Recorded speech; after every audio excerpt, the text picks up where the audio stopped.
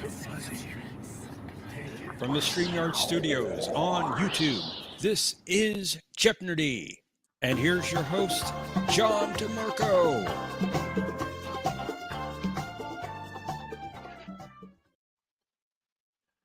Greetings, everyone, and welcome to this week's edition of Jeopardy! We're glad you could join us, and with us, as always, is our co-host, Professor Brainy Specs. Greetings, John. Welcome, everyone. It's good to see everyone. Let's say a quick hello to everyone, and then we'll get started on our first round tonight.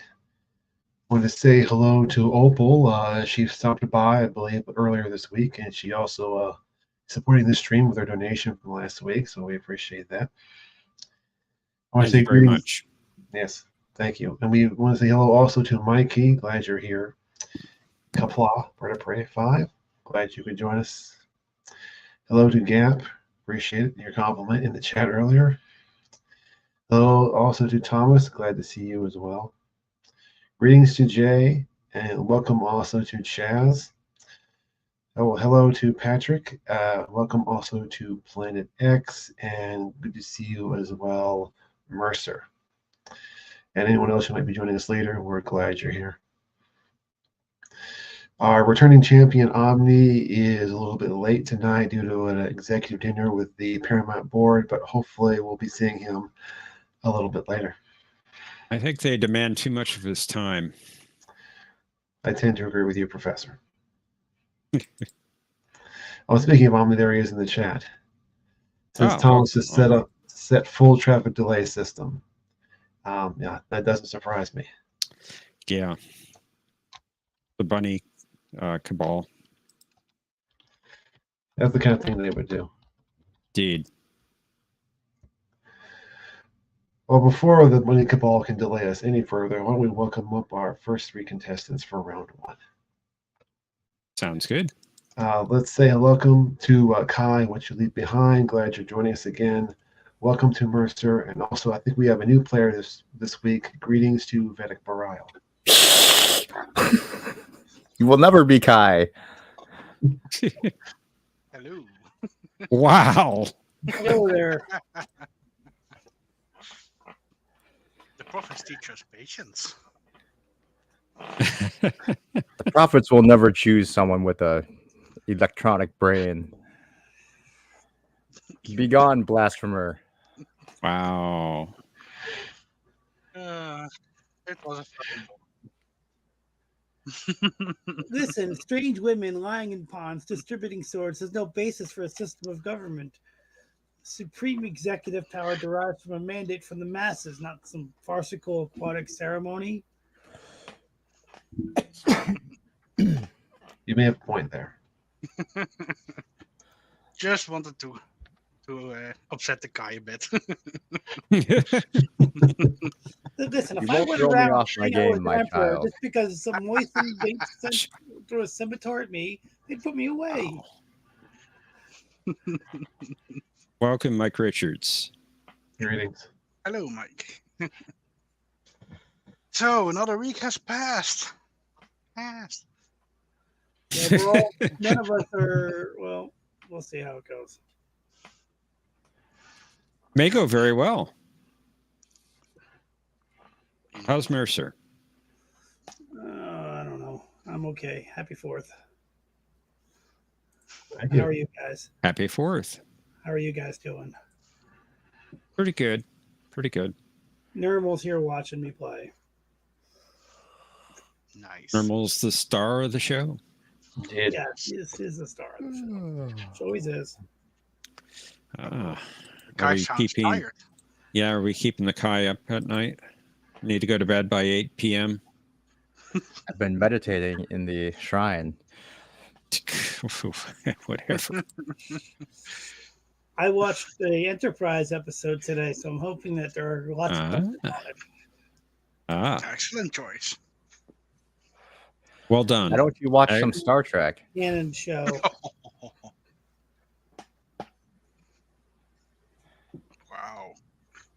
Wow. John, I think we should get this game going, don't you? That's a good idea. Sounds So, good to me. are you all ready to play? Yep. Yes. Yeah. Yeah. Ready all week. Well, let's play Jeopnerdy.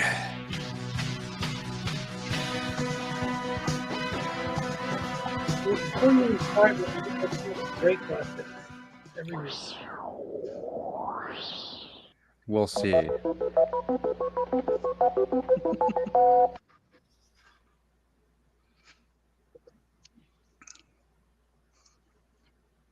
Tonight we're starting out with M planets, Terrible M class category. planets or M class planets or or planets that start with the letter M.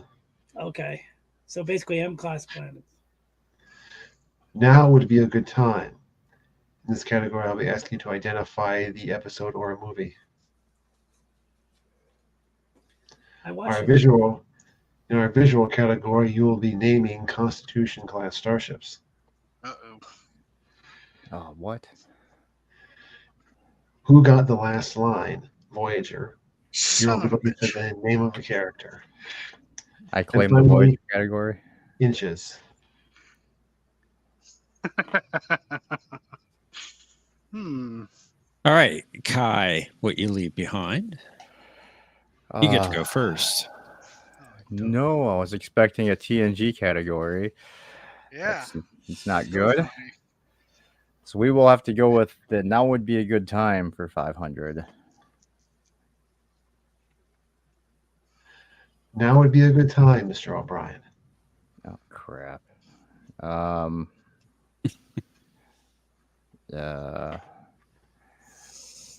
Where's that spinning shuttlecraft? What the hell was that one? Oh my god. Steve, what was that one? Don't Google it. Oh no. Now would be a good time to remember. Yeah, I'm trying to I think. would. Oh, it was with the weird ball thing. Oh, damn it. Mercer. I'm trying to think of the name of it. It's called. I should have passed faster. It's called the one with the girl in it. Yeah. Darn, I can't think of the name. I can't. Vedic Virile. What is in theory? That's correct. Good job, Vedic Virile. Thank you. Boo. You gave me the Back to time. the booing. All right, Mercer. I'll do the same category for 400, please. You got it. Maybe now would be a good time to contact your father. Yeah, it's what is a time to stand? That's it. Nicely. Well, that was an easy one. Not fair.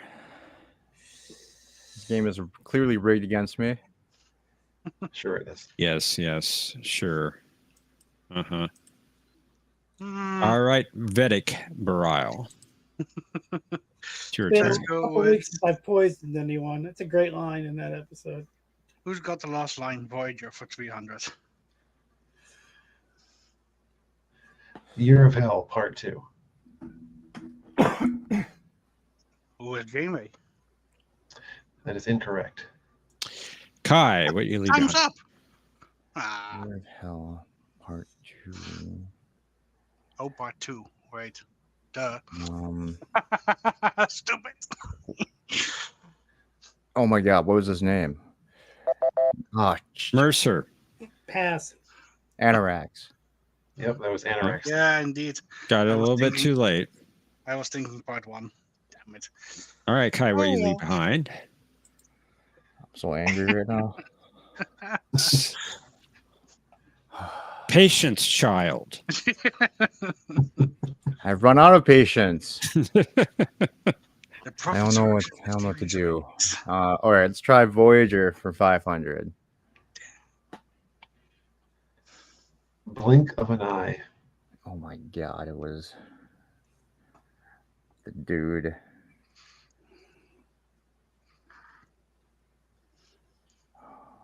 No.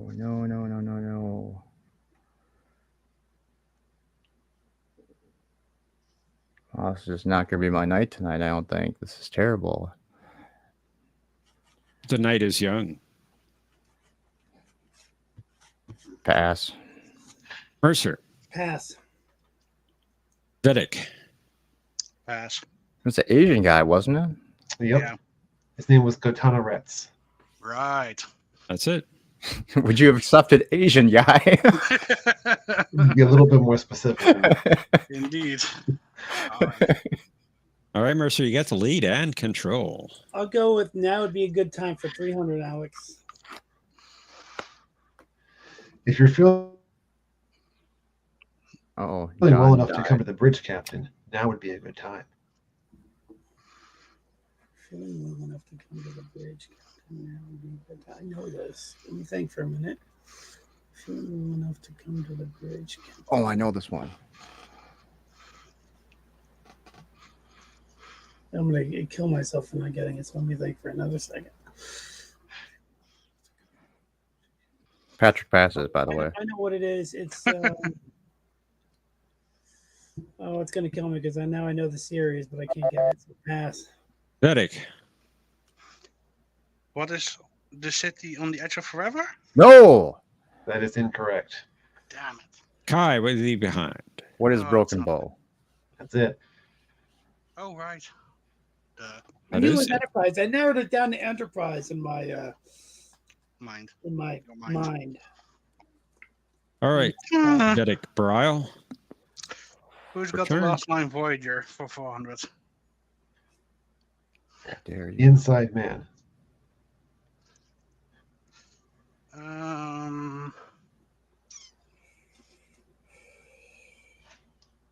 Who is Troy? That's right. Yeah, that was a Barkley Come episode. on. Indeed. I met her once. Well done. Met her once. I'm sorry. She was cool. Nice lady. You met Deanna Troy? Wow. The actress. That, Did she time travel? no, I met the actress. That like in Kai, what you leave behind? It's your turn. Oh, man. Tight What do we game. need It's a here? tight game. It's too tight. I don't like it. We're gonna need to go with But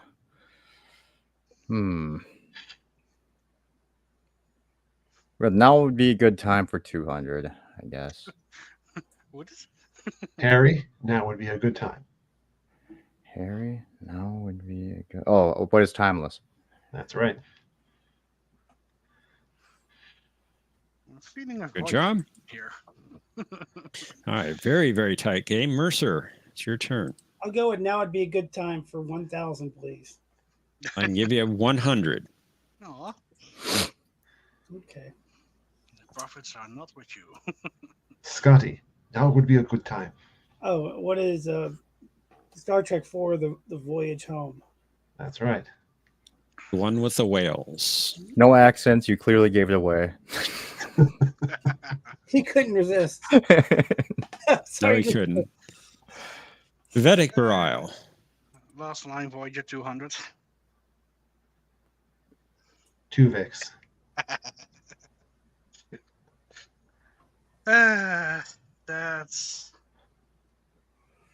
That would be that would be Janeway. Who is Janeway? That's correct. I'm not making that mistake again. Kai, what you leave behind? Sucks. Well, I guess Careful, my child. let's finish up Voyager. The Q and the Gray. Q and the Gray. Bye bye. Oh, who's Q? That's right. Which one? Man Q. Man, Q. QQ. All right, Mercer, back to you. It's your turn. I'll take inches for 400. When Dr. Crusher returned to the Enterprise after a year at Starfleet Medical, Wesley is about this much taller than when she left.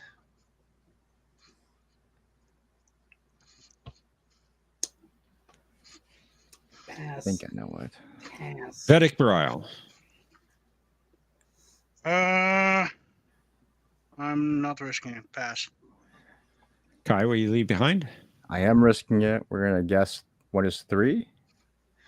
That is incorrect. No, It's 2 inches. 2. Indeed. I can hear the line in my head. 2 stories, 2 glasses of water. Vedic Barile. You guys didn't Back get to you. that. You guys didn't get the quote. Let's try Sorry. M-class planets for 400.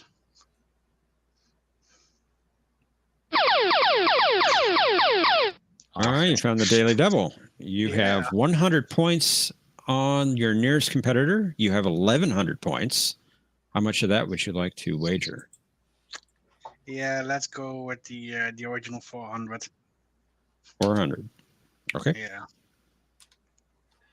Following broadcast order, this was the first planet ever to appear in Star Trek. Whoa.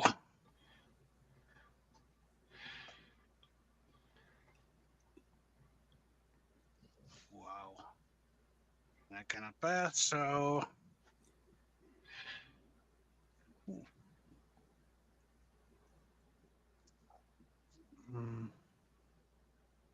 Oh, man.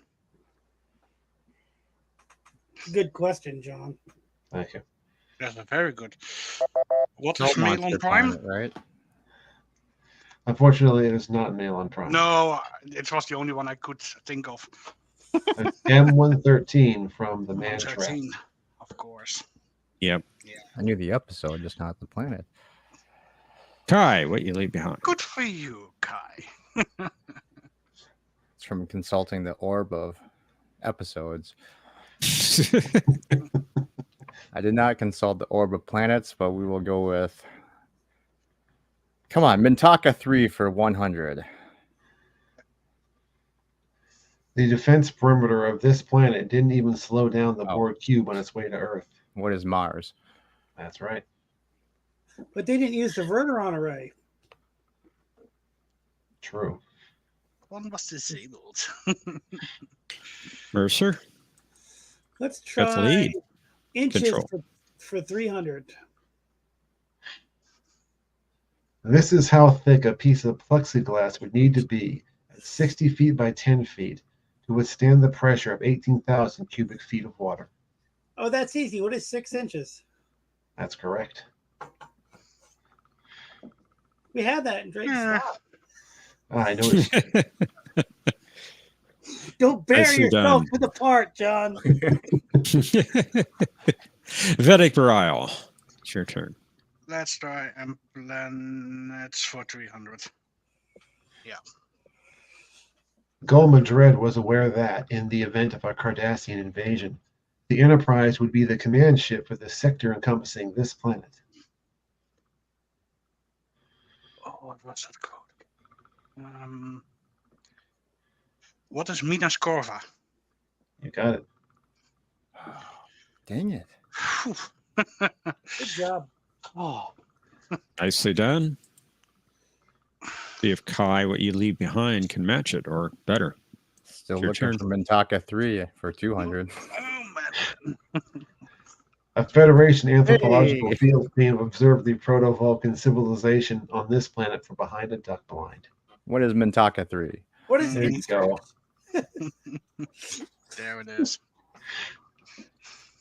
Good job there, Duck. Kai, I mean,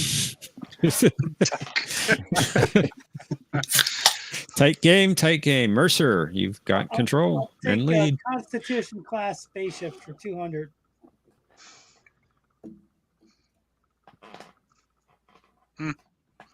What is the Defiant? That is correct. We're suck at that category. Maybe the only one that I could have instantly identify. No, they all look the same. The green shit gives it. Vedic Barile. Back to you. Let's try inches for. No, let's try Constitution class Starship for 300. It's a little bit more. Wow, special effects. Do I want Cutting to? edge. Oh, man.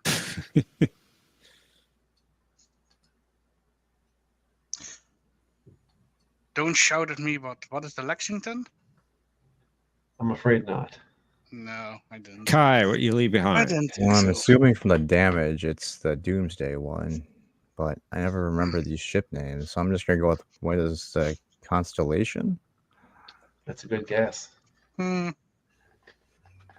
Yeah. He tried to find the shot as far out as he could, so you couldn't really tell how much damage was on it.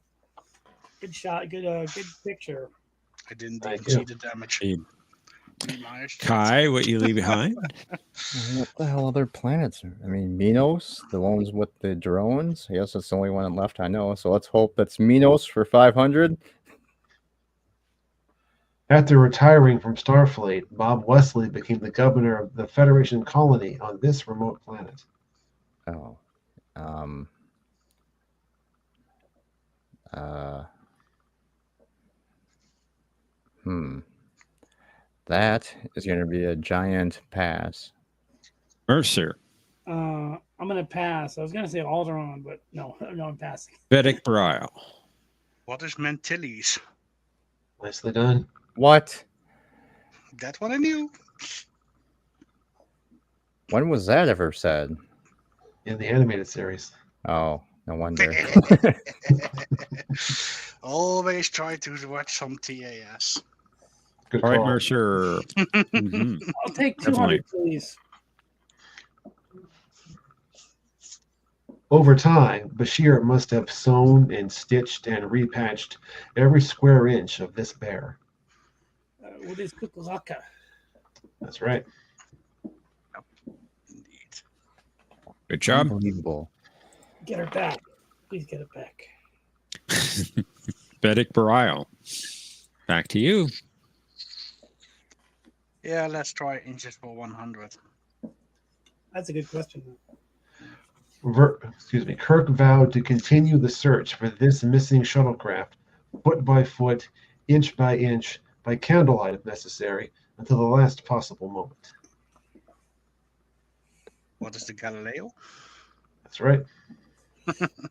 That's kind of a contact clue. You don't even need to watch the episode. You just know that the only shuttle they ever Yeah. used in the show is Galileo.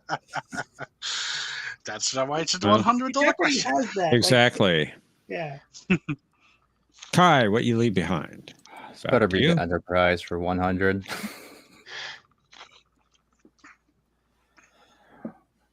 You want the ship, not the shuttlecraft, right? The ship, yes. What is the Enterprise? A. That's right. Also, as far as I know, Hey, that is not a together by Constitution Class monkeys. shuttle. You never know. Put together by monkeys. Are you sure you don't want the moon name? Together by monkeys. Mercer. I'll take inches for 500. While testing a Zindi rifle, Tripp remarked that if the weapon could blast a hole through 4 inches of this material, they were in even worse trouble than they thought.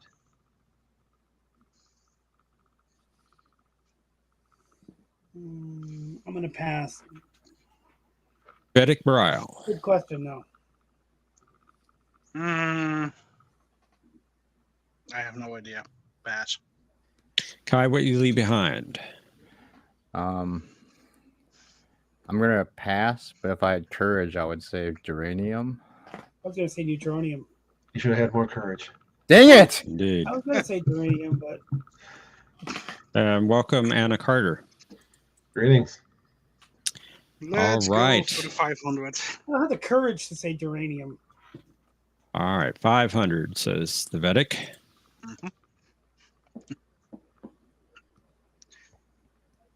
Ooh.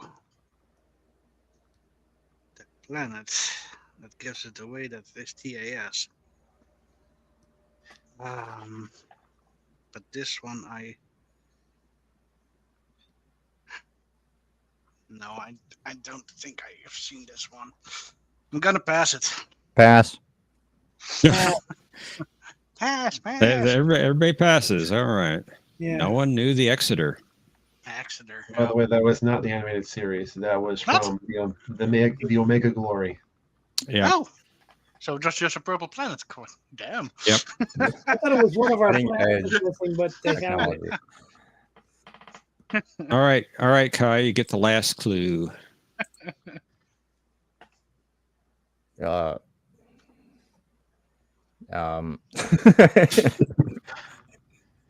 What was the category? Context is key. Blue circles. What ship exploded? That's the question. Which one, indeed? In a giant blue sphere. I can't even place this episode, so we're gonna pass. Mercer. I think I know what it is, but I'm too fraidy cat to guess, so I'll pass. Vedic.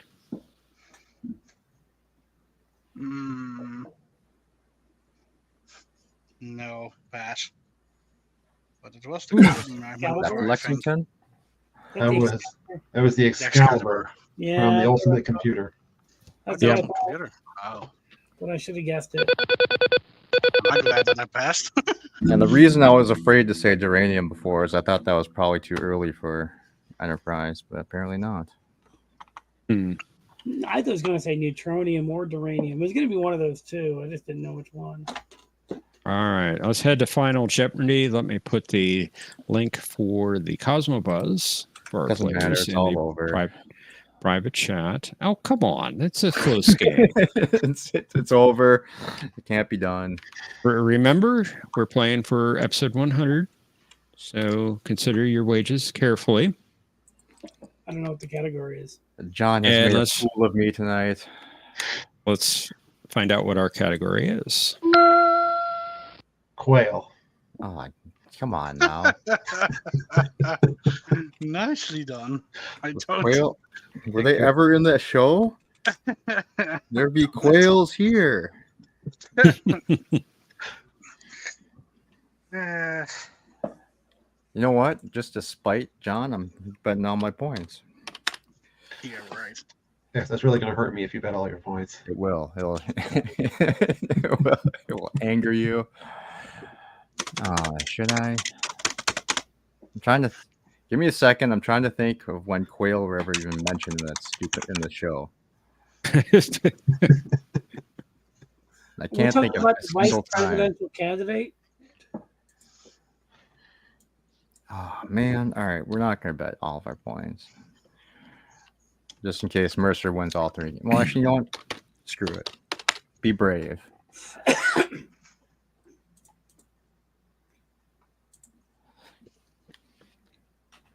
I think I've got a good enough lead, Quack, quack.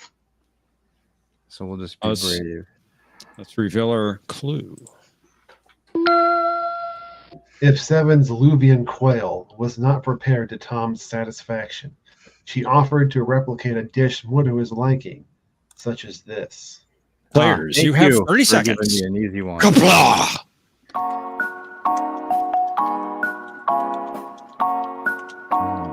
I can't even spell that word.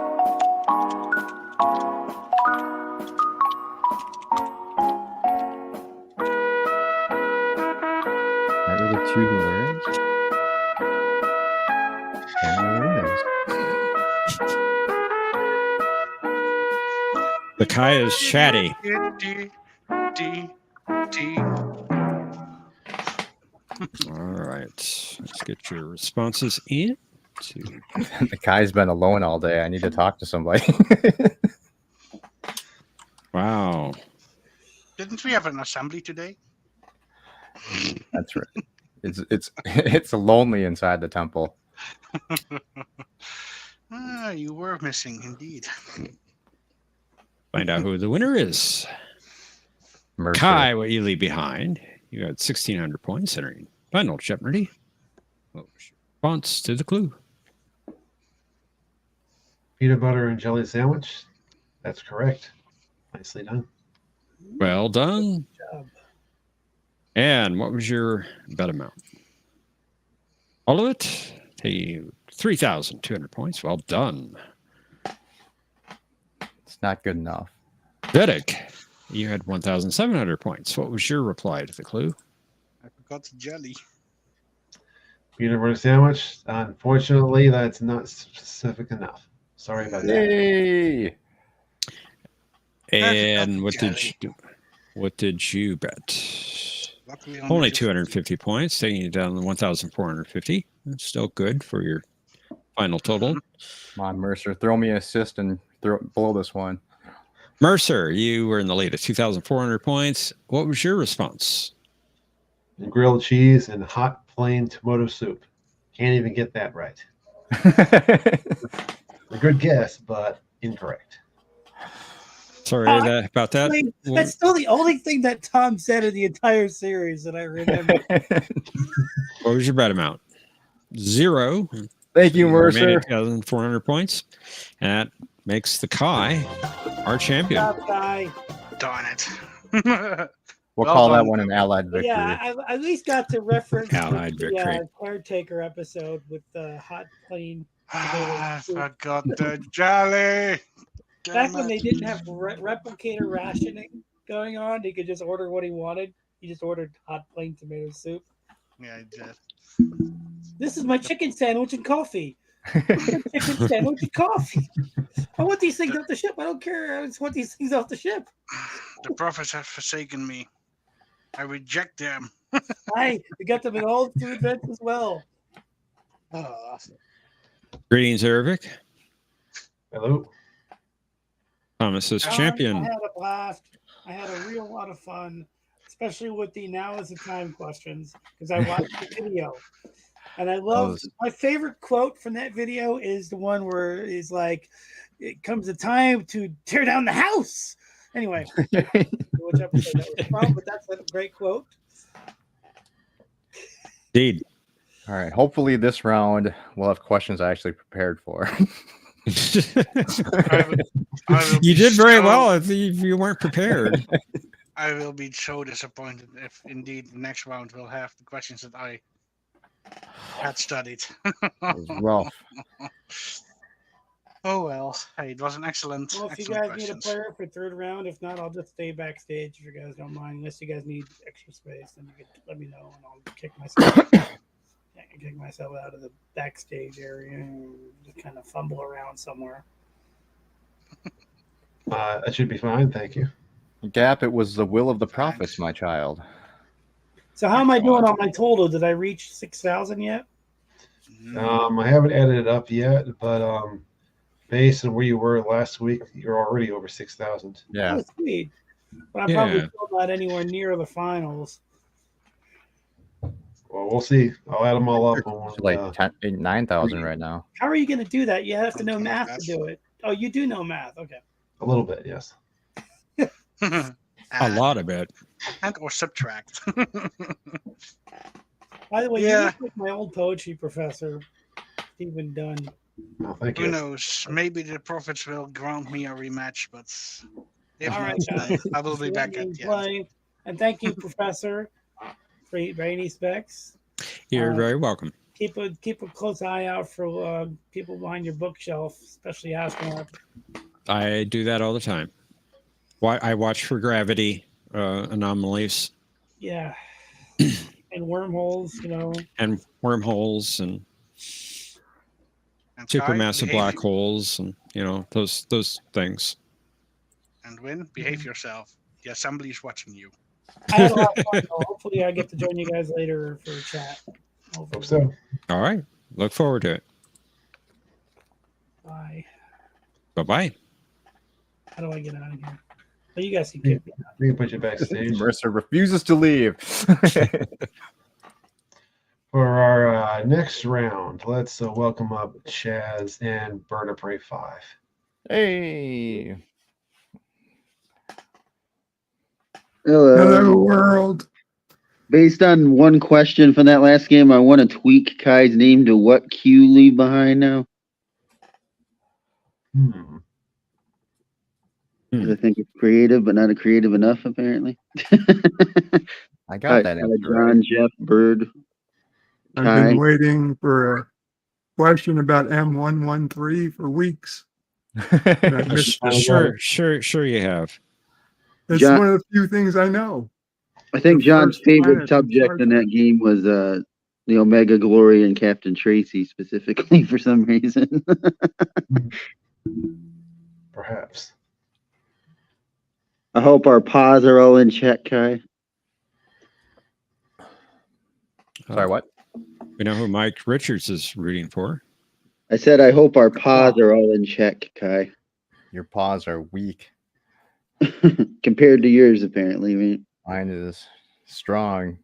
you're just happy you defeated that blasphemer Vedic Burial in the previous game. Wow. That's what Kai Wynn would say in the show, Jeff. Something like that, probably. Or would she call Cisco that? I don't know. The good Vedic needs to go seek the prophets.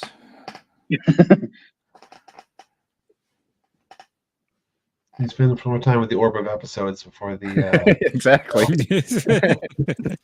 Or she told Wow. Kira, take however much time you need, take a week. Or whatever that was. I've consulted the That's orb of fine. TNG season 1, so this better be here this time. And I also messed up. I should have, instead of hybrid, I should have said kapla bird.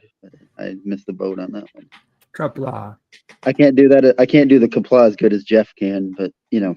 It's okay. I've had a little practice, just a Kapla. little. Of course, Jeff. Good. Of course, Jeff begins it with 30 seconds. Players, kapla. Oh, that's what they say on the game show. Players, you have 30 seconds. Kapla. We have to hurry, so That'll be one of the shirts when the Jeopnerdy store launches. You have 30 seconds. Players, kapla. Perhaps. A distinct possibility. Mm. All Another right, one players, of of John's face with his beard. Sorry. Go ahead. are you all ready to play? I am Yes, sir. very ready. Sure. Let's play. Once the paycheck's Jeopardy. clear.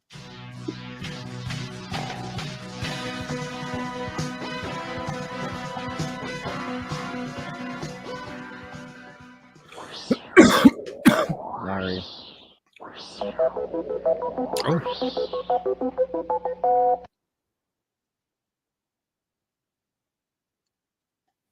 For the first category, we have more M planets. The last word, TNG Season 1. I'll be looking for the name of the episode. Our visual category is about Oberth class starships.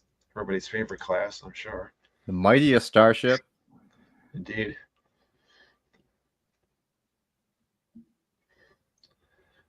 Then we have Who Got the Last Line? Enterprise, looking for the name of a character. Oh, no. And finally, Pounds.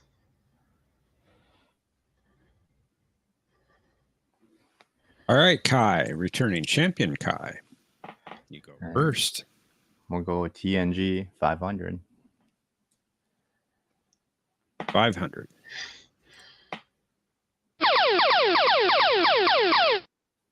You found it early. All right. You don't have any points, but you can bet up to 1,000.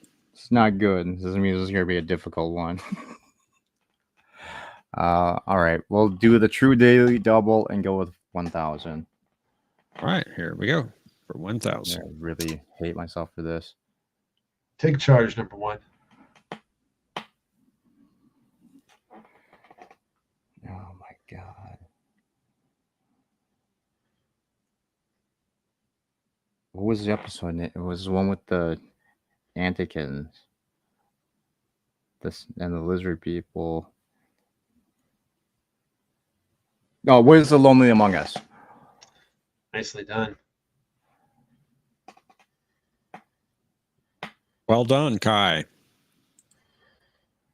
Chaz, we're up to you. Welcome to the game. Thank you. Let's go 500 Obers. Got it.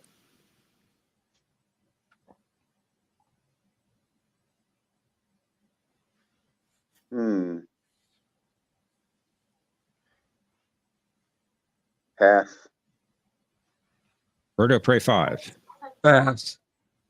Kai, I think that was a particle stream one with the transporter bug people. What was it?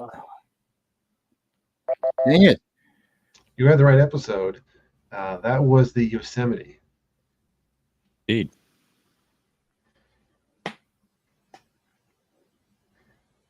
Wow. All right, Bird. Welcome to the game, and it's your turn. To pounds for 100. Examining the remains of the Exeter's crew, McCoy observed that if you remove this substance from the human body, 3 or 4 pounds of chemicals are all that's left. What is water? That's correct. Good job, Bird. Kai, we're back to you. It's your turn. Do TNG for 400. There's still so much to do, still so much to learn. Mr. LaForge, engage.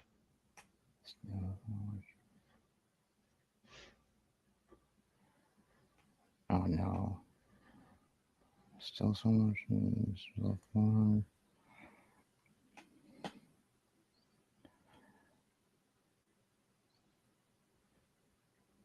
Oh my god, I'm gonna miss this one.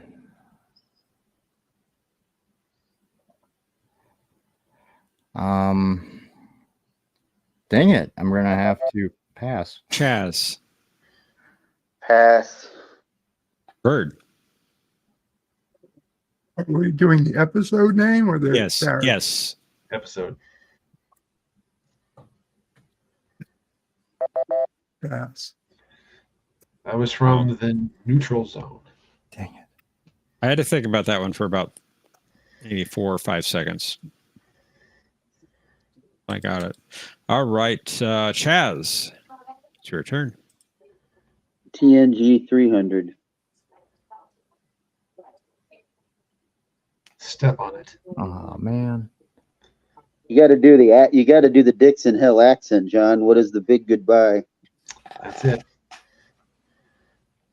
Step on it. Well, I was told that accents give it away, so. Fair enough. Bird, it is your turn. 2 pounds for 200. When interphasic organisms were extracting this substance, which went well with mint frosting, from the crew, Dr. Crusher warned that their bodies could eventually collapse into a few pounds of chemicals.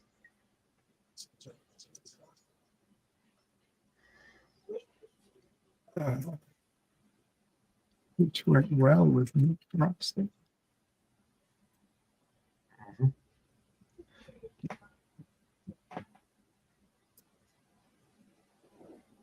Pass. Kai. What are cellular peptides? That's correct. Well done. And it's your turn, Kai.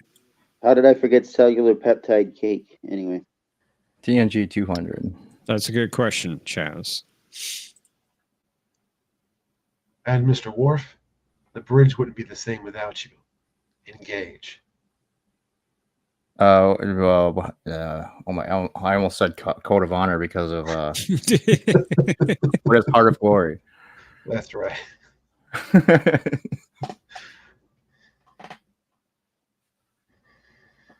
Very good, Chaz. On that one. It's Matthew's fault. I'm not going to give Kai the satisfaction. TNG for 100. Let's see what's out there.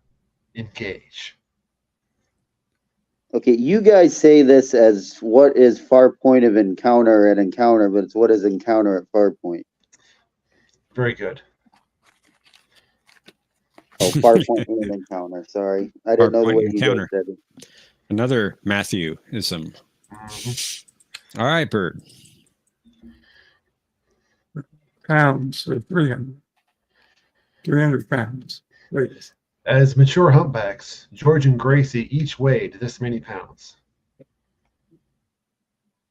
Son of a bitch.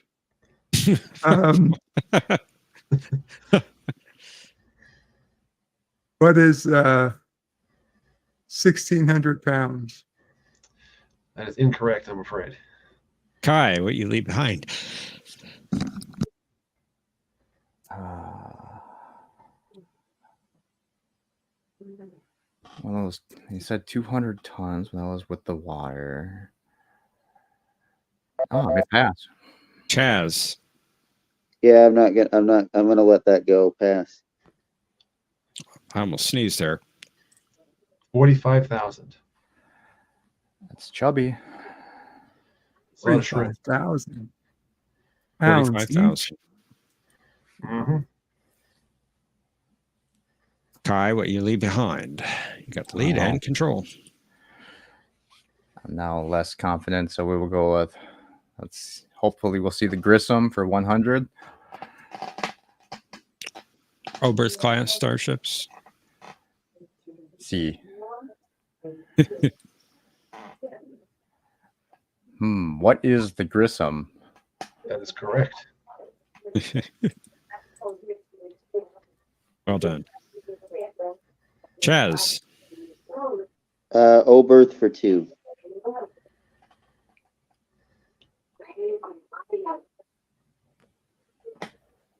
What is the USS Pegasus? That's right. Nicely done. Bird of From Prey the 5. episode, from the episode, drum roll please, the Pegasus. Very good. True. If No I was extra the only points. one I would have gotten in that category. Oh, come on. You wouldn't have gotten the Grissom? Well, maybe. All right, Bird. It is your turn. 2 pounds for 400. In order to construct a mnemonic memory circuit using stone knives and bear skins, Spock would need a small block of this material, perhaps 5 or 6 pounds.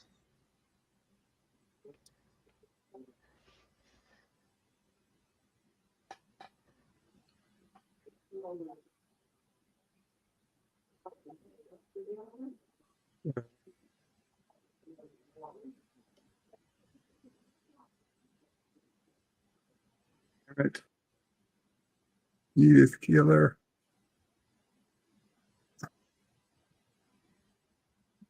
Pass.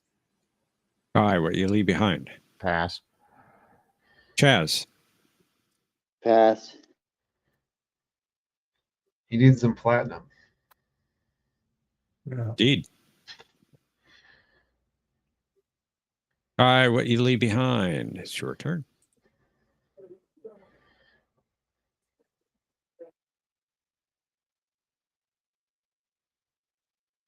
Kai?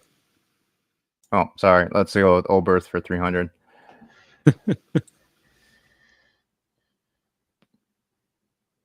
Oh, what is the Vico? That's right.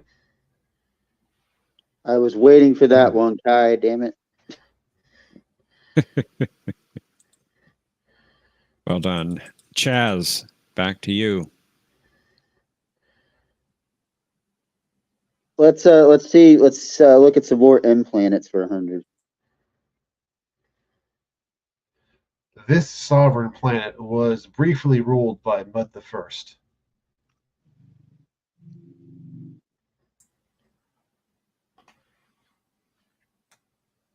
Wasn't it called just Mud's Planet? I'll give you that. They just called it Mud. Oh, okay.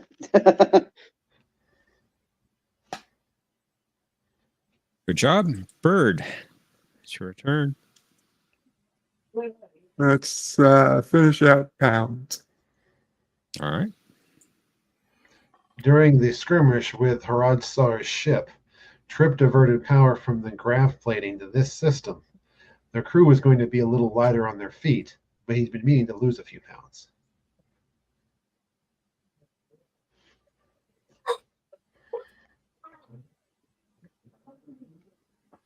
And you grab plating to this.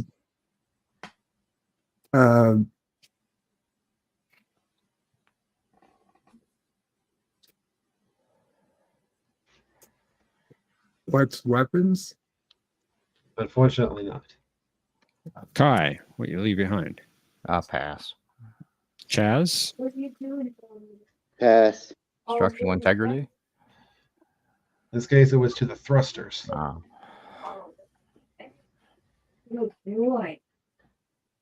I get the impression you wouldn't have accepted engines there, but anyway.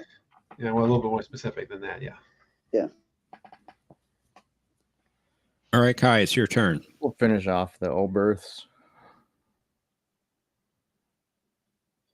What is this? Tsiolkovsky? That's right.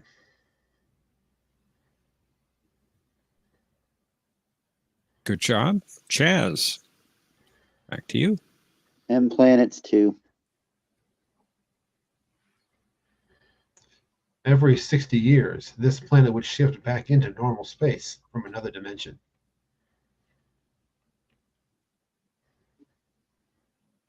Okay, what is Meridian? That's right. I was confusing it with Aldea for a second. And Omni wants the previous response spelled out. I'm sure he does. All right. Good job, Chaz. It's only because it was Kai, aka Cinnabon, that answered it. Is why he wants it spelled. The spelling is difficult. A distinct possibility. All right, Bird. Back to you. Let's do who got the last line for 200 enterprise? The augments.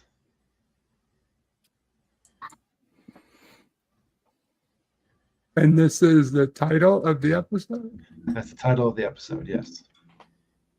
Mm-hmm. He wants the speaker, by the way. Right, character. Oh, right. You want this. Who said it? Okay. Who said the last line? Last line in that episode. The Data, Dr. What's his face? Who is him?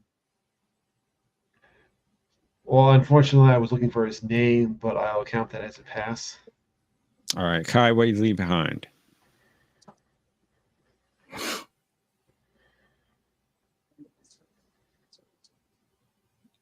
Kai? Wasn't that? Who's Archer? That is incorrect. Chaz. If John's looking for the guy's name, who is Dr. Arik, A-R-I-K Soong? That's the guy. That's him. I was Played right. by Brent Spiner, Bird, by the way. Mm-hmm.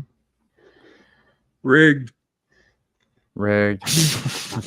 Wow. 100%. You're supposed to save that for Omni, Kai, for crying out loud. Oh, and on cue, sigh. Kai. Your turn. I'm really terrible at all these, so I guess. Remember, Jeff called you Kai rigged last week, but anyway.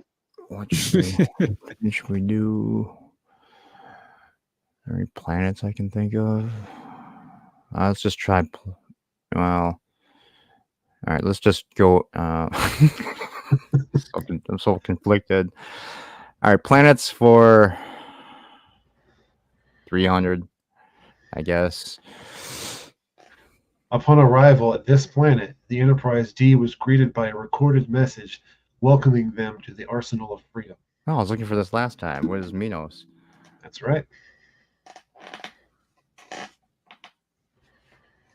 Good job. I like that episode a lot. Can we stop giving Kai the TNG ones I know right in front of me, please? It's the luck of the draw. I know, it's a joke. I'm going to take M planets for 400, by the way. Sorry. You got it. In the end, the influence of the Enterprise D crew on the inhabitants of this planet may have been as dangerous as a passing stellar core fragment. TNG that I don't know. Just as a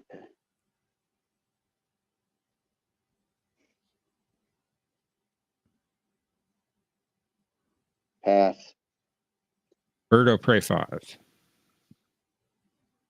Those random ones I might know. if I can recall it in time. Pass. Kai, what you leave behind? It was a colony episode where they're living under that dome. What the hell was the planet called? Planet was called Moab 4. Dang it. Bird? Let's do last line Enterprise for 100. Okay. In a Mirror Darkly, Part 2.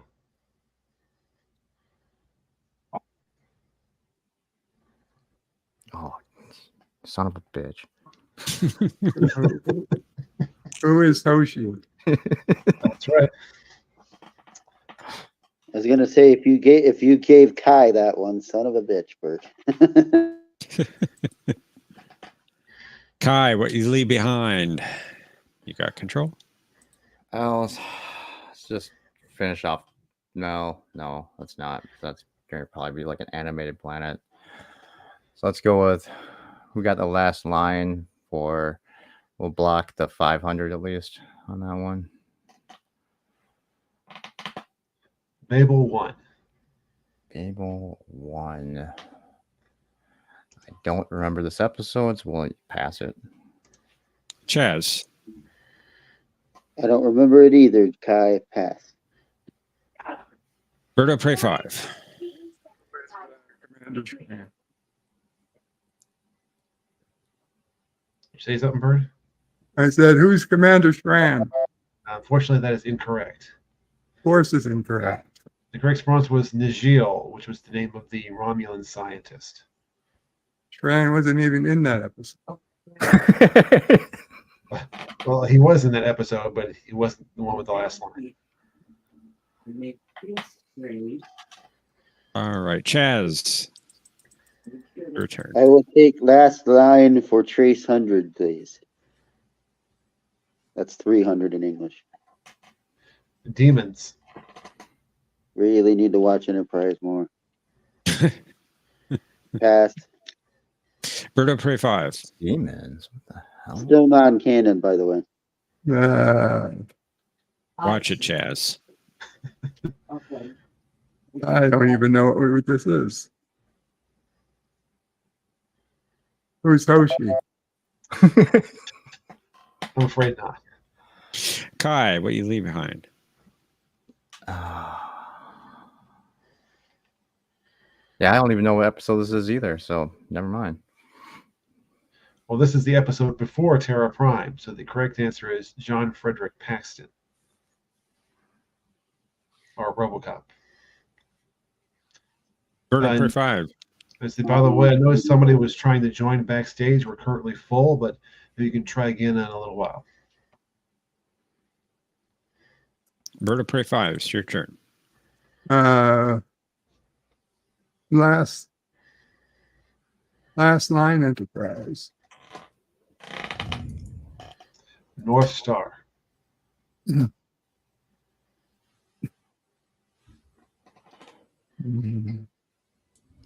Well,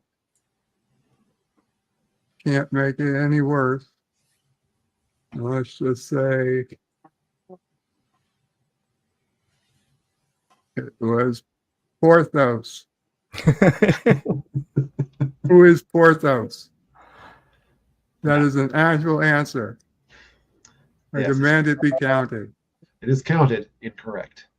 Kai, what you leave behind? I'm trying to think of the name because it was I think it was the teacher. Crap. Chaz. Pass. It was the teacher. Her name was Bethany.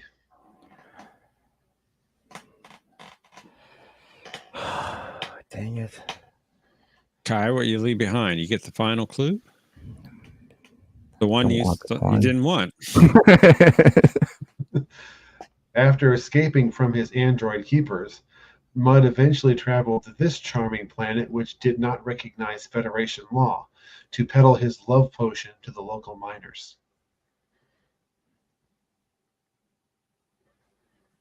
Oh wow.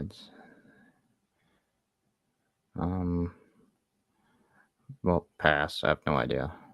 Chaz? Well, it is an animated planet, but I don't know the name of it. Pass. Bird of Prey 5.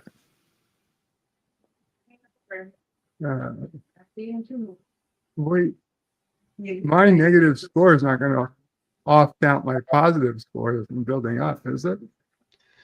If you finish with negative points, that is affecting your total. Yes. Motherfucker. The answer, by the way, is Mother Lode. Son of a bitch. I'm so sorry. I didn't realize. Sorry about that, Bird. All right. And the private chat is the Cosmo Buzz link.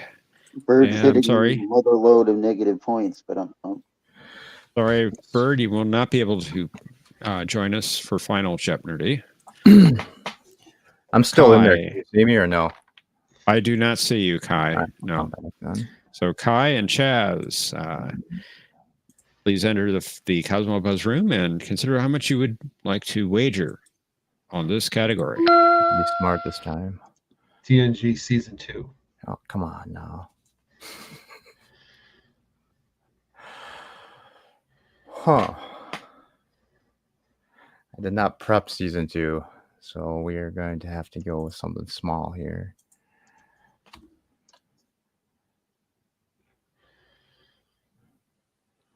Chaz could bet everything at 4,000. What's my score? You have 3,600. And I have a feeling sorry in the Cosmo Buzz. We'll go room. 600.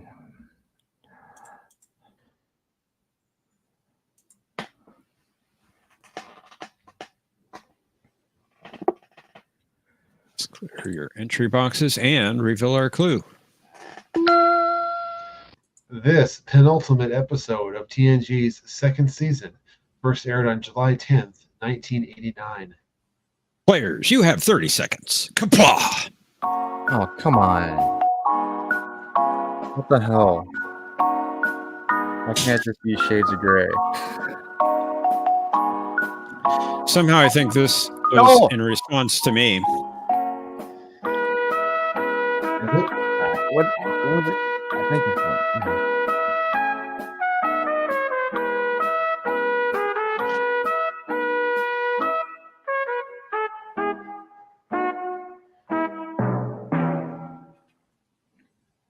I think I should have bet more.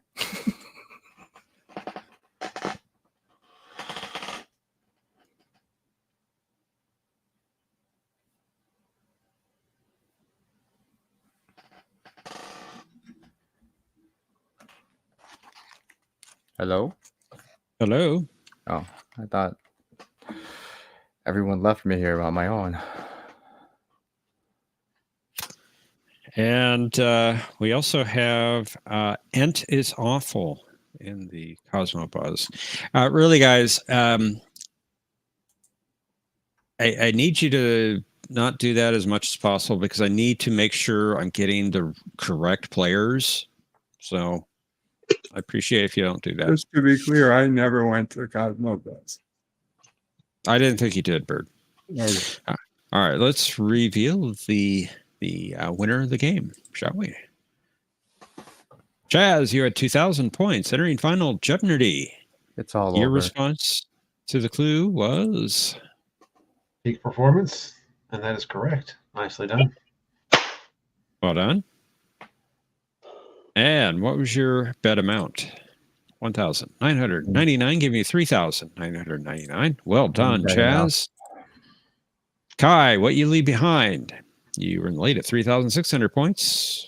What was your reply? Peak performance. Very good. And your bet amount? 600, giving you 4,200 points. And Kai, what you leave behind? For the I champion didn't bet again. enough. I'm terrible You at did. math. thought I won for a minute, damn it. Oh well. I wanted to be in the next game. Oh well. It was well played. It was. Very good. Should be 4 players and let Good me game. stay the booby prize. Good game. Good job. Good job. I completely forgot about all things adding up. Figured if I was going to lose, might as well go down big. Oh, well. So much for that theory. Sorry, Not Mark. that I was in any danger of winning this, but now I'm certainly not. Oh, well. Goodbye, world. It's been Thanks for a playing, fun Mark. ride. See you later, Bird.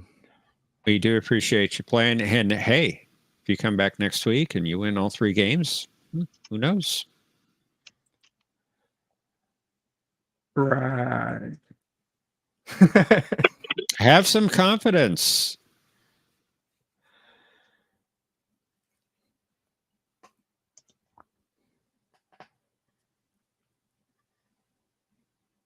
Thanks for joining Chaz us, is Bird. waving.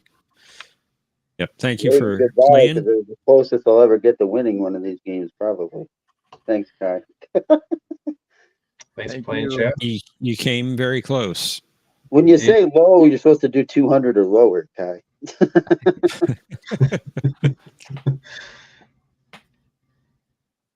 Is there room to put me backstage, or should I just leave? I think Bird just left, so we can put you backstage if you want to hang out back there. Has the Appreciate it. paper champion arrived? Not that. Oh yeah, there he is. And speaking of, I'm sure there's going to be all kinds of rigged comments, but since our returning champion is here, and we have 3 people waiting backstage, I recommend that we do 4 players in our final round. Rigged. There we go. Thank you. Yep. I knew it was coming. This has been set up against me on purpose. Of course it Omniplanet is. this way. You won the first 2 games. Come on. Hello, everyone. Mr. VP, what's up? I knew I was Rigged. going to be screwed over somehow. Not much Hey, for me. I've How you doing? hey Bunny, or should I say Kai Bunny. Something. I've got bets. Proper I got bets on. I got 2-1 bets on you and Omni for the final Well, in 2 weeks. I think that's locked in. Yeah, I've I mean, got that. It's not locked in. Like, we can get a lot of negative points between now and then. It's possible. I refuse Right? to I be Oh, mean, negative please, anymore. Omni, don't say that. Not until Have after more the final. confidence in And then yourself. we'll go down in flames. I don't. You know, it's funny because I know it's going to come really close between Omni and Bunny, but you know, I do have Patrick as a dark horse, so at 3-1. So we'll see how that works. he does have the Cosmo Buzz advantage. So we'll see if He that comes does. into effect. Yeah, he does. Knows. Who knows? Meanwhile, Steve from New Zealand. How are you, Steve? Well, good, thanks, Mikey. How are Nice, from you? the penal colony. No, I'm not in the penal colony. I'm next to it, but I'm not in it. Hey, at least I came from into Wow. a country that had a confederation 157 years ago. Something like that. Anyway, And Mr. VP, you put something in the private chat. Is non-canon, as in the type of device that shoots a projectile? It's that terrible Yeah. Enterprise show. It's a non-canon. You're I was agreeing with Chaz, who said that. First of all, I said no because he said is to watch Enterprise more. And yeah. then I agree that Enterprise is not a canon. True. Show, I've got a very good. It has weapons, but it's not a canon. Hey, Steve, now when I start doing reviews on Enterprise, I'm going to remember you said non-canon. I'm going to expect you to be in our chats when I do the reviews on Enterprise. Oh, okay. What was I going to say? I have an all new different reason for hating Enterprise even more, which I'll tell you guys after the round if you like. We love you, Steve. Just for everybody at home, Mr. VP spelled it Cannon, not. Oops. I think when he was trying. You got me on grammar the other week. Wow. Nice correction there. Very, very good. Oh, you never Mr. know. Brainy Specs. You never know, Professor. He might have been quoting from, Moby Dick with the cannon, shoot himself like a cannon over the whale's white home. No, Chief is right. I spelled it wrong. Well played, Chief. Well played. Hey, I was just going from a book. It's okay. Yeah. Although I'd like to hit it with a phaser cannon. Yeah, well. Wow. Laser cannon, torpedo cannons. Oh, I like that. Space Seed, man. Very cool. Yeah, it was just a minor episode in the original series, Yeah, just A a minor. minor episode with a stupid name. Can you guys hold on for 1 minute? I need to use a bathroom really bad. Yeah. Yeah, go ahead. You want to go check the order? I really felt bad. I suppose I really we could do felt that. bad that Khan lost Marla MacGyvers. I would have loved to see Marla in the Wrath of Khan movie. I wish she had lived. That would have been cool. Right, Omni? Yeah, no, I mean, she was mentioned. That would have been very nice, obviously. I would have loved that. Why? Sure. Why couldn't the producers just have her live? I mean, why have her die? It's more tragic this way, I guess. You pay one less salary. I mean, there's a lot of yeah. reasons why. I guess you could check the boxes, but.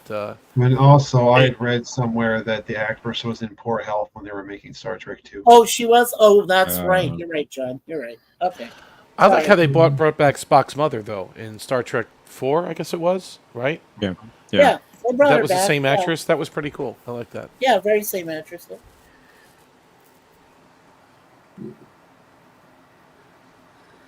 Hey. I don't know. It gave Khan a little more incentive to get back at Kirk. Yeah. Bitter. I didn't know if you gentlemen knew this, but Eva Marie Saint turned 100. Wow. Yeah. I heard that. Yes, Mr. VP. I'm just so stuffed from my dinner with the Paramount execs. I'm sorry. I can barely keep my eyes open. I was just going to say, I heard that Skydance did, in fact, buy Paramount. I heard the decision was final. So, do you still have a job? Oh, yes. No, we're doing fine. Everything's great. Staying the course. Mission accomplished. Smash hit after smash hit. Things are just great. Yeah. Paramount had to give Omni a cognitive test tonight. Oh, these dinners though, they become so grating. I mean, you had steaks and lobsters and cigars. And so much. Now I'm going to try to guess.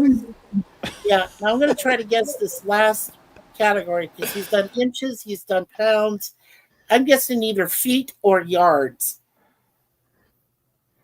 Well, that could be the rules of the game. We'll see. Maybe. Could be. A distinct possibility. At least it's All not right, longer than the gentlemen. perfect feet. Gentlemen. Oh, I just had the Are perfect. you ready to play? I'm ready. We're ready. Yeah, we're ready. Well, let's I'm play. ready. Let's play Jeopnerdy. All right.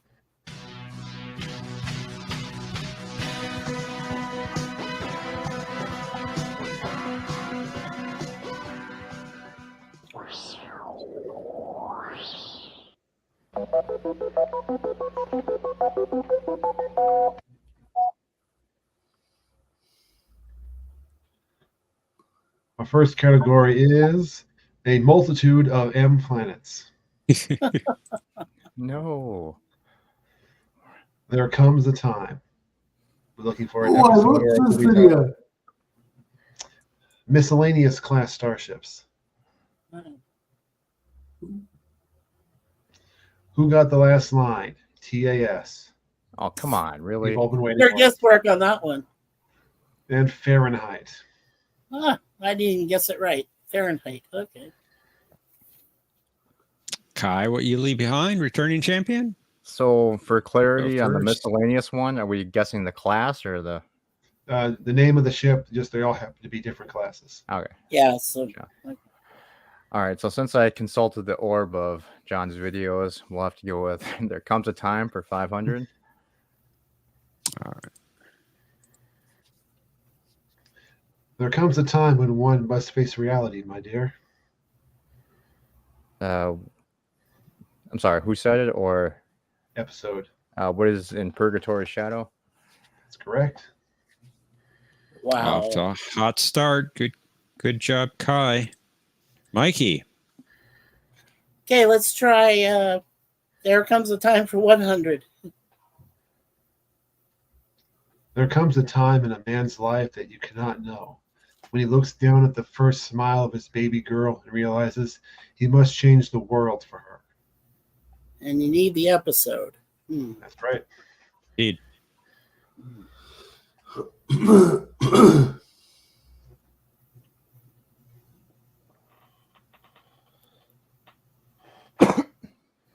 Oh, wow. I watched the video too, but of course I can't identify any episodes except for obvious ones. No, pass. Mr. VP. What is the defected? That's correct. See, I wouldn't Good have job. got that. Good job, Mr. VP. That's one of my favorite episodes, actually, TNG. Ed, it's your turn, Mr. VP. Retreat, sir. I'm gonna go with miscellaneous class ships for 200.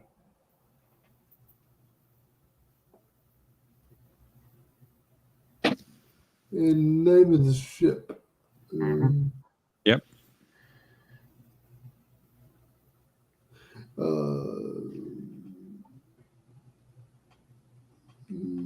Pass. All right. Omnicast. The name of the Federation ship, I'm assuming, right? Right. Yes. That would be the USS Rhode Island. Very good. What is?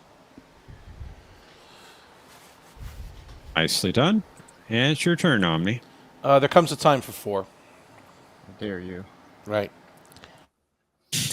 There comes a time when you must accept the orders of a superior officer and carry out those orders whether you agree with them or not. What is Paradise Lost? That's right. Well done. Kai, what you leave behind? It's your turn. John's video for 300.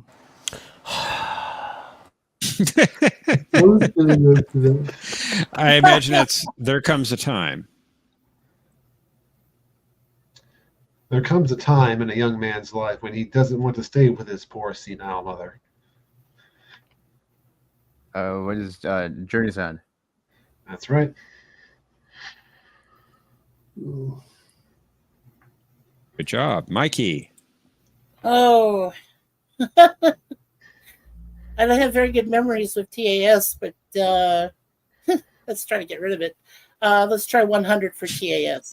Let's try to get rid of it. Yeah. Mud's Passion. Ah.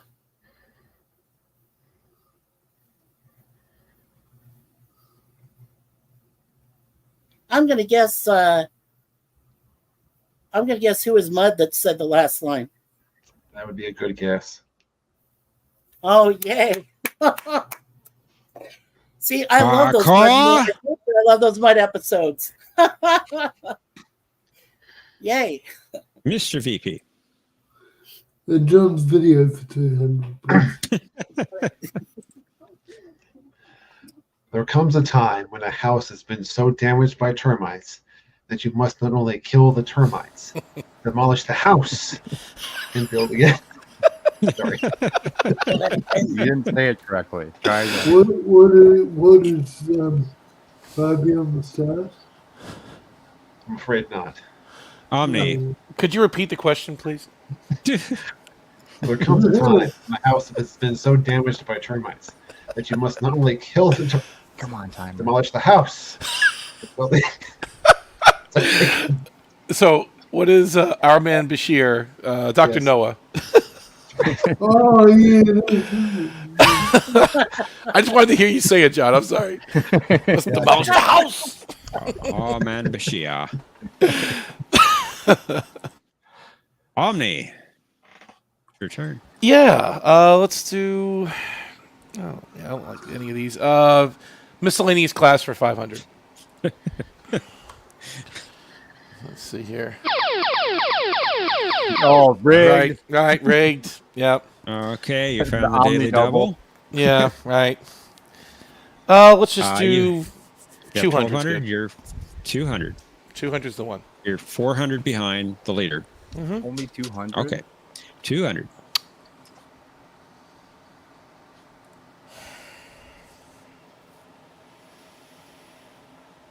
It's obviously ambassador class, but I don't know the name of the ship. I'm glad I only did 200. What is the? I guess I'll take a guess.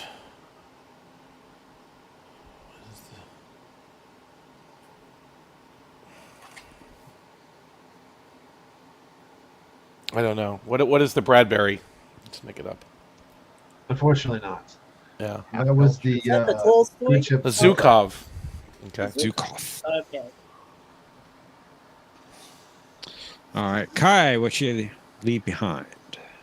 Let's make sure Omni can't get 400 for starships.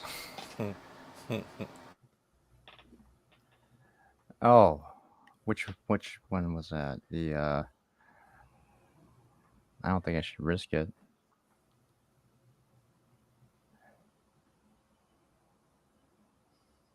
Yeah.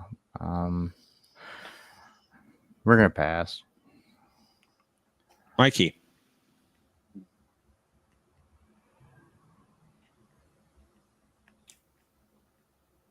You looks there, familiar, Mike? but I don't know it. Yes. Mr. VP. I'm gonna risk it. What is the Rio Grande? That is incorrect. Omni. I was thinking it's the Rio Grande, but now since it's wrong, I'm going to say what is the Rubicon?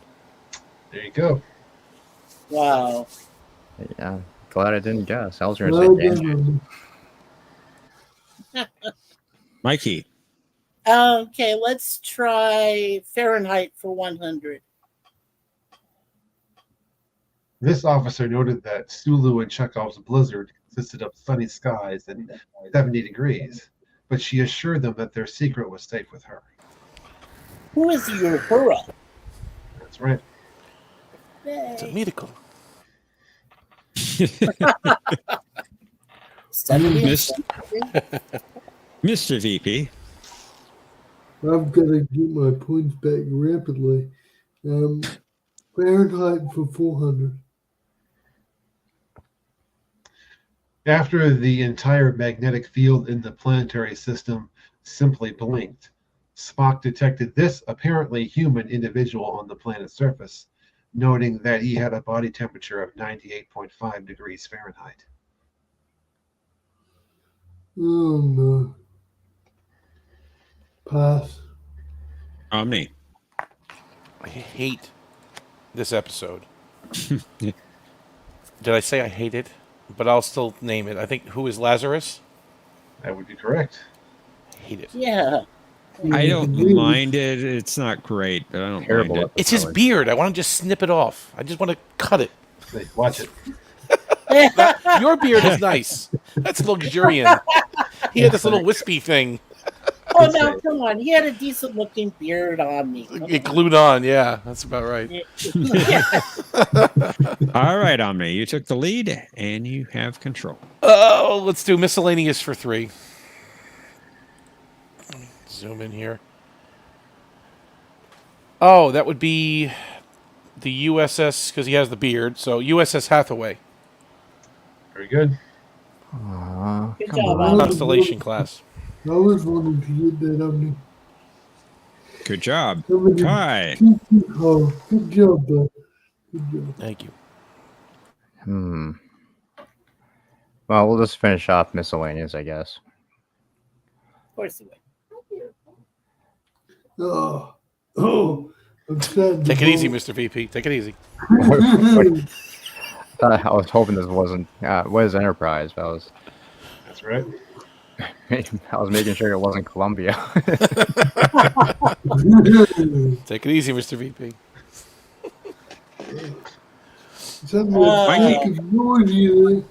All right, let's try multitude of M planets for 100.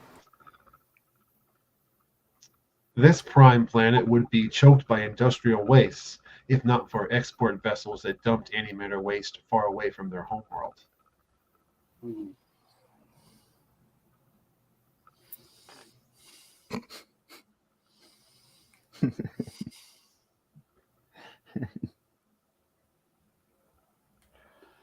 Oh man, it is right on the tip of my tongue.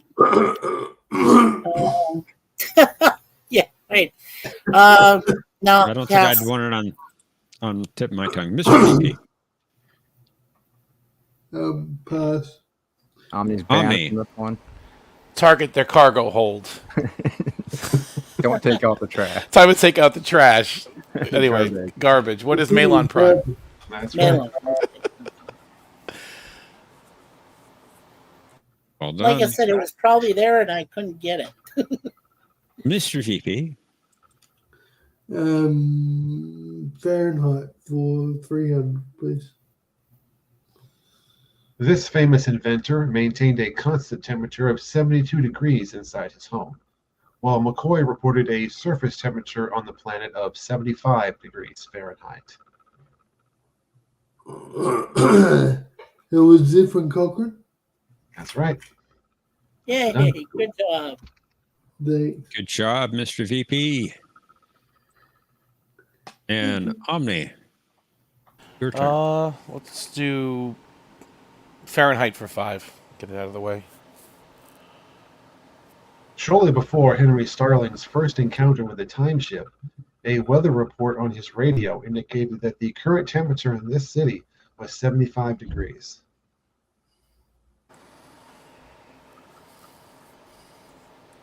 I don't want to guess it. Pass. Kai, what you leave behind? Well, they were in over LA. First encounter with the time ship, whether I don't want to risk it either. Mikey. Yeah, pass. Mr. VP. I'll pass because I only just got back into positive. Was Santa Monica? No, it was No, Barstow, California. Barstow in the desert. Okay. Can someone do me a favor and translate 75 degrees into Celsius? I don't know, about 20 something maybe, or It would be something 15? like 20, 25.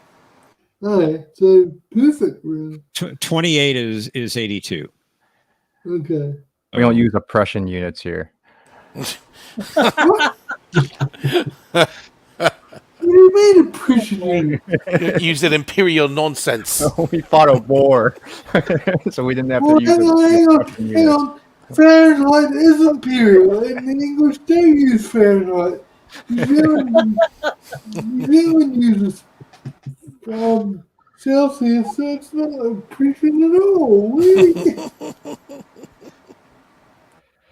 Hey, go.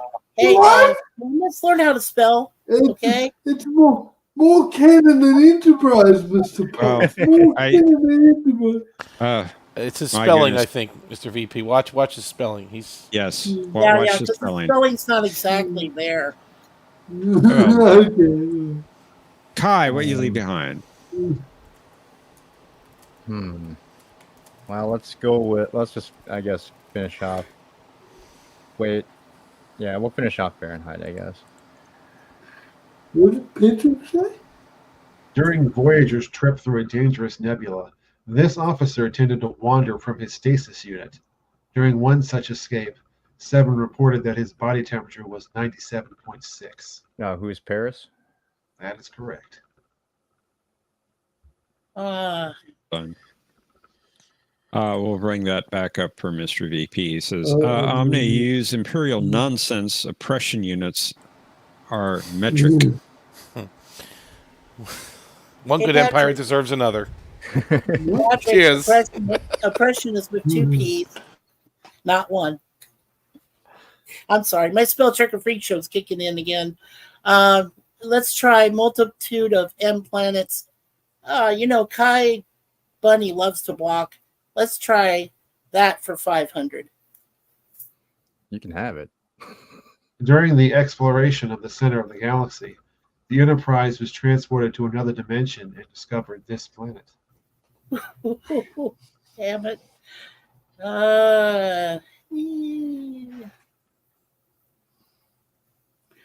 Is this an A Fever Dream movie? I know it's just. Is it? I know.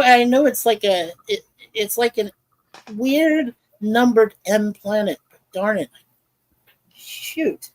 All right, pass. Mr. VP. Pass. Omni. Pass. Pass. Pass. That's Vegas 2. Oh, that's the animated series. Oh boy. Indeed, it is. Yeah. Yes, it is. Yep. The Devil Guy. And that planet name, I think, is so unique. It's easy to remember. I tend to agree. Yeah. All right, Mr. VP. I'm gonna go with. Salt up here. I'm not gonna be very good at either of these categories. M multitude for 2, please. The colonists on this planet called it by the same name as their crashed ship, which in turn had been named for the Spanish word for butterfly. Damn it, Omni. No idea. Pass. Omni? No, don't pass, Omni. What did I do? You know What this is the Mariposa? Spanish for the Omni word wasn't here. butterfly. I would have had it. Oh, I would have got that too. I do know little Spanish. Mikey would have got it. What are you talking about? Yeah, I would have got it. Sinner? Come on. I'd said it. Oh, boy. Well done, Omni, and it's your turn. Let's do M planets for 400, please. No. Yes. To ensure Jadzia's entrance into Stovall, the Rotaran undertook a dangerous mission to destroy the Dominion shipyards near this planet. Is it? Oh, I don't.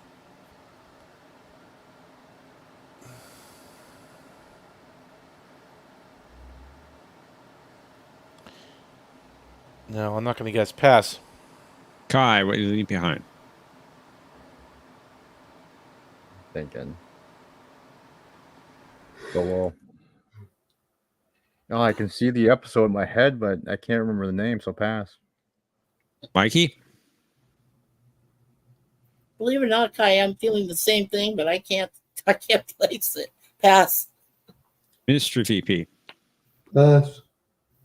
Is it Mempa or something? That was Monac. Oh, Monac? Monac. Yeah. Right. Monac 4. Okay. Monac shipyards. Okay. I only know 2 more M planets, so let's hope it's one of them for 300. First contact with this planet's civilization, which was on the verge of achieving warp capability, was complicated when an injured Riker inadvertently revealed the presence of alien observers.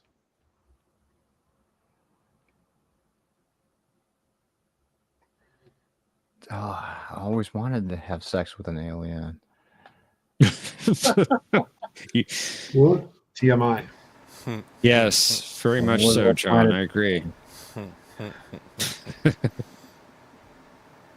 What was Melkor? I'll give you that, yes. The exact, it was Malcor 3, but you got the main part of the name. Oh, I gotta very good. remember their Mike. species name. Well done, Kai. You're in the lead again, but it's Mikey's turn. It's over. All right. Oh, it is not. For me, it probably is. Now, okay, let's try 200 for the TAS. Yesteryear. Well, let's give it a try. Who is Spock? Very good. Yay. They would have been the only one on you. Mr. Yeah, VP. Ceylon. Sailor. Oh, boy. Wow. Okay. 300.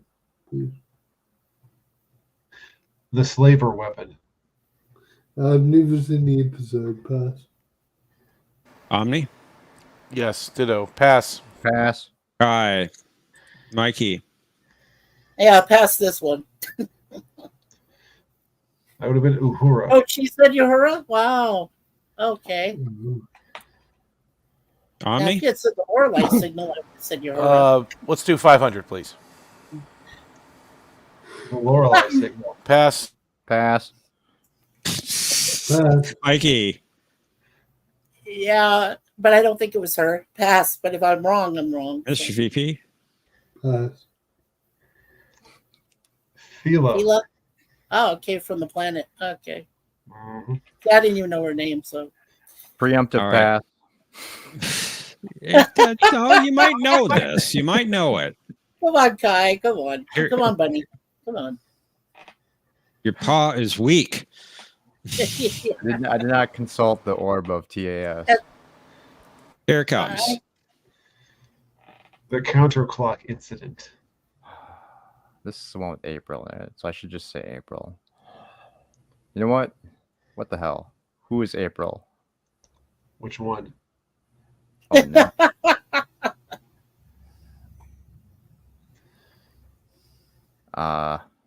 Who is Lady April? And what's her name? Amanda? That is incorrect. Ah, Mikey.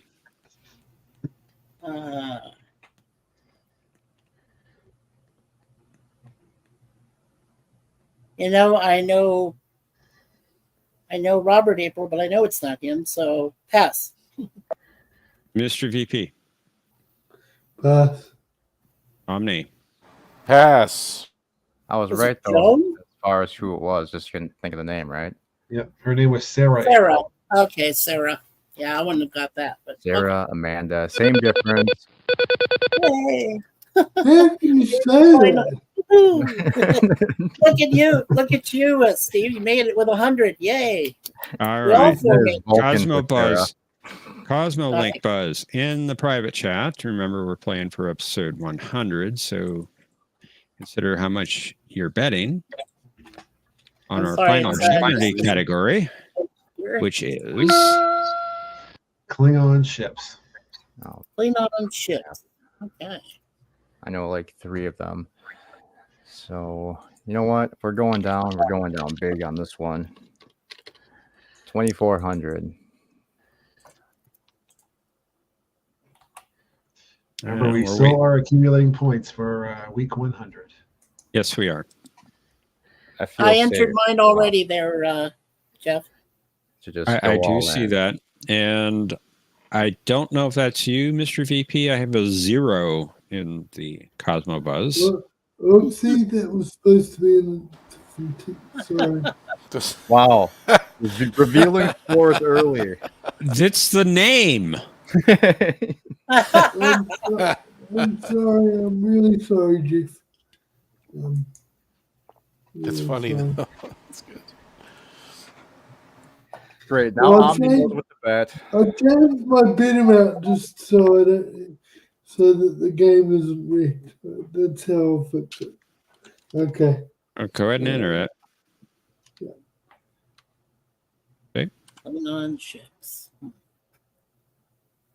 Yeah, I'm terrible when it comes to trying to learn clean on Reveal our clue.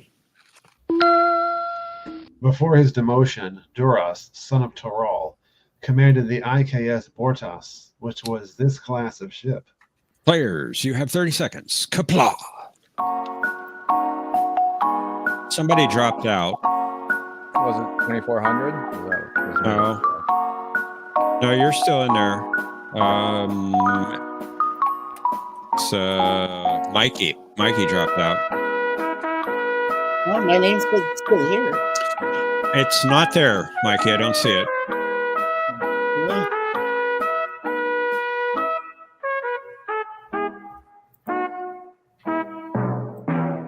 Oh no, I think I got it wrong. Go ahead, Mikey, and enter it in the private chat. Okay.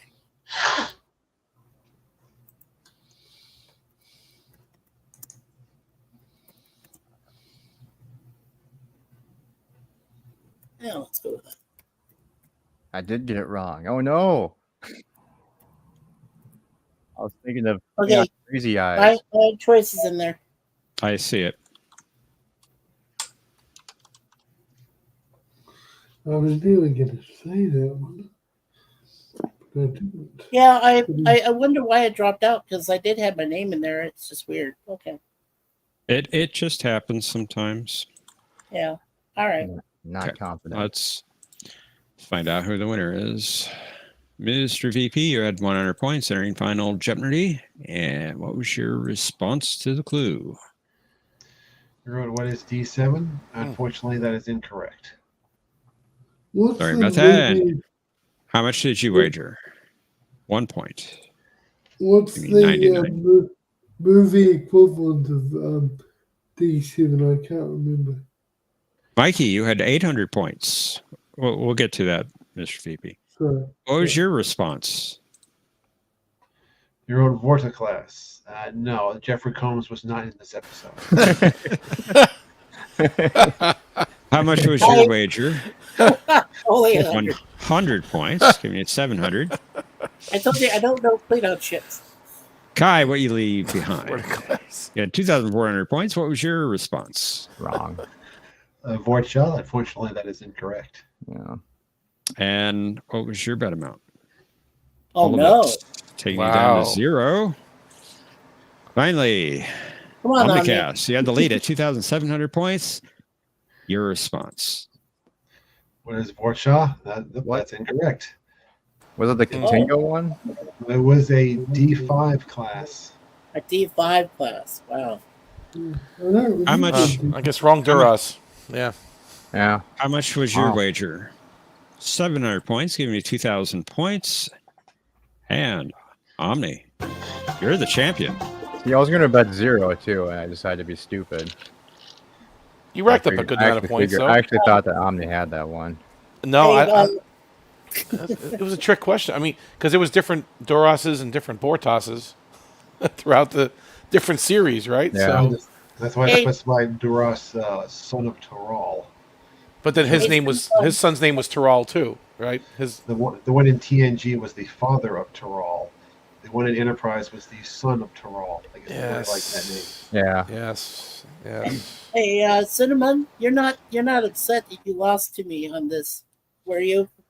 No. Because So far behind, because doesn't Tokyo Gaijin. Oh no, because Tokyo Gaijin on a past episode, I beat him barely, like a couple points. He said I lost to Mikey.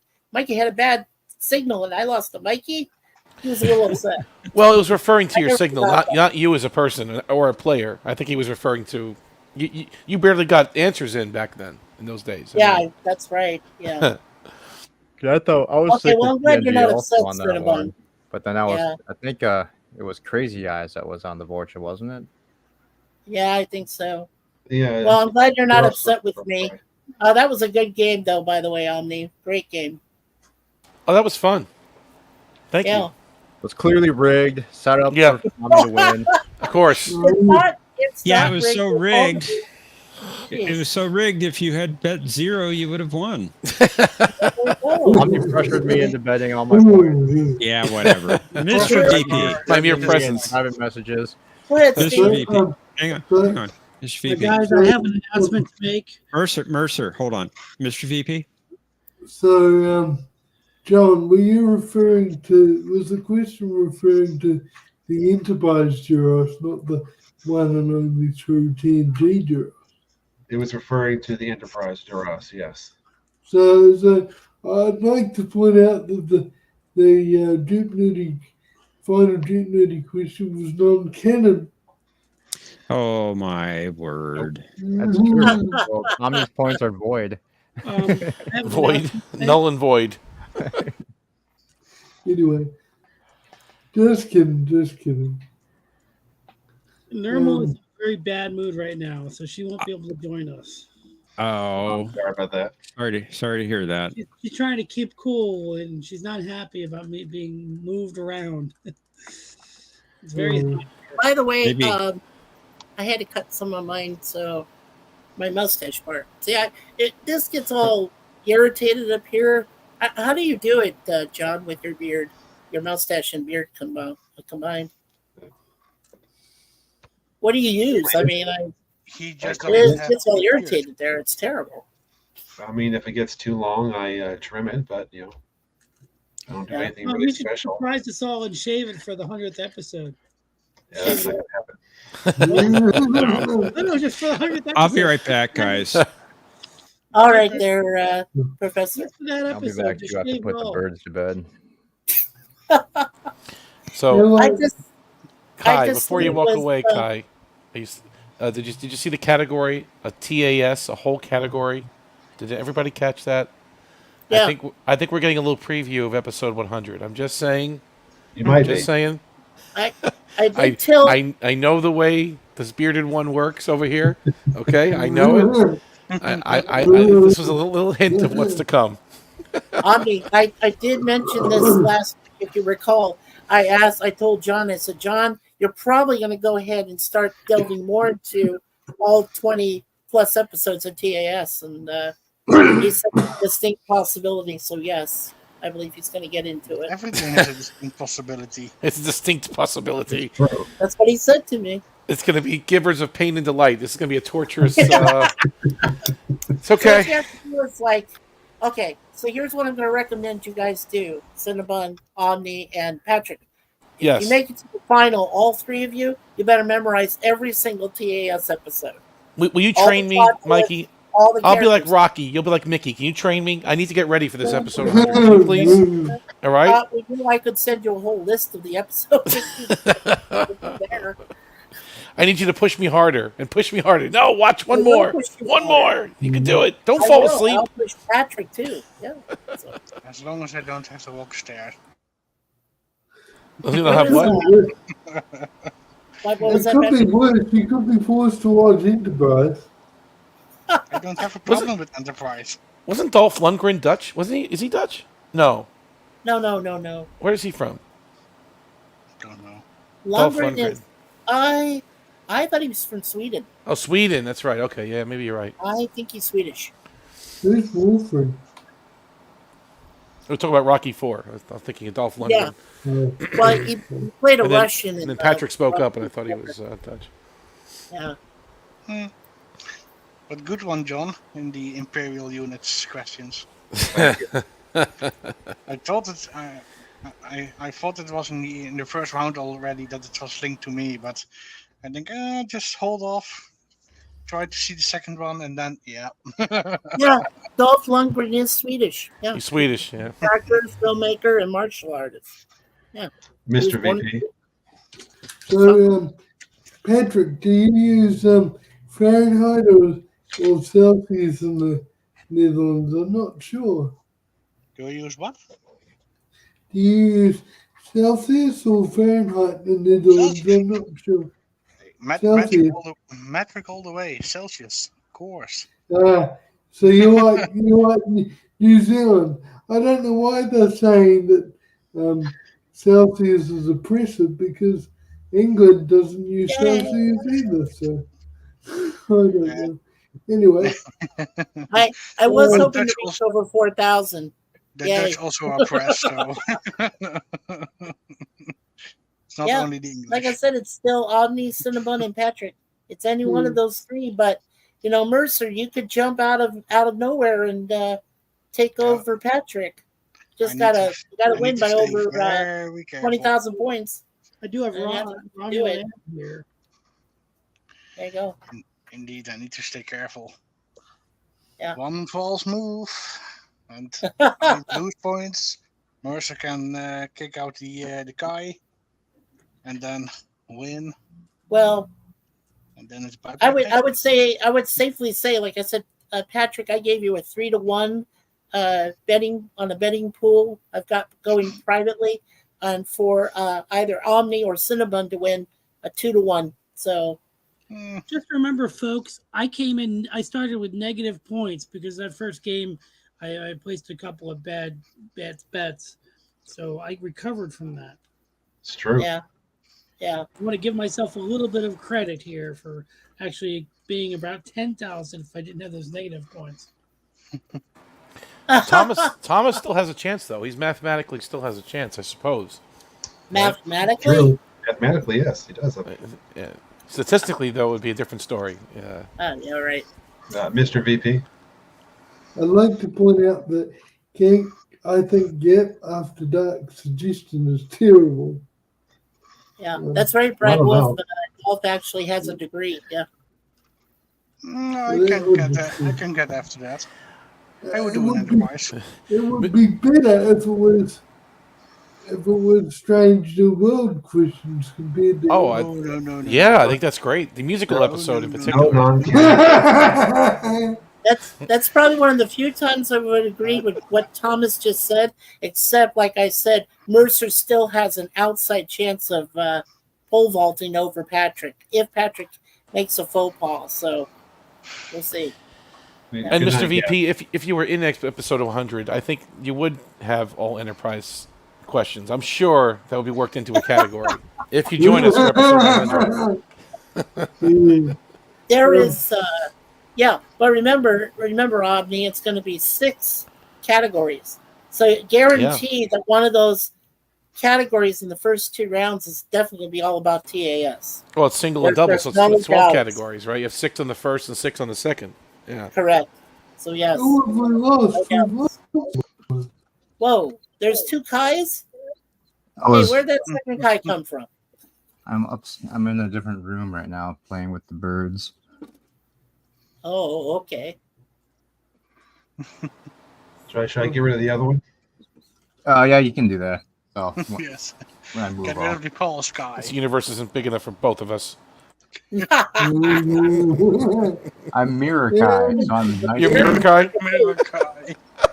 So she's nice. Yeah.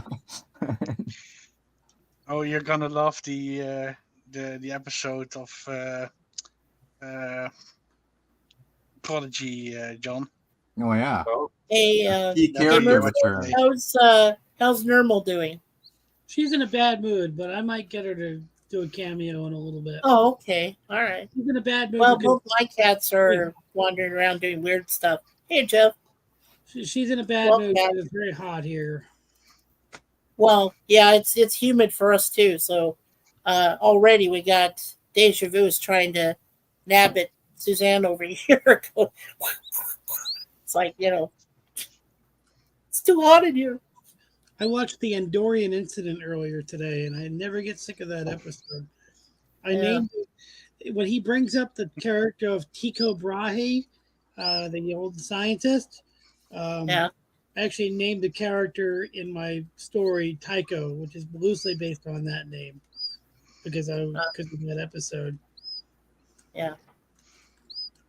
I love that. Chirp, chirp. I hear a prophet. Oh, that's what I wanted to ask you, John. What was the last line that Sarah said in the episode? It was something like it's giving us all a second chance. Okay. Go ahead, Steve. You have a favorite episode? I was going to say, I haven't talked to Mercer in a while. How you doing, Mercer? Hey, good, pretty good, Steve. Good to see you. Yeah, good to see you too. You're always just on the outside of the camera, but it's still good to see. He's on the edge. There you are. I have trouble sitting up straight in my chair. That's the problem. How far are Living on you the from edge of where they canon. filmed The Lord of the Rings? Sorry? How far away are you from where they filmed the Lord of the Rings movies? Yeah. Well, I'm about half an hour from where they filmed Rivendell. Okay, but Yeah, didn't which is pretty cool. what did they call the Hobbit where they filmed the Shire scenes? It was in Meta. Mercer, can we look? Well, Weta is based in, I believe it's Wellington, right? Wellington, New Zealand. I'm talking Yeah, about that's great. the Shire. So they filmed some of the interiors there. I know. Mikey and Mercer. Mikey and Mercer. Can we let Mr. VP? Mikey. He raised Can his we hand let now. Mr. VP? Yeah, I'm letting him. Mikey. Yeah. You trying to say something, Mr. VP? Oh, I was just gonna say that I'm half an hour from where Rivendell was filmed, and yes, where the workshops is in Wellington. I'm not sure about where the show was filmed. I think that was over in a place called Masterton, and I'm about an hour from there. It's Matamata. That's what I looked up. Matamata. Oh, okay. Yeah, I'd say I'm about an hour. And not far from. Well, Matamata might be more in Waikato. Why are we Well, echoing, by the way? Sorry, that might I be my don't microphone know. picking it up. I'll mute. Yeah. If I'm thinking correctly, it might be about 3 hours from the Shire then, if it's Matamata, because I think Matamata's in Waikato. So I'd be about 3 hours from the Shire, about half an hour from Rivendell, and Okay. I heard that- about yeah. Sorry, go ahead. I heard that they were doing screenings of the trilogy at the Shire, where you can watch it outside in the Shire. Oh, okay, that would be really cool. Yeah. Yeah, so Steve, am I correct about Weta Studios being over in Wellington, New Zealand? Is that correct? Yes, I would be about an hour from there because it's with the studios are on a peninsula on the outskirts of Wellington. So I'm in outskirts Upper of- Hutt, so I'm Okay. about an Awesome. hour from there. All right. Yeah. Weta. Cool. Yeah. What else was I? Oh, now that Jeff is back, because I wanted everyone to hear this. Do you want to hear my new reason for hating Enterprise? We all want to hear your new reason for hating Enterprise. How about I'm not entirely sure if Jeff's back yet or not. Oh yeah, Oh. we're just waiting for Jeff to come back. Yeah, I'll wait till Jeff's back so that you all can hear it and I don't have to repeat it. And you'll all have my very good sound reason for not liking the show. Hey, Brad Wolf, I wonder if he's singing the "Living on the Edge" from Aerosmith. Hey, that's one of their songs, "Living on the Edge." I know. Copyright strike. Otherwise, I'd probably scream it and sing it right now. But no. But I think maybe that's what he's talking about. I know he's talking about the other non-canon song. No. Well, you've heard that reason before, but I don't know if you've heard this reason. Yeah. So, Mr. VP, did you finish watching Strange New Worlds as you promised you would try to do? No, I've been held up with other shows that have been. Okay. I've almost finished 3 Body Problem. I'm really enjoying that. Yeah. Yeah, I mean, you agree with the critics. It's a groundbreaking series, and it deserves a watch, at least once or twice. What? Strange New Worlds or 3 Body Problem? Strange New Worlds. Yeah. No, I've been a bit sidetracked. I will do it though. It's better than Enterprise. if you count it as reboot. No, John, are you okay? I don't think anybody would agree with that on here, to be honest with you. No, probably not. But you're a Paramount executive, right? You've got I am, but I can rank my own shows, and I think Enterprise is better than Strange New Worlds. That's for sure. Oh dear. But you should continue to watch. I'm curious, and the only reason why I'm curious to hear your thoughts. You know, because you pick up on things sometimes that we don't, that you find interesting or strange. Yeah.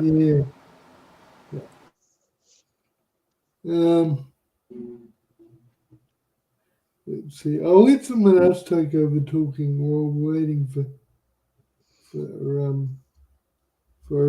Professor to come back. I've hogged the mic for a while. I should share it around. You're not hogging So- anything, Mr. VP. It's good to have you on. Yeah, it is always good to see you, Steve. Thank you. So, Chaz, what do you have to say? You got any bets on the final for in 2 weeks?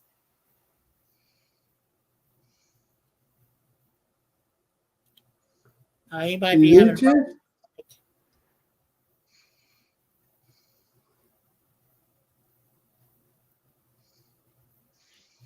I don't think Chaz can hear Oh, us. okay. He's saying everyone. Oh, okay, yeah. So Patrick is saying you're like. Okay, he's like. Okay. And he's gone. Hey, Patrick, Maybe can he we will see be your back. face? Can we see your face again, Mm, or is it too What? late where you are right now? it's pretty late here.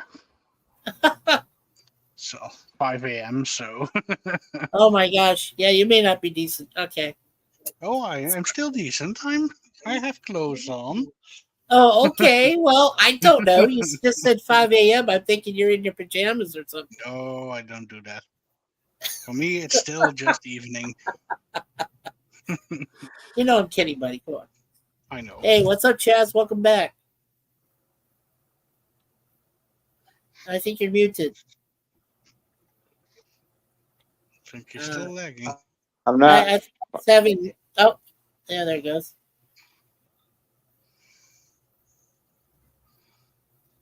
Yeah, you're still lagging. I'm staring at my cat, Deja Vu, and I'm saying this seems like deja vu. Something to do with my past computer. Yikes! Oh my gosh! Yeah. It's weird how karma circles. Oh boy.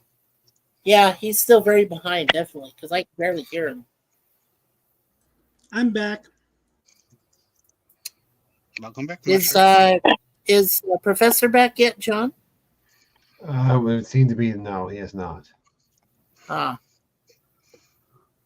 Weird. Weird I'm how back it's all like. too. Oh, hey, welcome back there, Sid. How was your walk with the prophets? Yeah. Did you Yeah. commune with the prophets?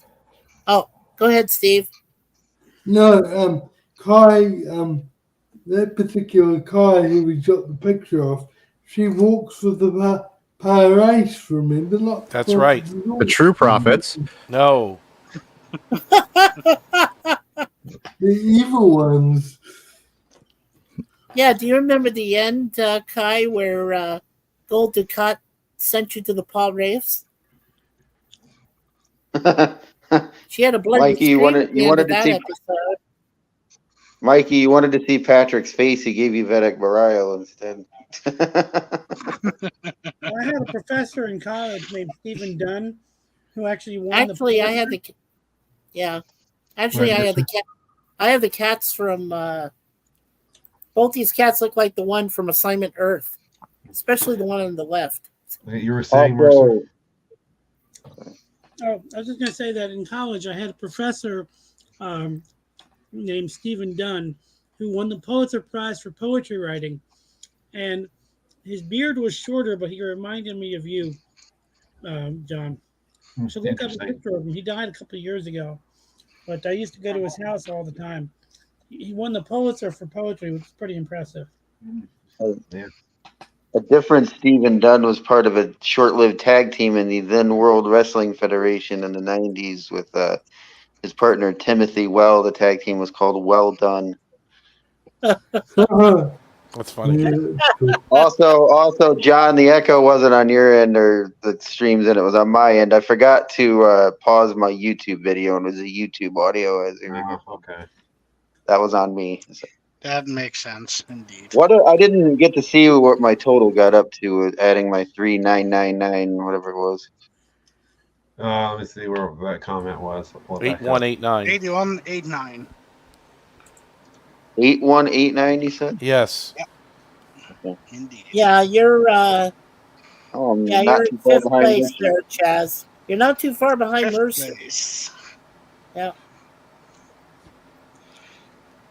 Yeah, you'll overtake me next week. All I know, Omni's going to be sorely disappointed if Thomas screws up his 1 point at some point. You mean if he went backwards? No, I mean he's in it, and even John confirmed it. He's mathematically has a possibility of getting into the final. He does. Only if he scores like 6,000 points each turn. Well, that's possible. Actually, there's only three turns left, right? There's only 3 Yep. games left, so he has to score at least. Let's do the math here, John. What do you think? At So, least The 20th is the day you're doing this? 5,000. Assuming there's not any other delays in the meantime, yes. Okay. Yeah. He had to score at least 6,000 each game. Yeah. Can I ask, is there going to be 3 games at episode 100? How is that going to work exactly? Yeah, And, actually, if there's no more delays, Mercer, they're looking at July 21st. No, yeah, 21st. It would be 20th, like Mercer said. If 20th. they stay on schedule. 20th. You're right. But they were asking about the format of the game 100. On week 100, the top 3 people in points they'll play the single Jeopardy round, the double Jeopardy round, and then the final Jeopardy. It'd be just like an episode of the TV show With buzzers. with buzzers. Yes. It won't air on TV. By the way, on a side note, I think Kai would agree with me with having a 1 round with all TNG season 1 categories. Conspiracy.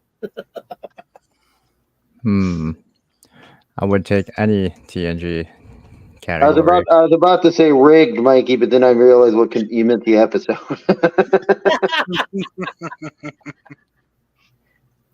It really is the only end episode of season 1 I really care to remember is I Conspiracy. think I'm good at DS9. Well, I just got to remember the first episode of TNG is referred to around here as Farpoint and Encounter, not the other way. Yeah. Right. Thanks to Matthew.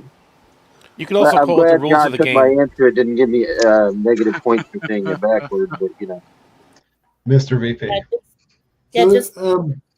Omni, you might have inside information to this, but I hear that the Star Trek franchise is up for sale. That Paramount or Skydance is looking to sell it off. Any idea who might buy it?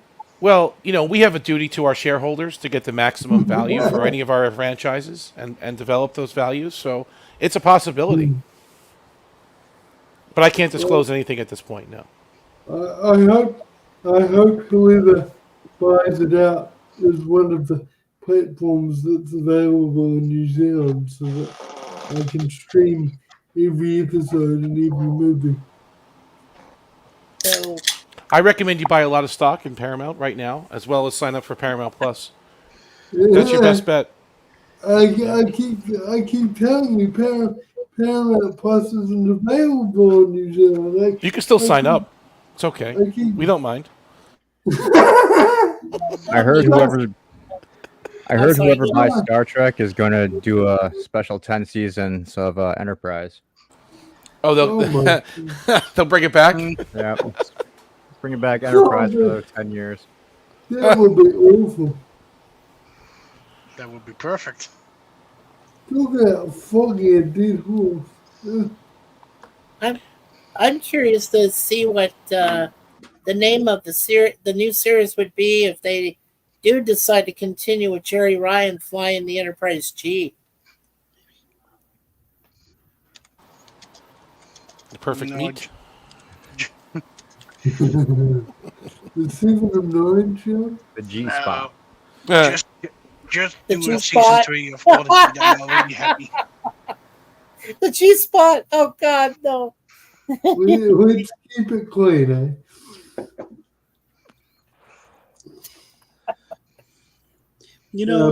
I was thinking about people I would want to see as Star Trek captains, and I would have wanted to see Scott Glenn back when he was doing like Hunt for Red October, play a Star Trek captain. He would have been awesome.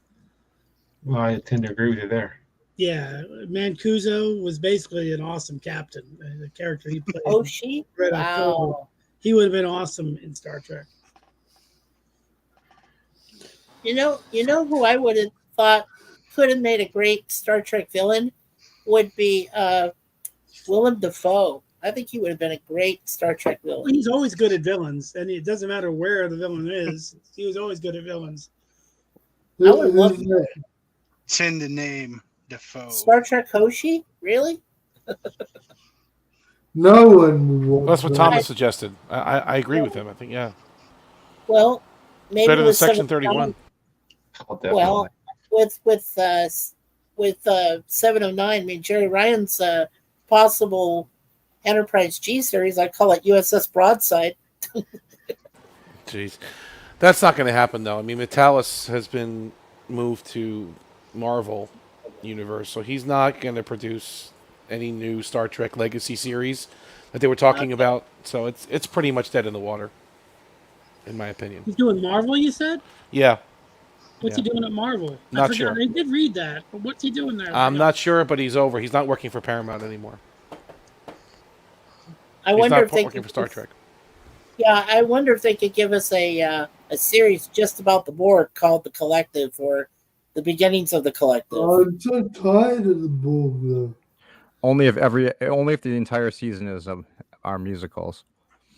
I was thinking that if they do an entire series of just musical episodes, yeah. Oh No, my John's ears. dying over here. Stop. That would be worse than Enterprise. I would save Star Trek. It would. It would not save Star Trek. Come on. It would. It would. It would not. Musicals are out of date. You can't do musical stuff anymore. It just John, fails. Shall we leave these people? And I'm a big go musical watch, guy. I Luigi? mean, I used to listen to them when I was younger. Maybe. Watch them. Jeez. It was fresh and innovative. He's doing Vision. That's what he's doing, Vision. Breakout television. Vision. Okay. Breakout. Mr. Yes. VP. Breakout. I'm just wondering what Patrick said. I didn't quite catch it. I've suggested that John and I break away here and go watch Prodigy. A real series. Fair enough. John needs you to catch can- up so we can see the key character that returns. Yeah, indeed.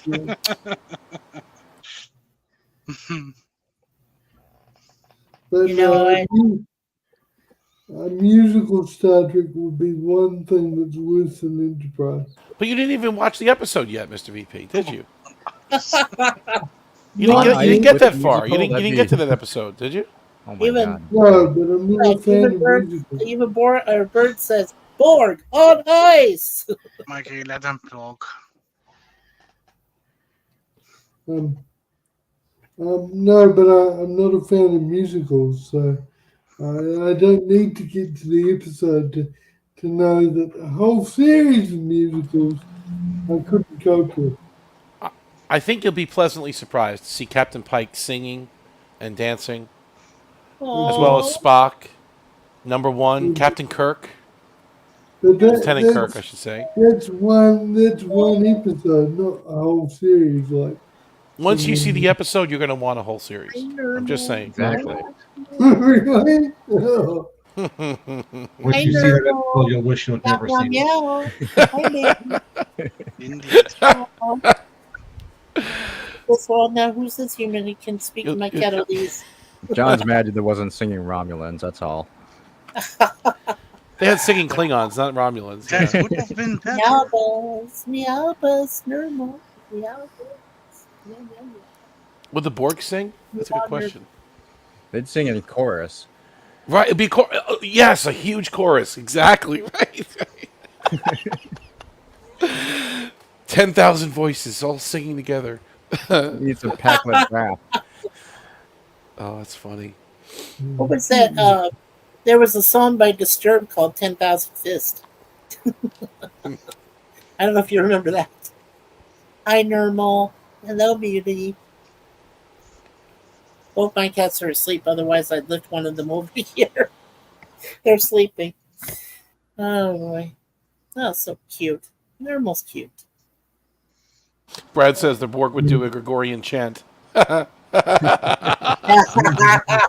the monks. That's perfect. Yes. Yes. Oh, Oh, oh, yeah. You will be assimilated. Awesome. They did. Resistance is futile. Is it Daniel, John? What was that, Mr. VP? Have you changed your thumbnail to, or your profile picture to Daniels? It's No. Evansville. Yeah, exactly. It's John Evansville. Okay. Who's he? He was from the 37s. The Oh, 37th okay. episode. Yeah. He built It's beautiful my favorite cities. Voyager episode. Yes, they were My so favorite. beautiful. We couldn't see any of them. I like that episode because there was a scene where the actress that plays Cass clearly has no clue what she's supposed to be doing, and she just kind of like runs her tricorder salt shaker through everybody like as fast as she could so she can get out of the shot. Yeah, it's pretty funny once you notice it. I haven't seen that episode in a while. It was a good one. I'm surprised none of the Voyager crew stayed. You know, because it was what they had They had what 50,000 humans or something. What was the amount of people they had down there? I don't remember the number. It They had wasn't a huge home. amount of people. Honey, it wasn't home. It Well, wasn't. wasn't home. I mean, they No, I couldn't know. stay because if Janeway found out they stayed, she would have probably just destroyed the planet. Probably. What do you mean she destroyed No the one, planet? no one abandons Voyager. They didn't show Well, she isn't Janeway, so yeah, I buy that. So let me follow this chain of events. If any of her crew leaves, she'll beam them off, circle the ship around, launch torpedoes at the surface, and blow them all up. Is what you're saying. Exactly. Got it. Okay, that makes sense. I wouldn't put it back. She would use phasers. They don't have the torpedoes I to spare. still think Omni wants Kai to spell Tsiolkovsky, by the way. Yeah, could you spell? Yeah, I couldn't spell it. I was just teasing. T-S-I. How do you even spell that? I don't know how you spell it. S I L-O Kovsky. Tsiolkovsky. We could spell it in Cyrillic. Cyrillic. That's true. Because on the nameplate it isn't Cyrillic, right? On the bridge. That's true. Yeah, I just found out something about Patrick about Philip Anglim that played Vedic Bareil. He was actually John Merrick character in the 79 Broadway production of The Elephant Man. He was nominated for a Tony for that back in 1979, Philip Anglim. Okay. I didn't know if you knew that. Nope, didn't. The only reason I had Vedic Bareil because I have completed my season 1 of DS9 and moved over to season 2. I liked him in The Collaborator. Well, they were recurring characters. Him and Louise Fletcher as Kai Wynn were recurring characters on DS9. I was the main character. Oh, I don't think so. Oh, Golden Cut was the main character. You know him of Angel something. Angel Tanan, Yeah, that one. a man of the land.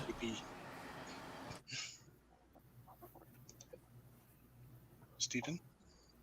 Yeah, I I want just to- wanted to let you know that, Patrick. I didn't know if you knew, Okay. but he was on Broadway before he did DS9, so I was just gonna say.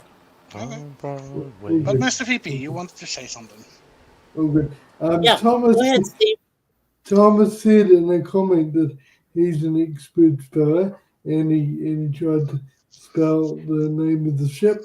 But I'd like to point out in his comment he may be an expert speller, but he committed a grammar mistake. He said I'm a expert instead of I am an expert. He didn't use an apostrophe either. You see that? He said I'm, just I am. Well, that may have been intentional. Yeah, okay. Oh, that's cute. Lowercase I instead of uppercase I, right? Yeah. Oh, that's it. Yeah, so he might be a speller, but he's not a grammar expert. Oh, well, maybe in the future we should abstain from correcting people's spelling and grammar. Fair enough. Fair enough. Stop. Throwing it out there. I already stopped.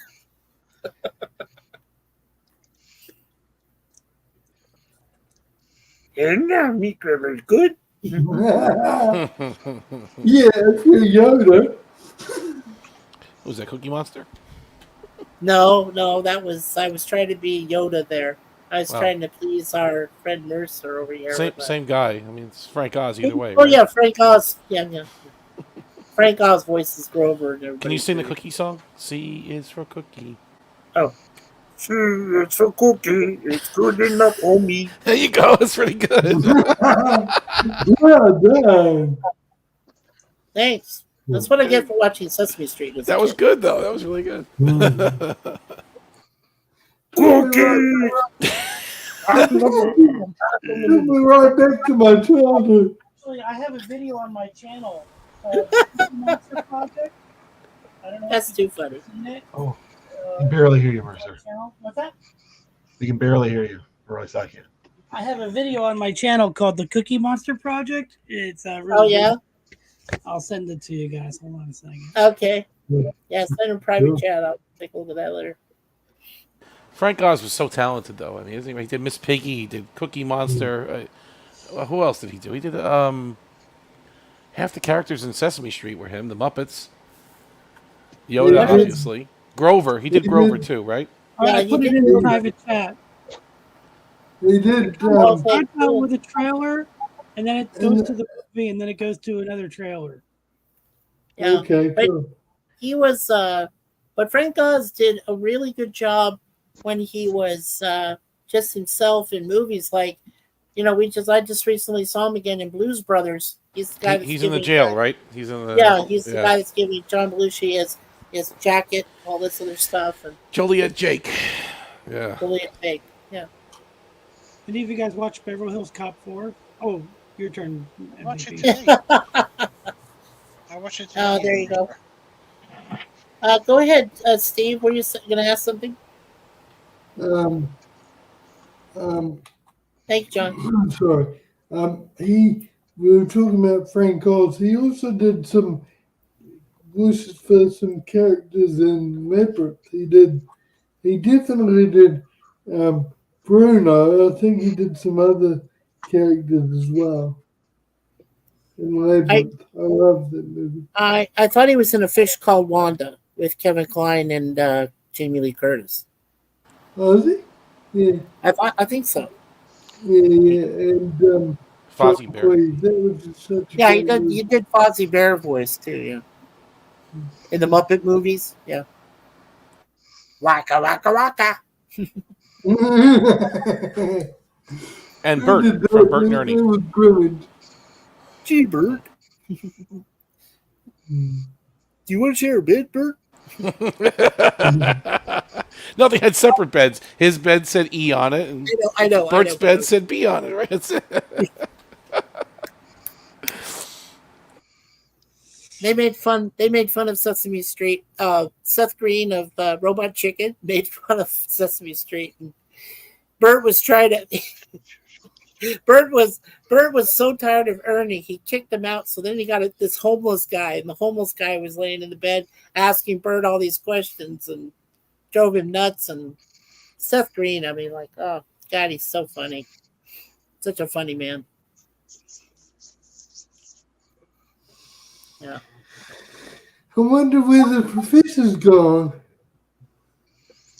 Most likely. Was that on Steve? an exterminator for last week. I don't know if he got abducted, Thomas.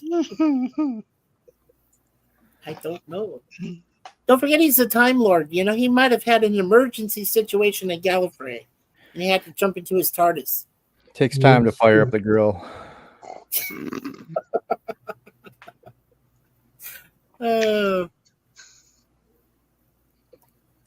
Oh, I know. I wanted to ask everybody. Did you see any fireworks at all for your July 4th celebrations? We didn't see any up here for our July 1st, and we normally get some, fireworks for us for our Canada, Confederation Day on the 1st. We didn't get any, and then I didn't see any out here on the 4th. Some of the other Americans that move here to Canada, usually they'll buy a few and they'll pop them outside here, but we didn't see any. We didn't hear any. So I don't know. Did you guys hear any from your areas or where you're from? Quite a bit, in fact. Yep, lots. Yeah. Okay. I mean, I can go to the roof and see them, but this year they moved it to the Hudson, so it was a little harder to see. I'm on the east side, so it's. Oh, that's right. I watched it on TV this year, like everybody else, the Macy's ones. Probably smart. Yeah. Yeah. It's perfectly watchable from here. No. Do you even shoot fireworks, Patrick? Only on yeah.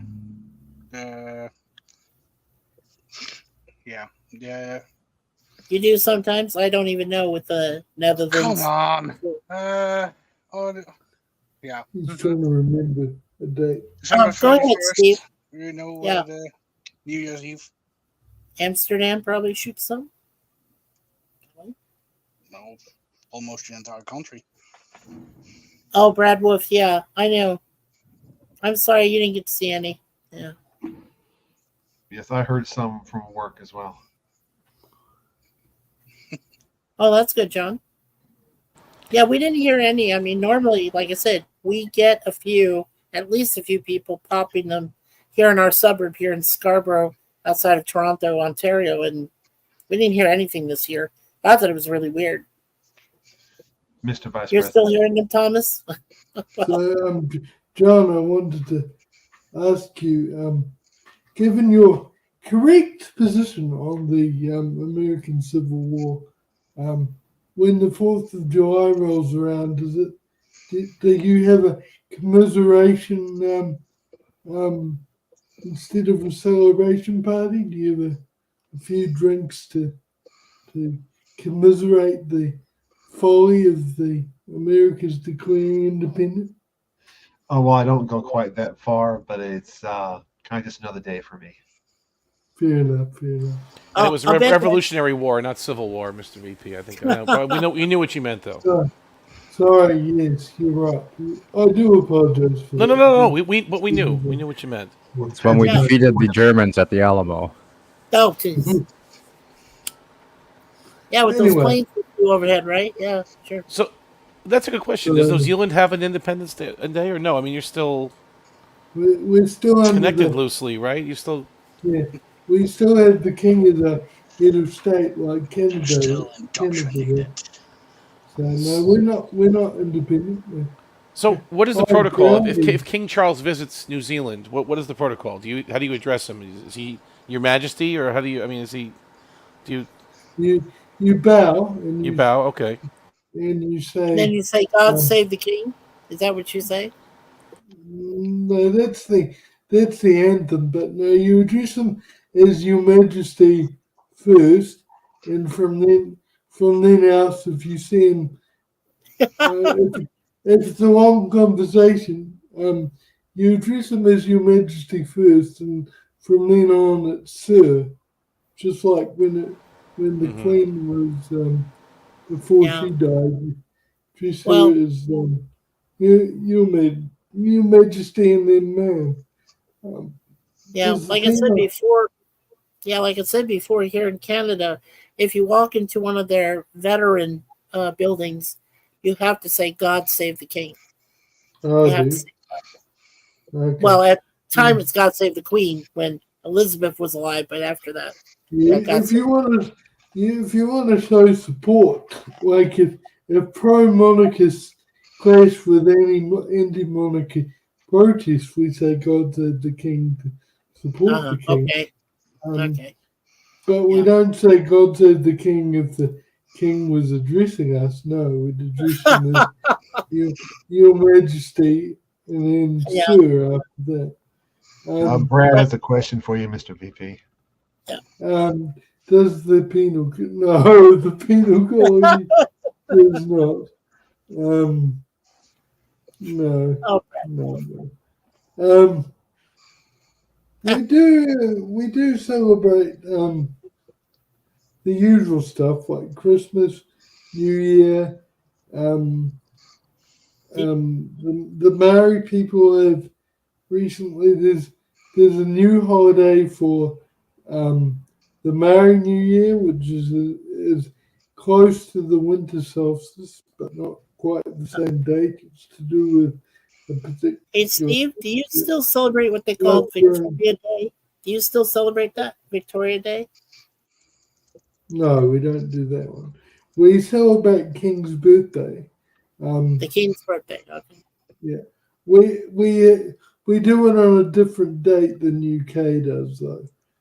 Oh, You'll find that pretty much everywhere where the king is still head of state, they in their own country they pick a date yeah. where they celebrate his official birthday or her official birthday, but it's not on their actual birthday because it's the same day, even when the monarch changes. Yeah, so I guess if I was to concede and say, does the penal colony end in your special holiday? If I was to concede it was a penal colony, I would have to say King's birthday. I guess Brad. I thought Australia was the original penal colony, not New Zealand. Yes, you're right. Quite a lot of penal. In all seriousness, not talking in fun because of Voyager. There was quite a few convicts that escaped over from Australia to New Zealand. So I see. some of us are descended from convicts too. I don't think. I mean, who knows? I might be, but to be honest, I do get a little bit sick of the Voyager association with New Zealand being a penal colony. I wish they didn't do that on the episode. Yeah. They should have picked a completely fictional country or town. It wasn't very fair. Gravette Island would have been perfect, right? What island? Well, in First Contact, when they were going to go to that island, it was a fake island, right? Gravette Island. Right. Yeah. Yeah. The escape pods were going to go down there. How did they get the escape pods back? Very carefully.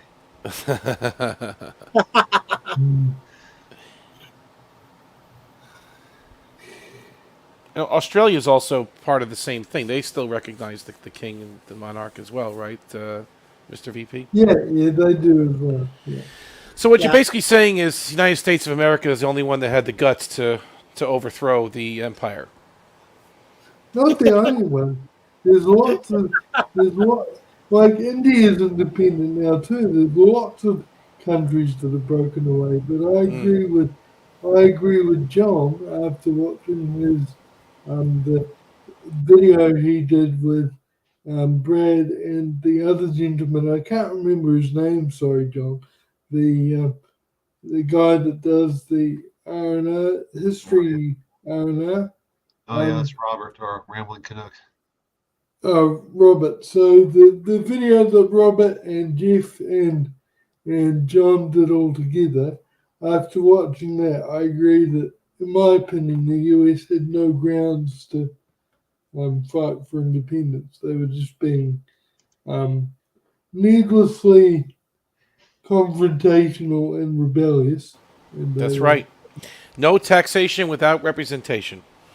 Yeah, but watch the video and you'll see that saying wasn't even used in the day. It wasn't? Check it out. And it was pretty unjust, the cause. So I'm really grateful for the video that John sent me. I really enjoyed it. And I just thought of how ironic it was that that the United States is older than Canada by 91 years. The independence and how they came about. They what for 91 years?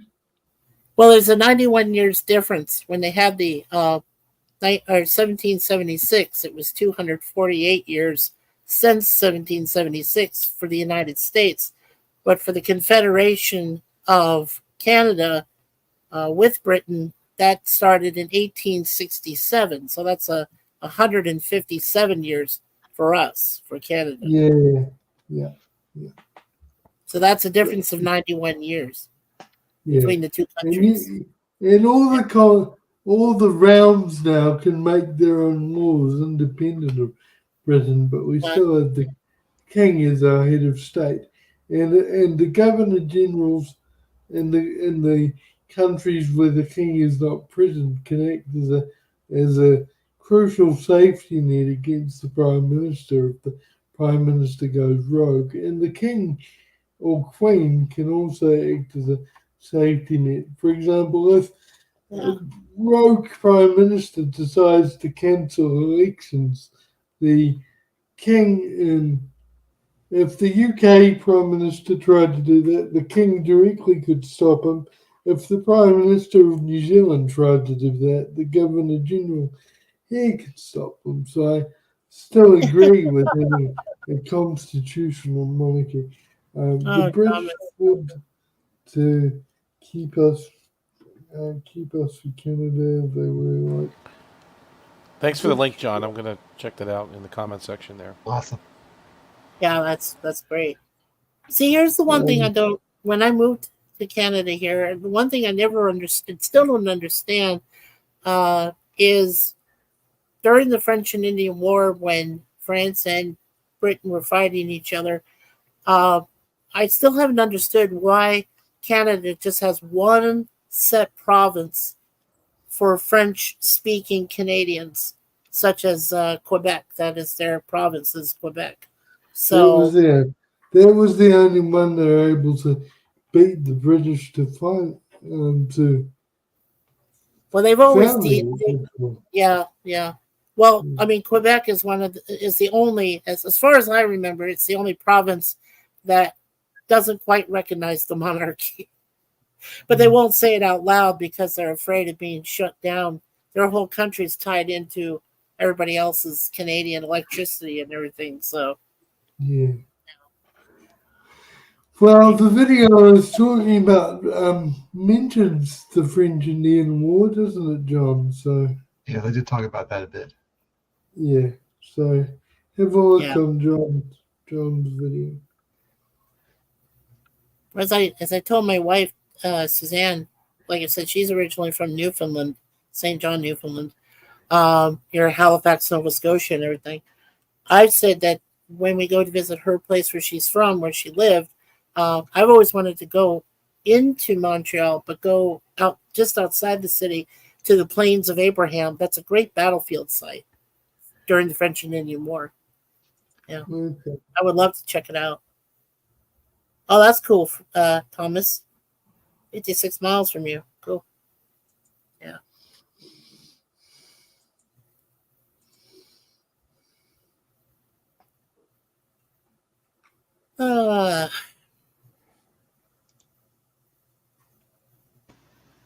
Wow, I think this is the most quiet I've seen in the last few weeks. Well, I'm gonna go eat, so I will see you guys later. Are you gonna eat bird seed? What are you gonna eat? Yeah. Wow, I'm gonna go eat some spiritual pizza. Ooh. From the made in the fire caves. Stone oven, fire caves. Yeah, okay, good. Exactly. Brick oven. Yeah, Osperat, he's saying. See ya. Take care. Yeah, we had some teriyaki meatballs earlier in rice. It's really good. They had some hamburger meatballs, regular meatballs. Yeah, Sounds and like garlic. Good meat.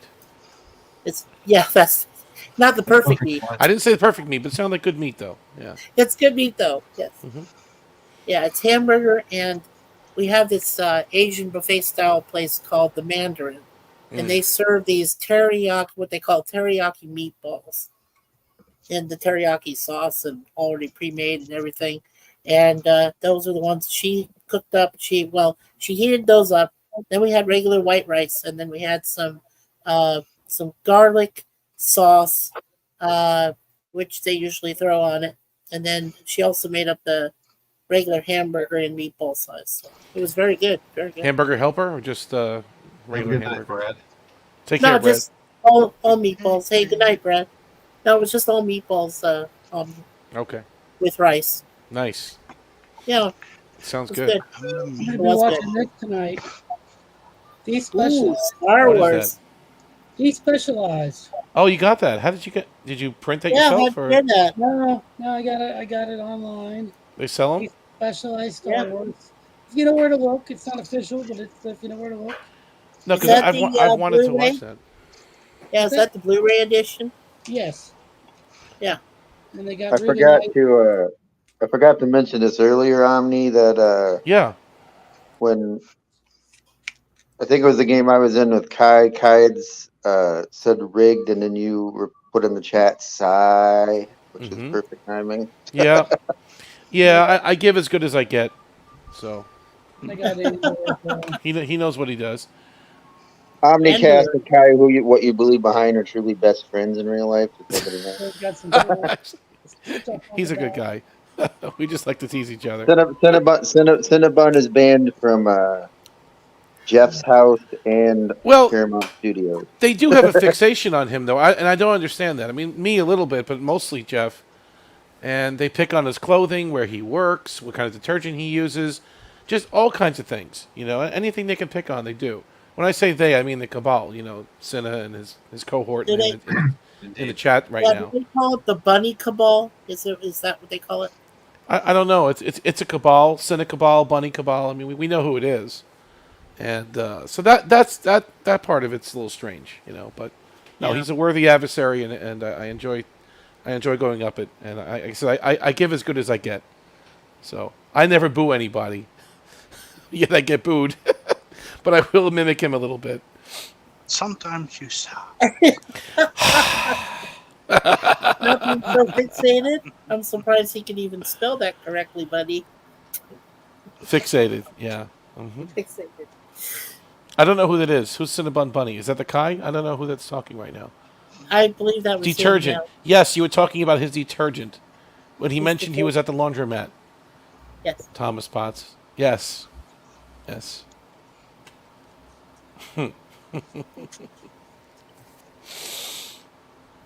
That's a fixation.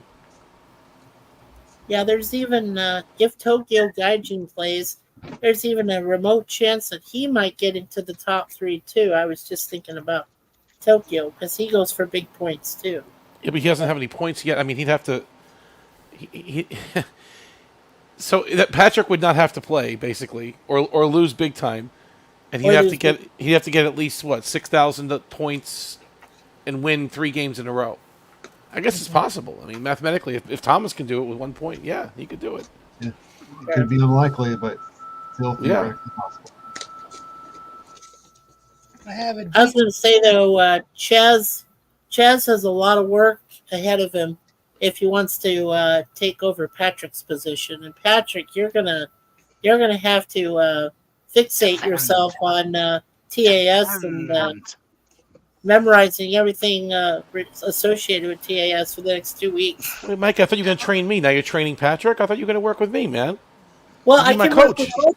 I can work with you on me. Oh, of course. okay, all right. I thought you'd be my coach. But I was going to be Rocky, and you were going to be Patrick's Mickey. gonna have to fixate on himself. Oh. I have a detailed map here of the Orville. Oh, nice. Very cool. Yeah, nice. So that despecialized. So I've been watching that project for a while, and the other one I like is the 4K 77. Do you have that one too? No, I don't have that because I don't have 4K. I mean, I have a 4K TV, but not a 4K Blu-ray player. So I just have the Blu-ray of the despecialized editions.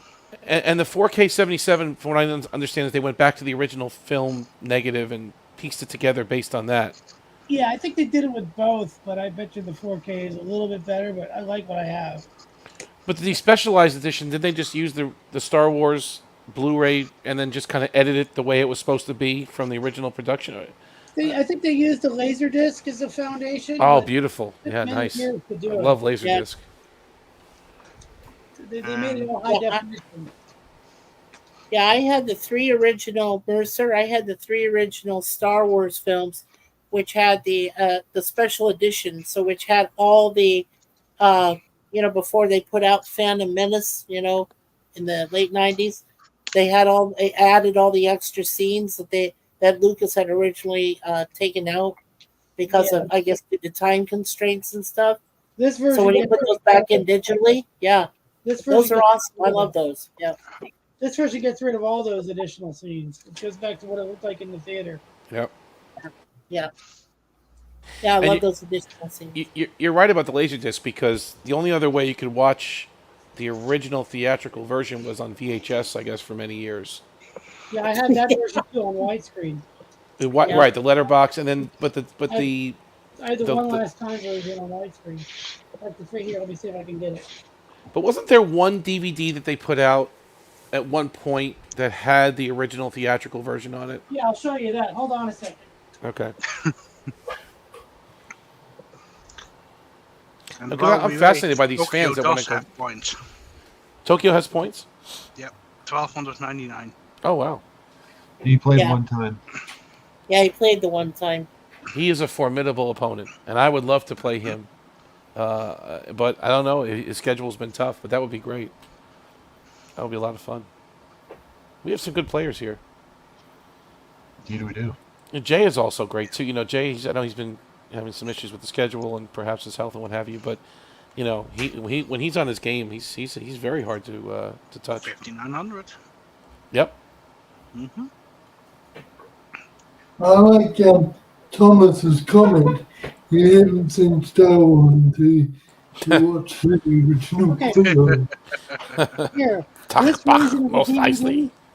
this version of the DVD, if you look inside, has Let me see the that one. Yeah, let me. regular version, and it has the original theatrical version of Return of the Jedi. I have that too. I think we do have that 2-disc set. The original. It's a very limited edition set, but it's the Laserdisc transfer. Right. It's not Yeah. high definition though. It's standard Right. def. But what about A New Hope? Do you have that one? Yeah, I have all three of them. Yeah. That's all three. Okay. Yeah. None of them are high definition though on the second disc. So the second disc, which is the theatrical version, is standard def, which you're saying came from the Laserdisc transfer. Yeah, whereas the Harmony's edition was bumped up to high definition. Well, DVD is not really high def, though. I mean, it's Right, but this Harmony's edition is Blu-ray. the what edition is Blu-ray? Harmony's is Blu-ray. You mean the despecialized one? Yeah, the despecialized. Yeah, the specialized is a Blu-ray disc. See? Yeah, no, I get that. Yeah. It's similar to the original theatrical release, only they bumped it up for high definition, but not quite 4K because I don't have a 4K TV. I mean, No, on the 4K. DVDs are 4K. No, I don't think they're 4K, Thomas. I'm sorry. Anyway, let me show you what else I got. Hold on, so I'm doing it. 6K. Right. I think he's partly 7K. right. Yeah, no, I think Omni is Thomas is partly right because there have been DVD movies that we have tried. We have a DVD Blu-ray player, but we don't have a 4K player. And there are some DVD movies that are 4K and we can't play on our player. So Do you have a PlayStation 5? Because that's what I use. I don't use PlayStation. We don't play PlayStation. Okay. No, we have one of the Sony DVD Blu-ray players. Is what Got we it. have. So we can play Blu-rays, we can play regular DVDs, but yeah. Well, some VHS might be, 4K. but Tom, you mean Super VHS, right, Thomas? How about Beta? Super Is Beta VHS. 4K too? Beta No, Beta 4K. Max is 5K. Beta was never 4K. What, John? What'd you say? That'd be 8K, right? 8K. It's Sony. It's got to be, 8K. right? Yeah, it's It's 5.5. 5.5. Betamax. My DVD player does not have a virus, Thomas. But if it did, you would know how to destroy it. You'd cut wires, and Yeah, throw it down a garbage chute, yeah. run it over with your pickup truck, whatever you got to do. Right? I don't know. We don't own the vehicles. Oh, okay. We can't run it over. We can tear it See, apart. Cinnabon said Betamax is 8K. See, John, you said it. He said it. Okay, got it. He You're said right. it too, Multiple yeah. sources confirmed. Multiple sources confirm. Critics agree. Betamax is 8K. Yeah. And Philips 2000 is 12K. The Philips 2. Is that disc No, thing? that's not CDI. CDI. Oh, CDI. I remember CDI. Yes. That was like DivX or something format, wasn't it? It was some goofy. No, it was before. Or was that. it? Was it CD video? Was it like CDI video? CDI video? That was garbage. That was Hey, such John? trash. Hey, John, can I ask you a question? VCD. That's what it was. VCD. Did you celebrate when Star Trek Disco finally met its demise, did you celebrate with champagne at the end? Well, not with champagne, but I did celebrate. Oh, okay. Mikey, weren't you there? He celebrated with us, his I know. friends. I know. He's the promise keeper because of that. He made a promise to watch the final moments of Discovery, and he did it, despite him not wanting to. Okay, but he made a promise, and he did it. We Hey. watched the final moments together, the final That's very credits beautiful. anyway. Watch a little bit more. I'm than just only saying, the- nobody put a gun to my head, and I've seen 8 episodes of Velma, both seasons. So I'm sorry. yeah, I know. Thank you. You're welcome. Why? It's in Why would you do that to 8 yourself? seasons of what? I didn't do it. I didn't do it on purpose, Patrick. It was a Scooby-Doo. deal. The first 4 episodes of Velma, I made an agreement with Gorilla's Random Thoughts. With Jordan.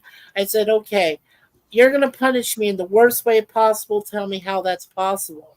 So he had me watch the very first 4 episodes of season 1 of Velma, and I almost died. And then Tony Stark of Iron, we made a deal that if he raised over $1,000 for charity, that me and a friend of mine, Sifdan, would both watch season 2 of Velma, and we were going to watch all 10 episodes. We only got the 4.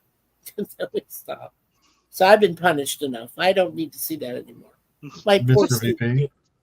Yeah. What Go is ahead. Velma? I've never heard of Velma. What is it? Keep it that way. Keep it that way. It's a terrible form of Scooby-Doo. It really is. It's so bad. Oh, okay. Like a remake.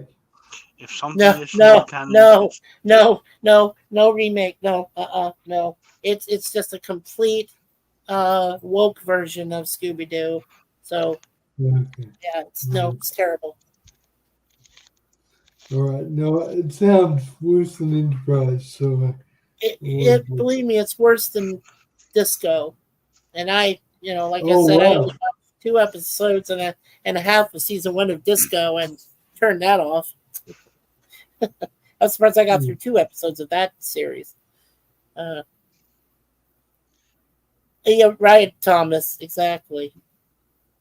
Yeah, it would probably burn. Omni's eyes out or something.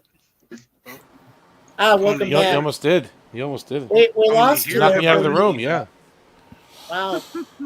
What's going on? You guys are having difficulties here. Technical difficulties. I thought I was the only one supposed to have those. Oh well, I guess. Speaking of technical Things difficulties, where is that TARDIS? That's a good question. What happened? What was the question? Maybe Said, where's that Professor TARDIS, Brainy- Professor? He's spraying for I put it in bugs. storage. Yeah. The original widescreen set I have in storage, but I do have. Oh my God, that looked almost like. What is that? A tauntaun? What is that? That's a Rancor. Oh, Rancor. No, I that's can't a really see it. Rancor. Yeah. No, that's Didn't know not you have a Rancor. statue of me. Didn't know you have a doll of me. A Rancor. Look at that. Yeah, the Rancor. Put the stick in his mouth. Yeah, that's why I don't recognize him without the stick. Yeah. There you go. Now I can see him. Yeah, he was in Return of the Jedi, wasn't he? When they went to go save Han from the carbonite. Yeah. I have the original VHS's widescreen box set of the original trilogy before they went to special edition. Those were good releases. I remember those. They I came in don't- a I don't black have- box, right, with Darth Vader's face on it. Yeah, now mine is the widescreen, so the black Yes. box is much bigger than normal. It's like wider, because the 3 are side by side, not next to each other. Yeah. But I just don't have it within camera range. I just, No, that was a great VHS release. I remember that. That was like in the mid '90s that came out. I might have it, but it's like in a box. Let me see if I can find it. But if not, Yeah, I'll- and it was a what they call it, letterbox edition or Yeah. something, or it's letterboxed, and I got the widescreen version. Yeah, the letterbox version. which was pretty cool at the time because I remember at that time I had like a projection TV that was somewhat big, and watching that tape on that TV, it looked good. It was decent. One of the Mercer, can you tell me? I know one of the characters that went down there, fed by to the Rancor, was an Ula girl, right? With the big, thing back of her head. But I'd forgotten the name of what was the name of that a creature that fell down there? One of the guard creatures or something. He looked like an oversized lizard guy or something pretty big, or no, an Pig oversized. face. Didn't they have a pig face on? Yeah, the pig face guy. Yeah, Gamarian. M. Camarian. Okay, thank you, Darren. Gamarian or something like that. Yeah, I just call them the pig people. I don't know. I didn't know they even had a name. Cameron. you're right. We can't even remember big ones like that. Go ahead, Steve. Last night I started rewatching Batman the Animated Series because That's great. Netflix has it on now, so I'm able to Wow. watch it. And I'm pretty sure that in the first episode, one of the characters was voiced by Renee.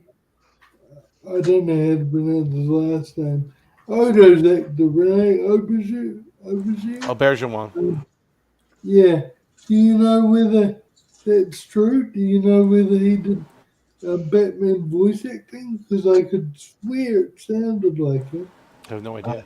Yes, he was on the show. There was lots of Star Trek actors who did voices for that show. Yeah. Oh, okay. That's good to know. That was a great show. That was really well Yeah. done. I agree. So I'm going to really enjoy rewatching that. I got the first episode done last night. I'm going to watch some more in the very near future because I love it. Even though it's a kids' show, I'm rewatching it as an adult and getting some nostalgia because I loved coming home after school and watching it. What about the Mask of the Phantasm? That movie? Do you have that on Netflix too, or The Batman one? Yeah. Yeah. Because that was a good one too. That came out around the same time.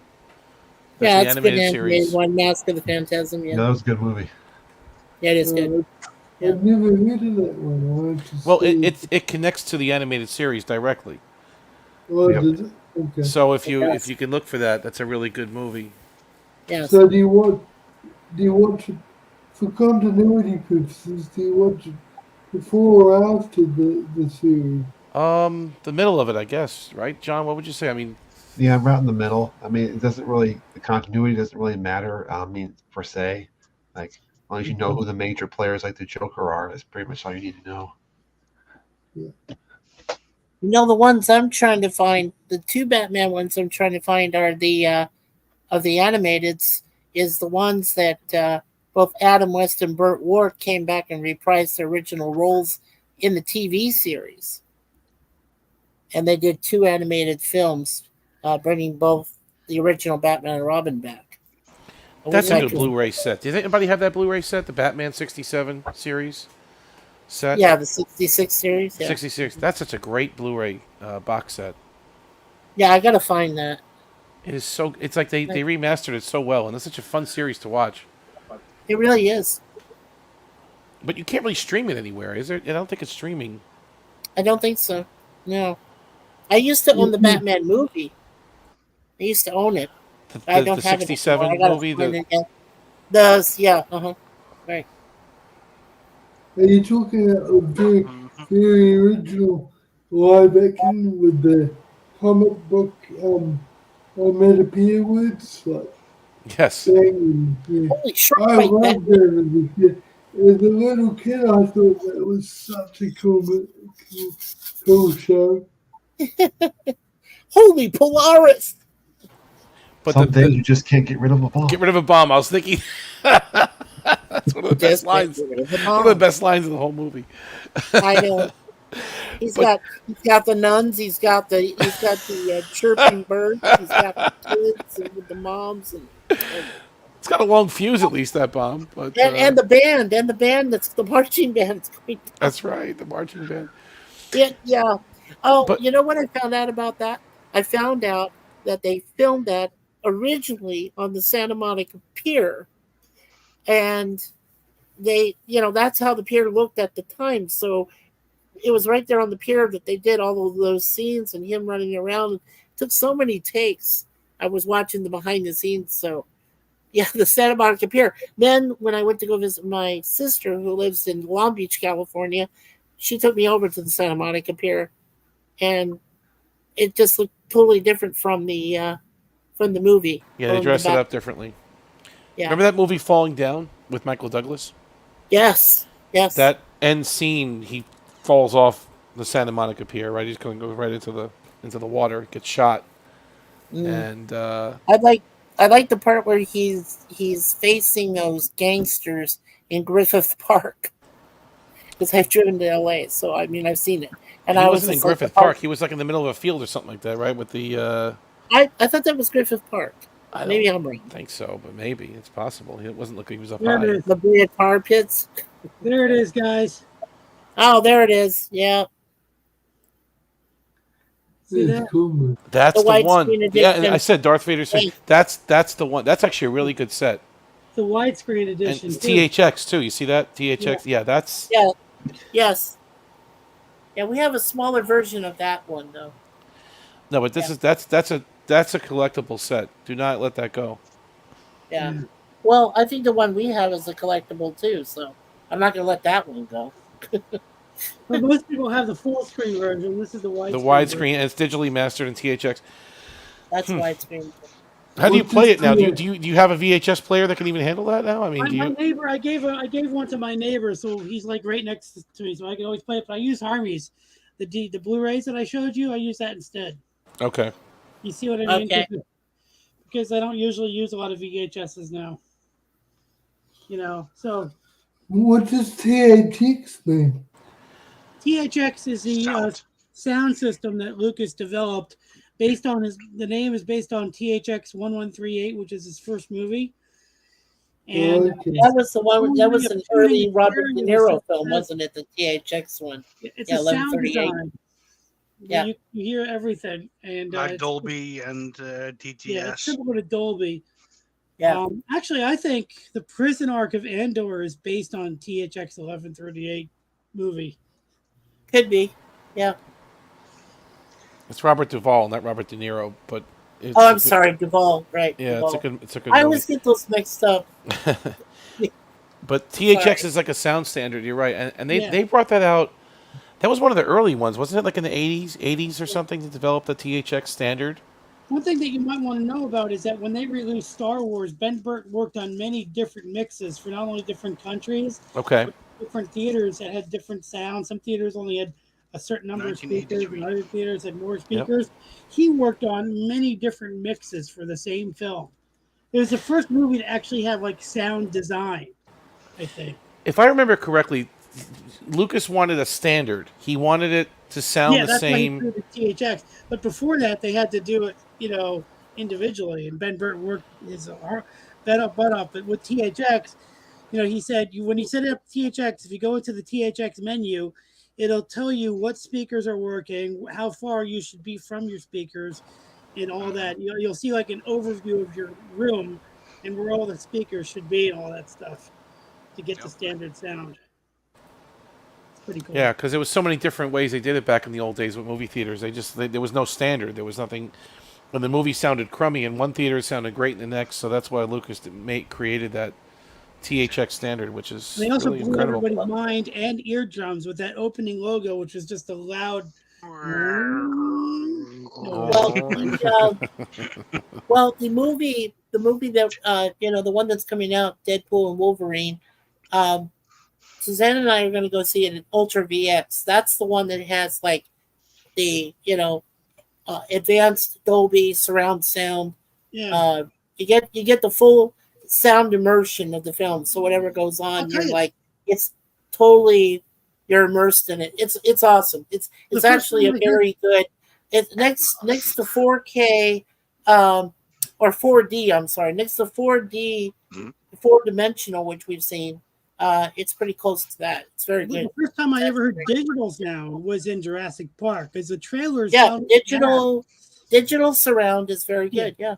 The digital. That's why they have Ultra VX. They have this As let And Murphy it trailers is for say, Jurassic all the Park, same. the trailers that came before Jurassic Park sounded like ass, but then there's a moment where this CD comes on screen and it said digital sound. This is back in 1993. And then it just blew my mind. And that was the loudest movie I'd ever heard. And just clarity too, was Jurassic Park because they really. Yeah. That was a big part of why Jurassic Park worked was the sound. Because as soon as you see the opening Universal logo and you hear all those crickets, you just Really? know that the sound is on a whole nother level. That's a really good point. I'm thinking of other movies that had great sound. Yeah. There was one called Das Boot. Do you guys remember that one? Das Boot. The Das German, Boot. yeah, That German submarine movie. the That boat, thing was yeah. produced in the early 80s. Early 80s, mind you. But they did something with that sound. It was some kind of special digital You know what else something. had good sound? Is that the one that had Kurt Jurgens in it? Yeah, I think so. You know what else had really Not good Kurt Jurgens. sound was what I thought was interesting was Poltergeist, the original 80s movie, because it's almost like they kept the microphone close to regular objects. Like at the beginning, when you see them like eating potato chips, you hear the sound of the wrestling of the bag, and then the dog is panting, and the camera's always at like the height of a kid, just like in ET. Like the sound for that movie was almost like incredible because it made you that much closer to them, to being in that house with that family. You know, watch the beginning of that movie and you'll hear what I mean. Poltergeist. Well, I know that when we saw the latest one, the Jurassic World Dominion, and all the dinosaur effects in that, and we saw that in Ultra VX, that was just amazing. Like, it sounded like the dinosaurs are right there in there with you in the theater and walking around and doing all the stuff. Just fantastic sound quality. Just so good. And Dolby is now the standard. I guess Did it's they been for a talk in that while. movie, Mikey? Did they talk in that movie, the dinosaurs? Because in Jurassic Park 3, Well, it says, not really talk. It's more of like, yeah. the velociraptors But in doing that. part 3, one of them says All but Alan. it sounds like they're kind of more of a high pitched sounding, almost like a Right. human being. The You missed my velociraptor. joke, Mikey. In the third movie, Alan Grant is dreaming on the plane and he sees a raptor. Oh yeah, that one of them talks to him. Yes, I That was remember the that. dumbest thing I've ever seen in my no. life, other than the girl doing gymnastics to take out a velociraptor in the second movie. Yeah. Remember that part? That was so I do. dumb. Yeah. She does gymnastics to take out a velociraptor. I can't even believe they actually put that in the movie. Well, it was kind of woke, don't you think? I mean, that was Jeff Goldblum's daughter, but Was Yeah. it really? Well, it's Mhm. not his real daughter. Just as yeah. yeah, that was Malcolm's Yeah. daughter from a His daughter. previous relationship. Yeah. But it wasn't his real daughter, is what I was saying. Well, something like that. Real daughter, maybe not real. Yeah, I don't know. I remember that though. Yes. Yeah. With the acrobatic move, yeah, that was terrible.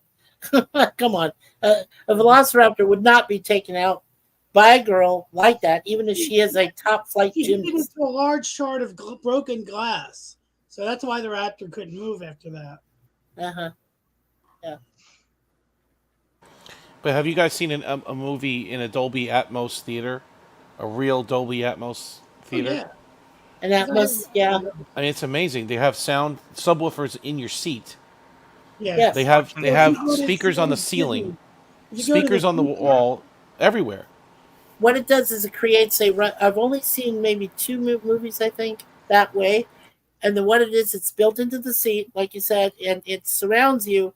And when the things are making movements and things, it's moving you too. So it's almost like a 4D experience where you're also feeling every movement that comes, shaking, the vibrating, all of it. It's right in your seat, all of it.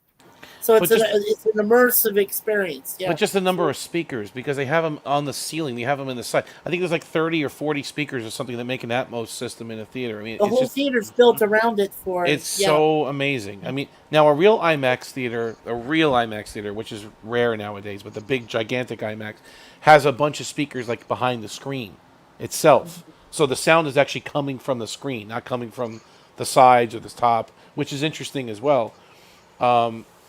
But I've no, been to I love this theaters- stuff. I loved all that high quality sound. Oh, me too. Yeah, I know for myself, I've been to at least three IMAX theaters that have that 4D experience, and one was with my parents, and two of them were with Suzanne. So, But my one gripe is this though, and maybe you disagree with me or you agree with me. They don't put the volume up high enough in these theaters. It's like that's right. I always want it just a touch louder, and I can Yeah, never. I agree. Hello. It's just Yeah. always a little bit below where I want to enjoy it at. You know, I don't know if they do that purposely. The Cinemark XD theater that is near my house, they put Yeah. it plenty loud. Like, especially for like Dune Part 1, they put it plenty loud. Okay, I guess you got lucky then. Because Yeah. I think these kids that run the theaters just don't care. They just set it at whatever it's at and they leave it. Like no one's tuning it. No one's getting it just right. Well, nobody's supervising the movie either. I mean, you look up and where they're like trying to run right because all these movies are digital, so they think it's nothing to it, and they just kind of turn it on, leave it there. They don't make any adjustments or anything. And if sometimes the digital experience kind of goes, screwy, you yell up there, but nobody's listening. Nobody's paying attention. It's pretty depressing. It really So if is. something goes wrong with the I movie, hate you when start the shouting at the demonstration- projection room. Is that what you do, Mikey? I mean, if you That's what you do. go, Yes. hey, The Game. demonstration Hey! is louder than the movie. Yes. When the demonstration with the demonstration Yes. Get the damn thing working. theater, you know what I mean? Come on, somebody no, we wake up. couldn't hear you, yourself. Mercer. We couldn't hear you. What were you What I'm saying? saying is, like, Sorry, before the movie comes on, they show you how great the Cinema XD is going to be, and they give you like a demonstration with colors and sound. Yeah. The preview And kind of the movie thing, is right? not Yes. that loud. You know what I Yes. mean? Yes. When the movie starts, it's lower. The volume is lower. It's Yeah. not Yeah. the same volume level. I know. I hate that. I like it to be loud. I want to hear it. I have good hearing. I'm deaf, but sometimes I struggle to hear the dialogue sometimes, Yeah. and I don't like it. In the private chat, I set a link for you. Oh, let me see. Hang on. That's the ultimate intro for you. Let me see here. What are you sending me? Steve, did THX? you have something you want to say? I can't remember now. It's okay. It's okay. You sure you're okay? Yeah, I can't remember what I was gonna say. Oh, no, it wasn't that. I've already. Oh, I remember. Because you guys were talking. You guys were talking about dinosaurs with Jurassic Park and stuff. Do you remember a TV That's good, program Patrick. that That's good. had talking dinosaurs and I can't remember if it was early 90s or late 80s. There was a TV program that had talking dinosaurs and it was about a dinosaur family. I think it might have had John Goodman in it. Do you guys remember that one? Yeah, but it wasn't John Goodman. But he wore a plaid shirt like John Goodman. I know what you're talking about. It was Not the Mama series. is that the one? What was it called? Well, I think that if this is the one I'm thinking of, it was just called Dinosaurs, at least. It was dinosaurs. Yeah, Dinosaurs. Not the Mama is the part I remember about it. not the mama. Okay, they had the baby, the egg, right? The egg hatched, and they were like puppets or Maybe something. when the baby was talking. Yeah. Yeah, that. I wasn't allowed to watch that as a kid, and I really wish I was allowed to watch it. Does anyone know where you can stream old stuff like that? I think it was on ABC, wasn't it? So maybe Disney. I mean, did you try Disney Plus? It's No, I possible. haven't tried that yet. Is ABC? Did Disney take over ABC? I Yes, don't Disney and know. ABC are pretty much the same entity, so that's why I'm suggesting maybe it's on Disney Plus, but I don't know. Oh, I haven't seen okay. that show in a long time since it Yeah. actually aired. I think. I'd love to see it because it looked really good when I caught glimpses of it around at Friend's place. But as I say, I was pretty young, so I had to do what my parents told me, and my parents told me I was allowed to watch it because it was for mature audiences or something. Yeah, John was right. It's called Dinosaurs, 1991 or something here. I'm looking on my app on my phone to see where to stream it. I have this app called Just Watch, and you can see where to stream it. But Omni, since you work for Paramount and you Yes. really should be promoting Paramount Plus, You shouldn't be promoting your enemy, the evil mouse. Oh, I'm not worried about them. It's an inferior network, so it's not. I don't look backwards. I look forwards. You know what I mean? Okay, So I'm not a just saying, problem. don't mention them because they are not worth it. Paramount Look, Plus. we have better quality programming. We have their superior network. We have Star Trek franchise. We have a lot of other franchises. No one can touch Paramount Plus. Nobody. The Mouse House. We're not worried about them. Yeah, except Thomas. And Thomas just said it's on Disney Plus, and he's correct. I looked it up as well. It says you can stream it on all 4 seasons on Disney Plus, the inferior streaming service. And do you remember how Dinosaurs ended? It ended with the cataclysm that wiped them all out. Oh, don't tell me. Don't spoil. Spoiler alert. Oh, But sorry. anyway, Spoiler alert. It's alright. It'll still be worth watching. Sorry. So did you guys really enjoy it when you guys got to watch it? Because I wasn't allowed to watch it, but it was really fun back in the day. John, do you remember watching it live? I do, but I watched it. I don't remember a whole lot about it. I remember watching it when it first came out in 91, 92. It was interesting because of the makeup they used and the puppetry, and it was funny. It was actually a funny sitcom show about dinosaurs. Yeah, didn't they use Jim Henson, right? The creature show. I don't know if it was Jim Henson or not. I thought they did. No, I think you're getting mixed up. I think that's Fraggle Rock, and they look similar, but it's not. It's not Fraggle Rock. It could be though. I don't know if it's not. Maybe it is Jim Henson. I don't know. But I don't think so. Yeah. But it was. I didn't stay with it for 4 seasons. It was something you was on TV and maybe watch it for a little while, then turn it off. It wasn't. I didn't seek after that show. I didn't religiously watch it back then. I was younger. I've only seen some episodes by zapping past it. Yeah. Flipping channels. Yeah, exactly. It was funny. It was. But I didn't I didn't say, "Oh, this is Friday and Dinosaurs is on. I'm going to watch it." It wasn't like that. Okay. It was Jim Henson. Thomas is saying. Yeah, it's on Disney Plus right now. It ran from 1991 to 1994, 4 seasons. Currently it has a 91% rating on Rotten Tomatoes and 7.5 out of 10 on IMDb. So. Not as high as Strange New Worlds. Yeah. Just saying. 98% on tomato meter. So, what rating does Strange New Worlds have on me? Please enlighten me. It's 98%. What else do you need to know on the Rotten Tomatoes? The higher the rating of Rotten Tomatoes, the worse the show is. The higher, the fewer. So the only actor I recognize that did a voice for Dinosaurs was Sally Struthers, who did the voice of Charlene Sinclair, and Stuart Pankin, who did Earl Sinclair, and the baby was voiced by John Kennedy, Baby Sinclair. I don't know why. So there was a couple of yeah. Was John Lithgow in that show? John Lithgow? Yeah. No, that was Third Rock from the Sun.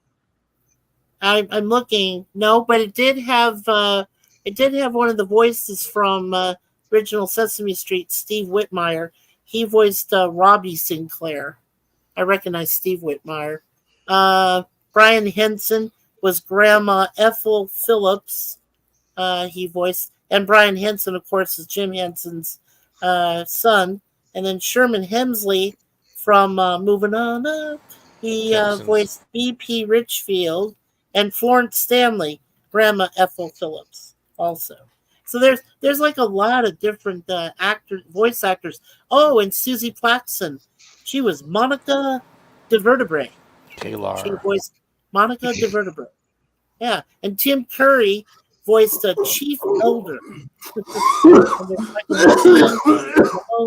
Sorry, guys. Yeah.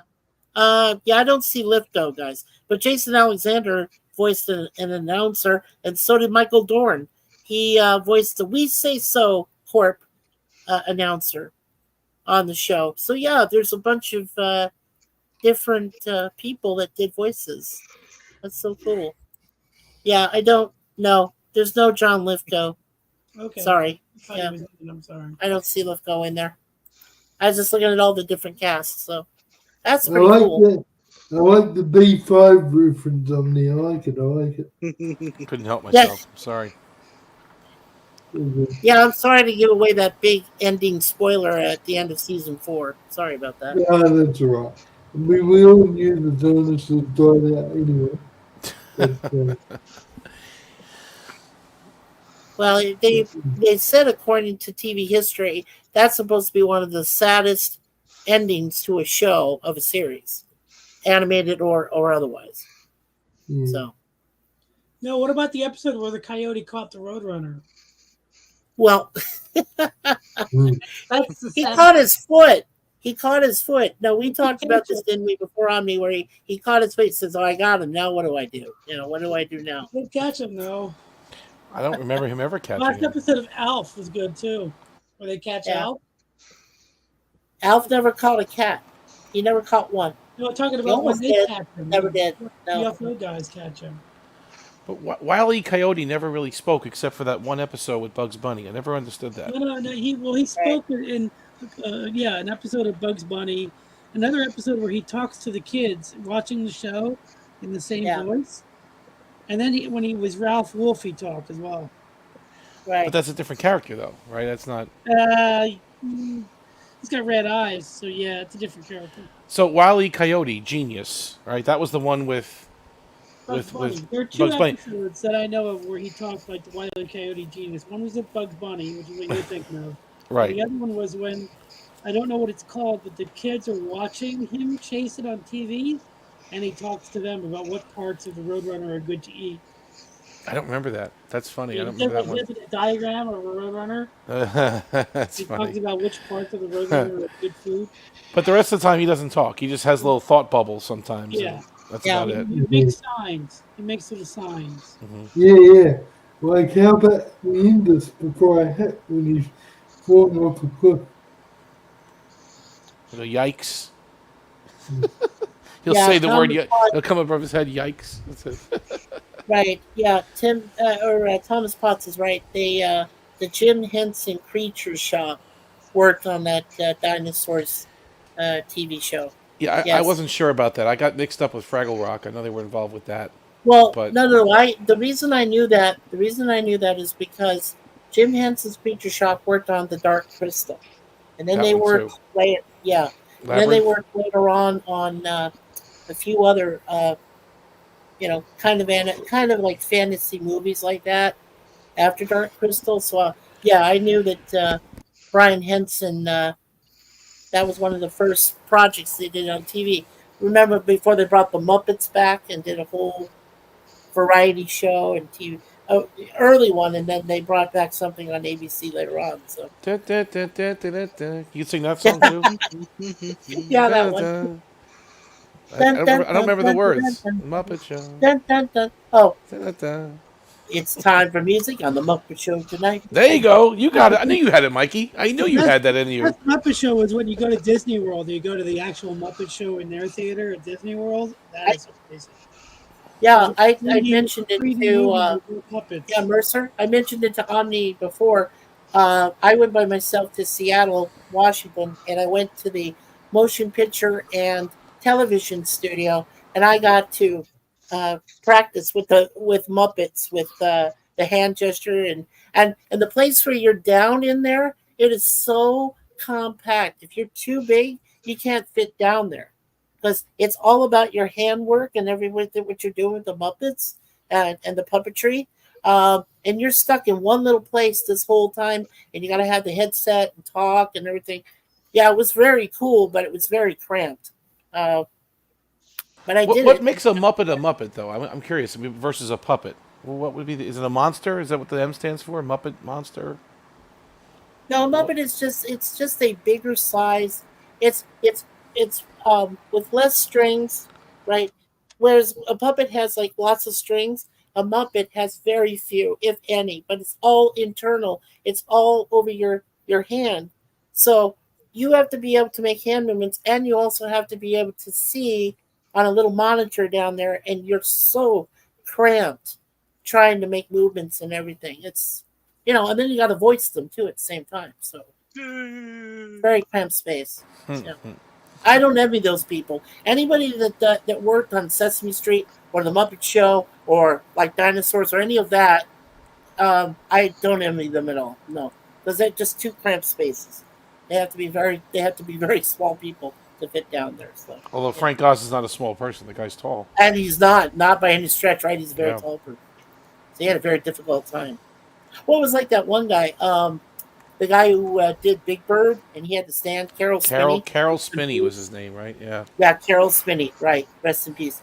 But yeah, he had to stand up in the Big Bird there, move around, do all. That was hard enough for him. And I mean, yeah, he was a good sized man. Don't get me wrong. Carol Spinney was a very large, pretty light sized man, but he still had a lot of difficulty at first when he was doing Big Bird, trying to move the big legs and everything like that. Eventually, he figured out how to do all that. But it takes a lot of mimicry. It takes a lot of ballet type movements, like for Snuffleupagus, all those people that did him. Well, Snuffy was two people, obviously, in that costume. Yeah, it was just one person, right? Let's not forget that John and Patrick hasn't talked, and MVP, make sure that they have nothing that they want to say. Oh, I don't have anything to say. No, that's all Otherwise, I good. would. I'm all good at the moment. Just my Thanks, Vincent. the depth of my knowledge in Sesame Street lore is relatively thin, so I don't have much to contribute to this subject. Let you know. I watched a lot of early stuff, John. I'm very old. I mean, I remember Romper Room, Captain Kangaroo, Sesame Street, Electric Company with the young Morgan Freeman, Zoom, all of those. Like, I grew up with all of that stuff. So. Yeah. It's too bad you don't have questions like that, John. I'd answer everything for that. You might be the only one. That's it. Well, you know what? That's funny because that's how I learned how to move words around, like with anagrams. That's how, like, they would mix up these words on purpose on certain episodes, but I'd be able to go like that, and I would know exactly what the word is. Neat. So, yeah, it's an innate talent. Yeah. Aravic and is highlighting a comment here. It says, "Sorry, I don't know if you guys already talked about this, but did you know Gates McFadden worked with Jim Henson before Star Trek? She was she was a choreographer or something, wasn't she? With the Hensons, and she worked on a few of the movies, I believe. She worked on the Muppets Take Manhattan. What were you saying, John? I'm sorry. She's in the credits, I believe so. Yes. John was trying to say something. I didn't know for sure she worked with Henson, but I knew she used to be a dance choreographer. Yes. And she had a role on Labyrinth. Right, which is also a Jim Henson movie. Okay. Yeah, I can't remember which character. But so when they did that dancing doctor scene, she really is a dancer. I guess that was they worked it into the. Yes. Let's see here.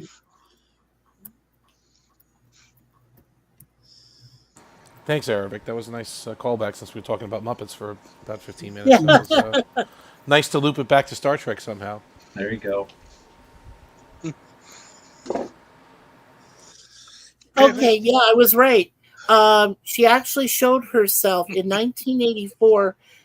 Gates would star in her first film as Mr. Price's secretary in Jim Henson's The Muppets Take Manhattan, which would be one of the 4 films in which Gates would also be the director of choreography. The other films include The Dark Crystal in 1982, Dream Child in 1985, and Labyrinth with David Bowie in 1986. Yeah.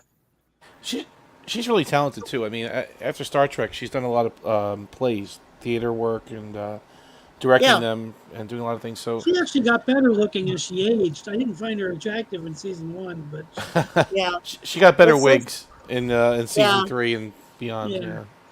Yeah, it says here that she worked with Jim Henson as a choreographer and actor on several projects. She also served as the director of choreography and puppet movement for Labyrinth. So that's what she did for that. So yeah. Yeah, I think season 1 had her. Season 1 had her natural hair, I think, and then 3 and beyond, they put a wig on her. And she looked different. Yeah, you're right. Yeah, and like I said, Labyrinth makes a lot of sense because don't forget, the singing parts where David Bowie's dancing with the oversized Muppets and stuff in it, and that's the one that had Jennifer Connelly that was looking for her baby brother, yeah. So I'm like, they're all going and all this stuff, and that's Gates McFadden did all that dance choreography. So yeah, very cool. Very Hunt for Red October. Yeah, Yeah, I think it was very Wouldn't exactly minor. call it a big role, but it was a role, right? Yeah, in the It was a beginning. role. Two Sure. stories, 2 glasses of water. Jack, you're going to miss the plane. That's it. That's the entire role. That's her in the beginning in the house, right? Yeah. Jack Ryan. Yeah, with 2 Jack Ryan. stories, 2 glasses of water. Jack, you're going That to was miss the one that had what was his name? Alec Baldwin, right? And Yep. and You know Sean who did that? Connery. You might not have known. The same bear that was in Die Hard. The big teddy bear. The same one. Yeah, the same one that was in Die Hard that Argyle has in the back of the limo with him. The limo, yeah. Was at the end of Hunt for Red October. That's funny. But didn't she have a fake British accent or something for Red October? Who? Gates McFadden. Didn't she play like a phony British? She played up her accent a lot, but the bear is more important anyway. Yeah. Cinnabon says Sub Rosa put Gates on the map as a sex icon. What? Oh, my! One way to put it. Oh my! I never understood McFadden as a sex symbol. Mr. VP, what was that? No, sorry, I like my code because I interrupted him. Sorry, Matt. Carry on. So, green lightsabers were invented because with the first version of Return of the Jedi, when Luke is fighting all the guys on the sail barge and the skiffs, it was going to be blue, but it didn't look good with the blue sky, so they made it green, and that's why there are green lightsabers. Well, and don't forget, Mercer, in the Revenge of the Sith movie, that Mace Windu, the reason he had a purple lightsaber was because they were going to have dark scenes of Coruscant as you saw them in the back there. So they had to have something that would be a bit more lighting. That's why Lucas came up with the idea of creating a purplish lightsaber. I'm pretty sure it's because Samuel Jackson just wanted purple. Yeah, Samuel Jackson said when they were making part 2, he's like, I need a purple lightsaber. And Lucas, well, maybe. They built it. Yeah. And it works perfectly with the lighting, like I said. So, yeah. He fought in the Geonosis arena with the purple lightsaber. Yes. This party's over. That was a great scene. But that's my favorite lightsaber though is Luke's in Return of the Jedi, the one he built. Jedi. I almost bought that one, but I didn't like the way that's my favorite one. It sounds different. The green. That's the one. If you had to pick one. Yeah. I bought the red lightsaber from Darth Vader because with the green one you have to change the head just to turn it on because like the neck is very skinny, so it won't support the blade on the replica version. You see what I mean? And like then there's that part, a very thin neck with the emitter. It thins and then it gets wide at the top. So like it kind of on the replica version I got from Galaxy's Edge, I'd have to replace the neck just to put the blade on it, and I decided I didn't want to do that, so I just bought Vader's red lightsaber. I mean, you can't go wrong with that, obviously. Yeah, I love Vader. Yeah. Go ahead, Steve. You guys brought up Sub Rosa before. That was such an embarrassing episode because at the time it aired in my country, I was in my early teens, and some elderly family friends were babysitting us because mum and dad weren't home, and you know I was expecting. I was trying to say how good Star Trek was, and you know I put on that night's episode, and it happened to be Sub Rosa, and my elderly babysitters were absolutely appalled. So, would you say it's the worst episode of TNG? Because I wouldn't. I would. No. No, there's much worse than that. You got to admit that. Come on. Like Code of Honor, for example. Code of Honor's got to be up there. It definitely is one of the worst ones. I'd There's a say couple from they're season about 2 and equal. 1 that are pretty bad. I mean, if you want to go through them, but But in Then terms of you got the the hippies from the original series. in terms of embarrassment, when you've got elderly people looking after you and you're just a young teenager, and it's pretty raunchy. It's pretty embarrassing, man. Well, Sub Rose is bad. Don't get me wrong. it's but bad. there's ones that are worse. I think Can I name another one? Up the Long Ladder? How about that one? that was pretty Oh. rough. That was, I mean, that And what was was the good, man. John? What was the title again? The one with the hippies and Spock playing with I the, like Up the Long The Ladder. Wade Eden. yeah. But I was I like talking about Up the Long TNG. Ladder. I was confining it to that, not the worst episode of Star Trek all over. I mean, but yeah. How about Spock's brain? Well, I don't think it's Spock's brain. Where's It's brain? fun to watch. But see, I think the other one with Lazarus is worse. The alternate, whatever Oh, it is, that one. the alternative factor. That to me is much worse than Spock's brain. Much worse. It comes back and yeah. You are not Morg or I'm Morg.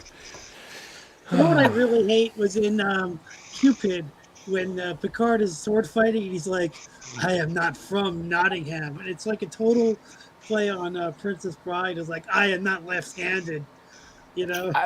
I had no problem with that. I mean, I like the Princess Bride. I like that. I can keep going. Picard sword fighting. Go for it. I have Yeah, two I ones. like Yes. it. What was that, Steve? Oh, I agree with Omni. I really like it. Oh, okay. I can No, see I was more going of to say that. one of my favorite fight scenes still is from Shore Leave, where Kirk's fighting Finnegan, and he says, "You can never beat me, Jimmy." Finnegan. Finnegan. Yeah. Yeah, but no, I still maintain Sub Rosa was the worst. It's bad. I mean, it's bad. I'm not gonna disagree with you. All right, I'll give you another one. That other one with the warp drive has a speed limit or something. What is that? Force of Nature. Do you remember that one? Nature. Yeah, Yeah, Force of Yeah, Nature. Thank you. That one was Force pretty of bad. Nature, that one, yes. The Enterprise Oh. emerged something or other. That one was pretty bad. Was it Emergence? I Well, think you that know one what's was. funny is that there's no story for the first 3 acts of that episode. They're chasing after the cat for the first 3 acts of that episode. So stupid. So stupid. They just gave up. Yeah. It was crunch time at the, you know, they just had to make an Okay, episode no Corel? matter what it was. You know, they just had to stay the I guess deadline. all of these are season 7, so maybe there's a you know Season 7 there's a had theme here. lower They had some decks. problems in season 7. Yeah. Season 7 had lower decks and had Emergence, which I love. I love Emergence. I didn't like Emergence. And I have a guilty soft spot for Homeward. I actually love Homeward very much. Remember that one? Well, Sorvino is a good actor. I like. Paul Sorvino. He's very good. And also just like the whole idea of the holodeck malfunctioning. Yeah. Right? I love that stuff. This is the sign of the LaForge. Yeah, I just love that episode. And Paul Sorvino is actually from my town, so that's another reason why I like it. Who's from your town? I didn't hear you. Paul Sorvino is from my town. He's from my What is your town? Where is he from? He's from like the Lehigh Valley area. Oh, he's from Pennsylvania? I didn't know that. Yeah. Pennsylvania. He was in my Yeah. friend's movie. My friend made a movie called Greetings from the Shore, and he was in it. No kidding. Yeah. Cool. Go ahead, Steve. He played Paulie. I saw a comment by Patrick that he's a bit worried, but I didn't get what Patrick was worried about. What are you worried about, Patrick? Cinnabon's mental health. Yes, we're all worried about that. To be honest. Thomas No, was I'm saying, joking. I hope Jeff is okay, and I said, Yeah, I hope Jeff's We've- okay we too. We haven't haven't heard seen him in a while. from- Yeah. I hope he's okay. Maybe he fell asleep. John, did Jeff give any reason why he had to step away, or just because all I saw in the private chat was he said he had to step away for a minute or something? No, he didn't say why. He said he would be back, but it I hope is it's not serious. almost closing time. Computer. Locate Jeff. Thank I'm you. gonna tell you, one of my favorite Star Trek moments is when Scotty's on the bridge. He's being the captain, and Doctor calls him down. He's like, We're surrounded by enemy vessels. There's no way I'm going to leave the bridge at a time like this. And he's like, Scotty, I need you to come down here right now. And he's like, all right, Doctor, this better be good. Just one of my favorite moments at all. Yeah, I like their byplay is I like the byplay where Scotty's in charge, and it's the guy down there on the prison planet. The King to Queens level 3. It's the code or something, and of course, there's Whom Gods Destroy. Yeah. Yeah, 2 Jim Kirks. Kirks. About the Enterprise incident. Yeah, I think, right? Enterprise incident. Yeah. What was that episode where they stole Riker, the alien? What episode was that? When he fell asleep and they took him. What was that? Oh, that's Schisms. Schisms. I couldn't think of the name of it. That's what I'm thinking of. Right? That's Jeff. He fell asleep and good captain. They took him. He was a captain for a little while, Captain Scott. You know what I mean? Captain Scott. It's so weird when people say that. They forget that Spock was actually the captain of the Enterprise in Star Trek 2. They forget that. Yeah, Patrick. He's been gone for 2 hours. He left at 10:44 p.m. my time, and it's been almost 2 hours. I know. So I hope it's okay. Yeah. Well, that's the last message I got from him, and then that was it. So in the private chat. Yeah. I hope he's all right. Cool to see a Wookiee serving on a starship. That would be cool. What do you think? That would be Wookiee? interesting. Yeah, why not? Only if we can let him win. Serving in the ensign's sheets. He'd like yell at Nagilum, like, "You're not gonna kill me!" Nagilum. I like Nagilum. He was all right. I mean, it was just so funny that they replaced Wesley with a token black guy on that scene.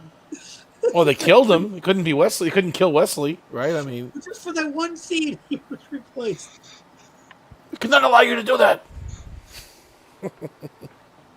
Hey, Mercer, can I ask you a question from Star Wars?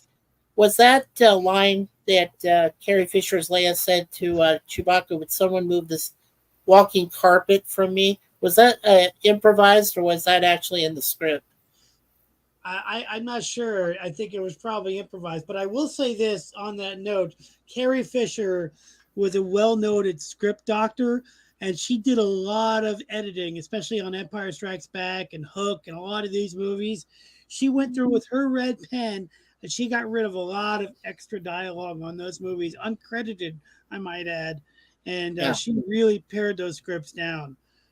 Yes. In fact, I was reading her page from the scene where they're looking at where to go next, the whole Lando system scene. And she got rid of so much exposition from that scene, so it just worked so smoothly. Because she was accredited, she was a well-known script doctor. Well, she got a lot of her talent from her mother, right? It was Debbie Reynolds, right? Yeah. She wrote Postcards from the Edge. That was her biography. Yeah, that was it. Yeah. Great actress. But I think one of my favorite transitions was watching Rogue One, and where they show this other actress that's supposed to stand in for her, sort of like a motion capture thing, and it looks and at one part of it looks like her for sure, as she's getting on Tantive 4 and flying off and whatever. So it was I'm just gonna open up Discord and send a message to Jeff on there and make sure he's okay. Yeah. And I'm one of those people that I'm not really for replacing actors with digital actors. I'm not really for it. But I think for Rogue One, using Tarkin was a good move because he is so essential to the Death Star as a character. So having Tarkin in the movie was kind of essential. I didn't want them to do it all the time, but I didn't mind it for Rogue One because you can't really do the Death Star in its final phase of completion without Tarkin. You just can't. Yes. Yeah. Why do those deep fake ones look so much better than the real movie? Well, they're not. I don't understand that. No, I don't. You can't broadcast those on a 30-foot screen, though. They're not. The definition's not that good. But it looks so much better on my phone. I'm looking at it. I go, why couldn't they? But you make it can't look like this. It looks terrible on the original one, and you show this, it's perfect. You think it's him. check that on a 30-foot screen. Like you I can. got you. Yeah, you probably Well, can't. don't forget too. In the original, Planet of the Apes, it was Roddy McDowell that dressed up in an ape suit, do all this, ape makeup and everything like that. But then when they redid it and they brought back out, Circus, to be the motion capture for him and everything, Caesar and everything. Yeah, Circus, really. I finally caught on to Circus. I always liked him as the motion capture guy, but I never really was huge on him as an actor. But then when he did Alfred, and then he did the Star Wars character in Andor, that's when I got on board as a Circus fan. Right, and he did a great Gollum. Yeah, he was great as Gollum. I'm just saying, I wasn't quite there as a fan. Like I liked it, but I didn't. But when he did Alfred and when he did Kino Loy, who is his character in Star Wars, yes, I really got on board with him. Yeah, he's very good. Well, you know what? I liked him. He was in Avengers. Wasn't he in Avengers and Ultron? Yeah, he was that traitor. Yeah, the guy that traded with Wakanda, and he was that Black Panther as well. I think that was Circus. Yeah, that was good though. All of that was good. Hey, I like Benedict Cumberbatch as Khan. Yeah. I'm gonna die. No. Now, if Benedict could sing in a musical episode, now we got something now, right? No. Now we're cooking. Oh man. It was such a weird idea. That whole movie was such a strange. You stack up bad writing with more bad writing, and then more bad writing, and you come up with Into Darkness. I still can't understand. Don't get me wrong. I think that there's a little bit of good stuff in each of the alternate Kelvin, Abrams thing. But the thing is, why would John like Beyond better than the second one? I like Beyond better than the second one because it's a better movie. Or not John, Jeff. Sorry, John. I like it better than the second one too because it's a better movie. It's more fun. It's a little lighter. It's got some good special effects, and it's not badly written. I think Beyond is better than the second one, although that's not hard. That's what I'm saying. Did you like it because Idris Elba played a villain? I didn't like Beyond, but it wasn't as bad as Into Darkness. As the second one, okay. I don't really like any of them. Yeah. Well, I have to admit, in the reboot of Star Trek, I did like Eric Bana, though, as the Romulan. Yeah, Nero. I did like that. And Wesley Crusher was in it, too. I mean, that was Beaton. Yeah, and Hemsworth was in it for only a few minutes. Chris Hemsworth. It's like, yeah. Oh, Thomas thinks the very first one, was best of three. Well, of course, when you see that scene where Chris Pine's doing the Green Delta Girl or whatever, wherever it was. I don't know. The whole movie. It was the best of the three. I think I'll agree with Thomas on that one, though. I think I watched that one more often over than the other two. But it just hurts my brain because the universe doesn't fit in what I think of Star Trek. It's totally different. It's not. I hate the first of the three ones because of how Kirk is promoted from cadet to captain. It makes no sense whatsoever. And he can be beamed from one planetary system to a moving starship at warp, and there's a lot of problems, right? Space is the thing that's moving. That's how they could do it. Remember, Scotty said space is the thing that's moving. Yes, that was the formula. The formula. And I didn't understand why. I still don't understand to this day why Scotty got punished just because he took Admiral Archer's dog, the little beagle Porthos, and beamed him to another star system. I transported him. Because they never found him. Yeah, and they were going to put in a scene where you see him beaming at the end. They were going to put it in like the credits or something. They never did it, but they were thinking about it. Poor Porthos. It's Porthos' progeny. It's not Porthos, but but either way, the dog is gone. The dog is gone. I know. Sorry, Hey, here's They were there, but they're not there anymore. They're making a movie. They are making a movie right now with the Karate Kid. That's Oh God, no! They're going to combine the LaRusso Karate Kid verse, with Miyagi and LaRusso verse. I mean the Cobra Kai stuff, with or Cobra Cobra Kai Kai. with the Jackie Chan version. Oh no! that makes no sense. Why would they even bother? That's Why? what they're working. They're working on a movie That makes no sense. Why would they? I don't know, but I'm going to see what it's called. But they're filming it right now. Oh man, that makes. I mean, you can't because you have Morita's picture in Cobra Kai. Whose Right. picture? Pat Morita, Mr. Miyagi. Because he passed away. Miyagi. No, I'm talking So if they're about. going to have Jackie Chan as Mr. Miyagi, then it doesn't. No. Basically, the reboot is the remake is actually set in Japan or something like that, or and they're gonna they already finished filming it. It's just called the Karate Kid. This sounds like RoboCop remake. This sounds terrible. Yeah. This sounds horrible on all levels. It stars Ben Wang, Ralph Macchio, and Jackie Chan. It sounds teenager who finds mentors in both Macchio and Chan on U.S. East Coast. It sounds just about as bad as when I heard that they were going to do a fifth film of The Matrix called Resurgence. Like after the fourth one didn't do so well.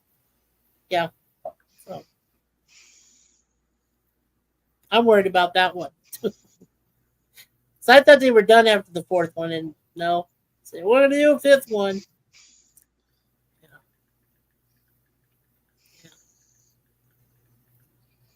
That's why I hope that this Deadpool, this third film, is going to be very good. I hope so. I really do. I really want it to succeed. I'm not interested in it. I am. Big time. Tokyo's Mr. Miyagi. Yeah. Tokyo Trucker. Yeah. Now you see, not only am I happy for it because Ryan Reynolds, like I said, he got what he wanted. He was given full creative control of the film. He got to make it an R-rated feature, which the evil people at Disney didn't want to happen, but it's going to happen anyway. And I really want to see Hugh Jackman as Wolverine in that full yellow spandex that he started out with when he was in the comic books, when he started as Wolverine in that. So I really do want to see him in that kind of outfit. I'm kind of tuned out. Just for fun, just see how they do it. I'm kind of tuned out of superhero stuff for a while. I just need a break from it. Like Superman, the new Superman that James Gunn is doing, I'm curious about aspects of it, but they should have waited a few more years before doing it. You got me reading about this Karate Kid thing. This sounds horrific on multiple levels. It's produced by Will Smith and Jada Pinkett Smith. He produced a lot of It's woke. This just sounds horrific. Why would they do this? What, just to get their kid into another movie? Yeah. But you see it though, right? Hey, I'm reading it on Wiki or whatever the hell this is. This is horrific. Did you ever see a movie called The Congress? Thomas. No. Karate Kid reboot. I just wanted to answer Thomas here for a minute. Okay, yes, because Thomas, they're always, if you watch some of their earlier films, they only achieved up to about a PG rating. They never went above that. Even when they did like some PG films, they would tell you they did it because they didn't want, little kids who were probably grew up with Disney or whatever. They didn't want them to be involved in it, but they said, and I quote, they would never ever do an R-rated film, and yet now they're going to. So, Walt never did an R-rated film. Yeah. Well, he banned Song of the South. That's another thing, but whatever. Jackie Chan plays Mr. Han. That's right. He doesn't play Mr. Miyagi. It's Mr. Han. All right, so I guess they could. Yeah, he was never the same character. I guess you're right. I guess they could do a remake, so it's set in the same universe now. They're I guess so. Universes, but did you ever see a movie called The Congress? The what? The Congress. Congress? No. Yeah, with Robin Wright, and what happens is she plays herself, right? Robin Wright from The Princess Bride. Yeah. the girl, and she plays herself. And in the movie, I can remember that like her son is sick, so she wants to save her son. Like, and so to make the money to do that, she allows a film company to scan her image so that they could use a digital version of it in perpetuity, that they can use her image whenever they want to. It's an interesting movie, but that's only the starting point of the movie. Everything else after that, I couldn't explain. It's so weird. Wow. Yeah, This wasn't that is one of sad. the Very wasn't strange. that one of their issues with when they had the last you know strike? Wasn't that because it was a question about actors and actresses loaning their Yeah, that's their what it's about. facade for perpetuity? Yeah, there was a big issue about that in the strike. Yeah, The strike. this movie came out many years ago, and that's what it's about. This movie came out like Yeah. at least 5 or 6 years ago, maybe more. So that's what about it's called the Congress. But that's only the starting point. I can't even describe what really happens in the movie because I didn't understand it. Well, Look it up. it's stealing. It's literally stealing. But one of my friends who works with actors, he said it's literally stealing their intellectual property. That's what they call it. And they wanted they they don't want AI and they don't want all this to take your intellectual property and use it without your permission. AI So, is getting really scary now. I don't. it would scare me too, there, Steve. I'd be very scared Yeah. of AI right now. Yeah. My dad And said but- so. Same thing. And I Yeah. can't stand Elon Musk because he's very pro cybernetic implants. He basically wants to create the Borg, and I think it's a very dangerous idea. I think it's a compelling idea. I don't know what the problem is with that. I have no issue with that. Have you not seen any episodes of the Borg? I have no problem with the Borg. I think they're a superior species. Nothing wrong I with have that. been in the revenge for so long. Sometimes Now they that stay in the it's over, carpet. I don't know what to do with the rest of it. Yeah, but I mean, you don't want to create a board like this to run us currently here on Earth, do you? I mean, something similar, a Why collective. not? Why not? They only stain the carpet when their friends take bits off of them. Then they stain the carpet. Well, you're braver than we are, then. I think the new Wolverine Deadpool movie. I love Hugh Jackman as Wolverine, so I'm looking forward to that. But the movie itself, from what I've seen, just looks so bland. Like the colors and the way it's filmed, it just looks boring. It doesn't look boring to me, Mercer, but then You can might like be. it. I'm just saying I don't like it. From what I've seen, it just looks. It doesn't look good. I don't know why. It just doesn't look good. It's just like, oh, he's gonna fight Sabretooth now. Oh, he's gonna fight this guy now. Oh, he's gonna fight. I'm just like, whatever, right? Well, it has a lot to do with the multiverse, right? It has a lot to do with that. Yeah, I I just. don't know. It's not fair. Do you need some Triox compound, Mr. VP? Are you okay over there? Yeah, I'm okay. Okay. They should bring back Johnny 5. They should bring back Johnny 5 and have him going to the X-Men or something. Yes, Johnny Steve, go 5 is ahead. alive. Mr. VP. It's not fair. I've got a smoker's cough and I don't even smoke. It's unfair, I tell you. Feel free to light up. We're not going to say anything. Go right ahead. No, I'm just saying I'm not a smoker, but I've got a smoker's cough. I'll take it up. It's a good habit. Just enjoy it. It's Yeah. fine. Nothing wrong with it. I didn't realize you were a smoker. The management of Jeopardy does not necessarily endorse comments made by its guests. Number 5, alive. Does somebody remember what Oh, Predator no, species this is called? Umbo. Does anybody remember what the Predator species is called? I think it begins with a Y. Hello? Predator movies? I don't know.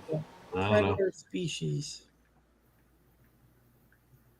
I mean, the What was aliens that? are called isomorphs. Yautja. What are they called? They're called Yautja. Yautja is the name of the Predator species. Yautja. What are the aliens called again? What are they called? I don't know. Xenomorphs? Xenomorphs. That's what it was. Yeah. Yeah, Xenomorphs. Yautja is the name of predator species. That's their official name is the Yautja. Yeah, Yautja is what they're Yautja. Yaut. Okay. Yaut. Yeah, Yautja. Yautja. And they hunt species for sport. Yeah, well, yeah. know. I mean, well, Alien versus Predator. Now, you understood, right? That's Antarctica. That's a big, huge, pyramid built down there, and Well, they, we fight can't all talk the about alien Antarctica species on down here. there. Yeah. We can't talk sport. about Antarctica on this channel.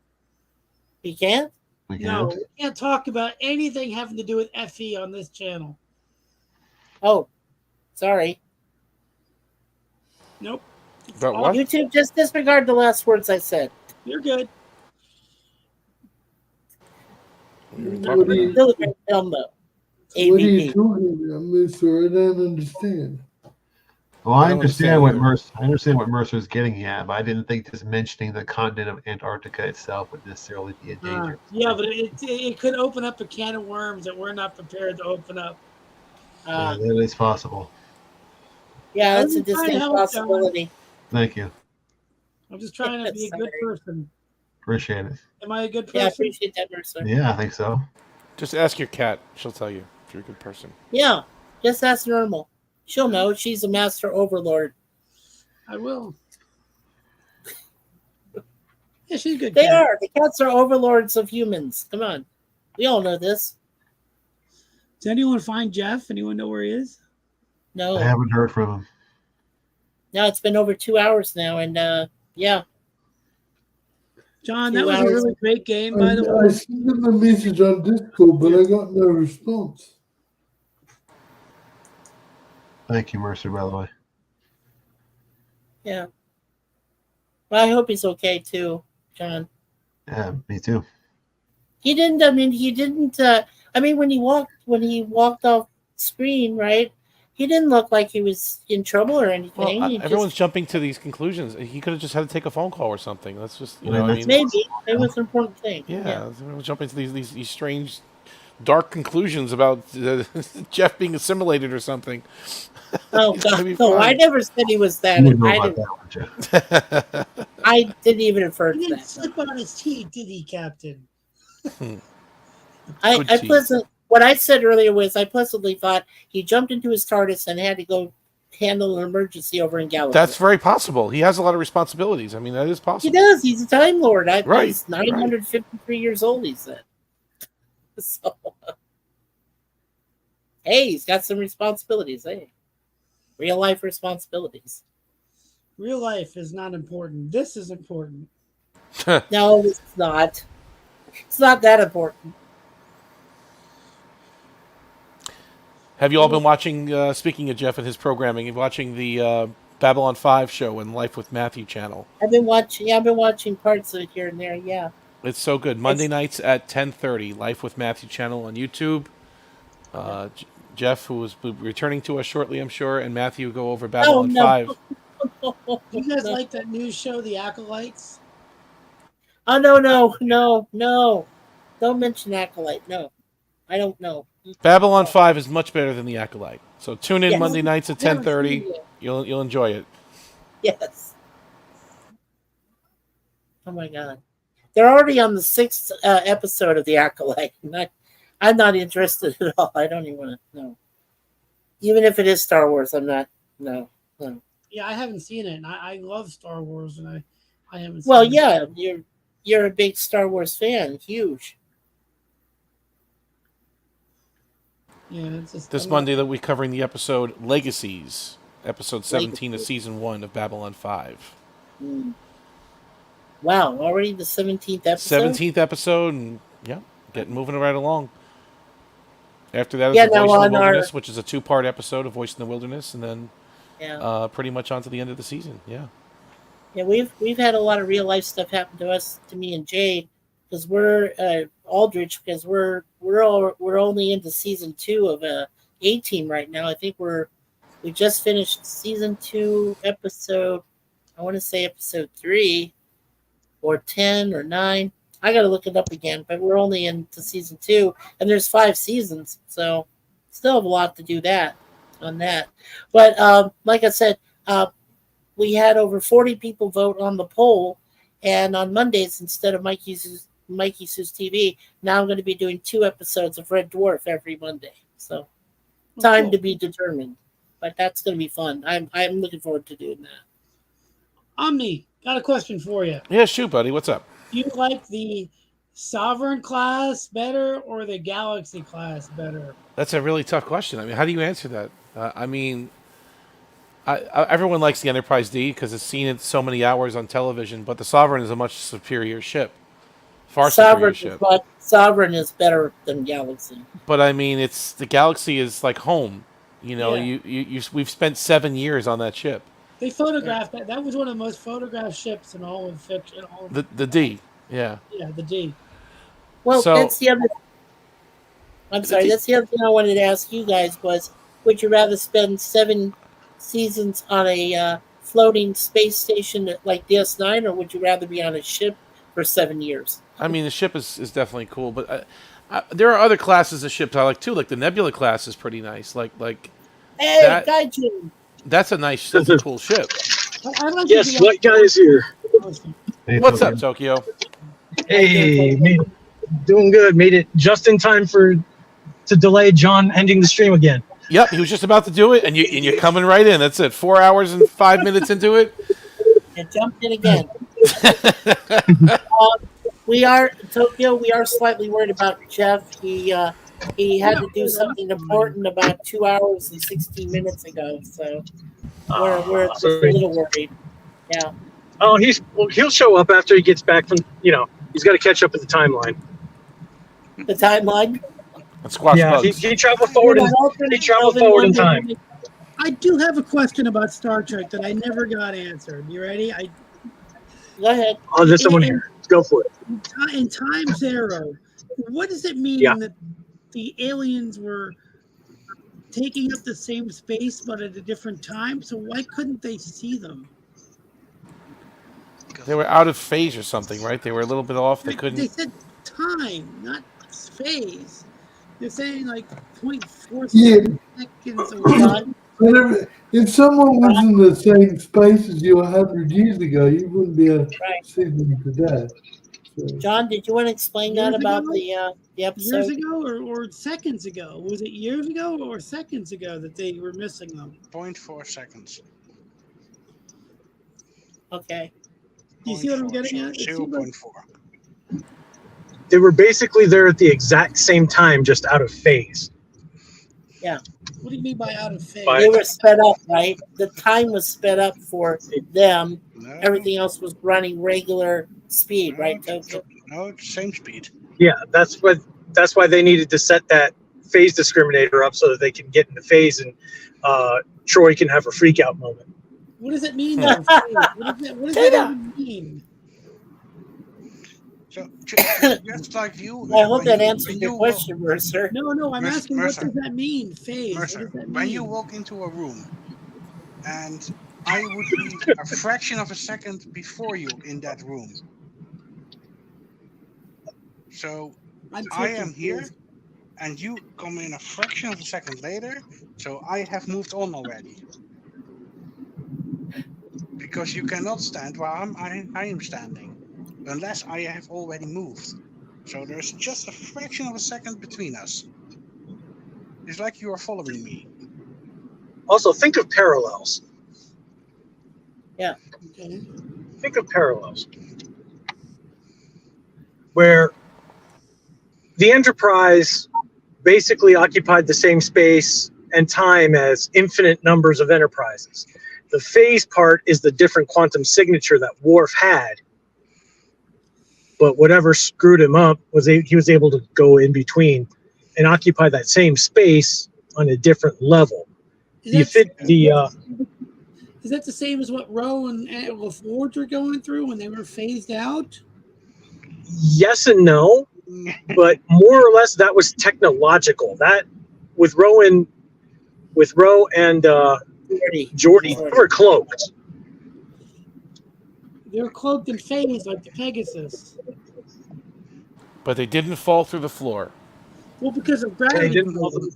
Because of gravity Oh, played. wait. Hold on, those actually, we can excuse those Romulans. They weren't cloaked because they weren't even Romulan. Those were aliens that were in a different phase in the same wavelength. Wavelength. That's Timescape, right? That's Timescape. The No, I'm talking. No, not Timescape. Yes, Timescape. The next phase had Romulans that were also phased, but they weren't aliens. They were just like Romulans that were converted into. I don't think those were Romulans. Weren't those? No, it wasn't. You're thinking of Timescape. Yeah, that happens. They get mixed up. Those Which two episodes. Which one was where the Romulan got thrown through the window of 10 forward and sucked into space? Okay, yeah, that was Rose Quarters or whatever, and that was the next phase. Romulan. She was trying to. Yeah, that's what I'm talking about. I'm not talking about. But he was a Romulan. The other one, where I know what Timescape. I know what you're talking about on that one. I'll be right back. Timescape was the aliens said they're nursing their young in the warp core of the Romulan ship. Yeah. All right, you were from out of town. There's a big sign right here that says "Do not stop," and this guy's stopping in front of him. Mr. VP. My big sign that says "Green light, do not stop." Reports of your assimilation have been greatly exaggerated, eh, Jeff? Indeed. Oh, Jeff, you're back. I am Jeff, back. did you take the keys out? Did you take the keys out of the TARDIS? Since it's only been like 5 seconds for you. It was 2 hours for these guys, apparently. Jeff, you had this bunch very worried. Very, very worried. Okay. Well, I am very sorry. I had to make a phone call. That's what I said. I said a phone call. I said it. You got to make a phone call. A friend needed to talk. And that's the kind of friend you are. I got a message about 10 minutes before the end of the last game. And I said, I got to make a phone call. I didn't know how I had Paramount kidnap you. Steve was texting you through Discord. I mean, everyone was worried about you. That's all. Wow. Mikey was thinking something happened to you, foul play or something. I said, well, guys, relax. Well, I said he had to take a phone call. It's the bunny cabal. The bunny cabal got me. That's what Thomas said. Wow, look at all these messages. Wow. You see? They really missed you. Cinequil. I guess they did. Cinequil was coming after you, I guess. Cinequil, that's right, yeah. Look back, everybody. It's normal. Mr. VP, sorry. So now that everyone's here, including Tokyo and Jeff, the whole gang's here. Would you like to hear my new reason for not liking Enterprise? Oh, We've been waiting 3 hours. I came back for this. I came back for this. He waited 3 hours to tell you. So, if I were human, I believe my response would be no. Go to hell. I don't want to say that to Steve. I mean, he doesn't have to do all of that, but we just don't want to hear about any reasons why he doesn't like Enterprise. If I were human. If you want to talk about how bad STD sucks, we're all ears. Let's just be on the chart.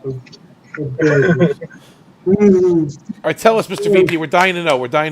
Tell us. Well, I think you're the only one on me. But anyway, so I don't. But my new reason for hating it is because they were the first ones to come up with Dr. Sun having an eagle family, which is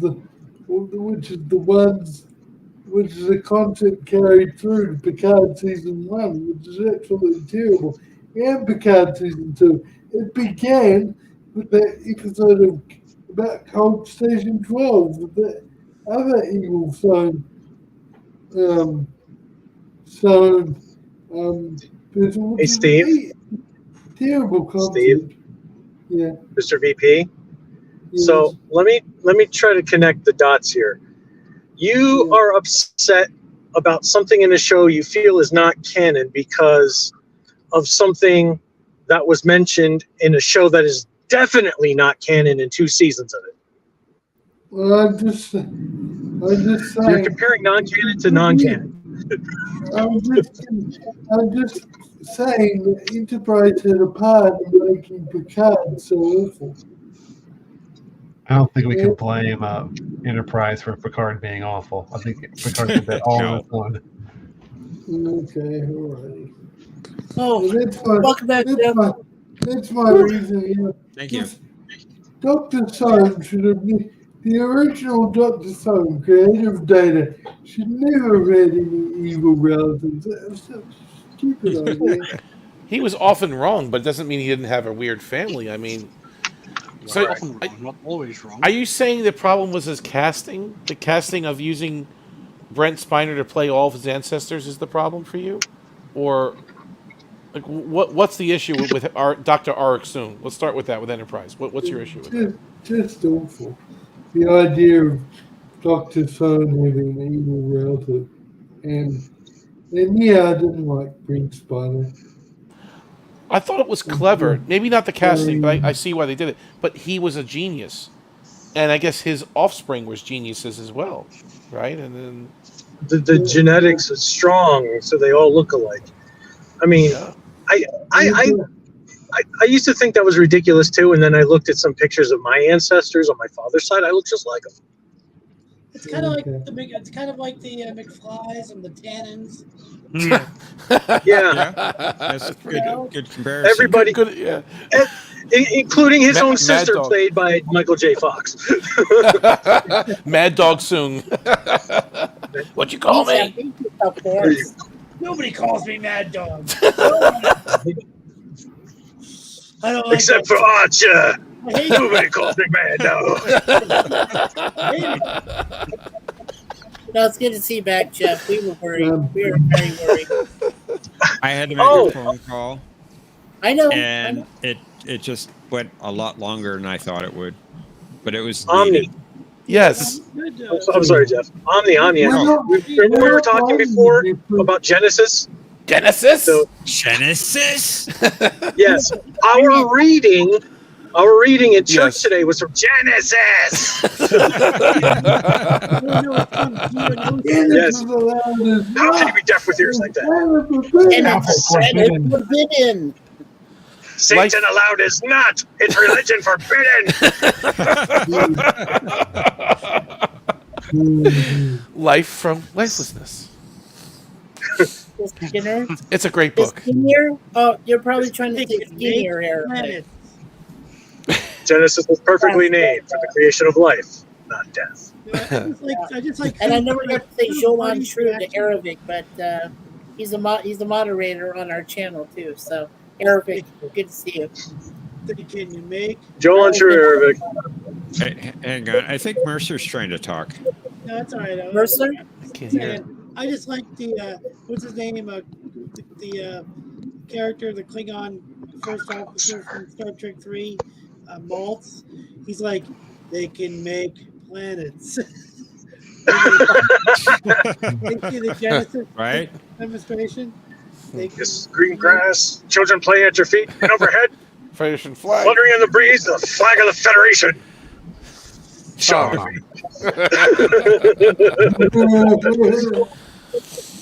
I still enjoy John Larroquette's mouth going, I do not deserve to live.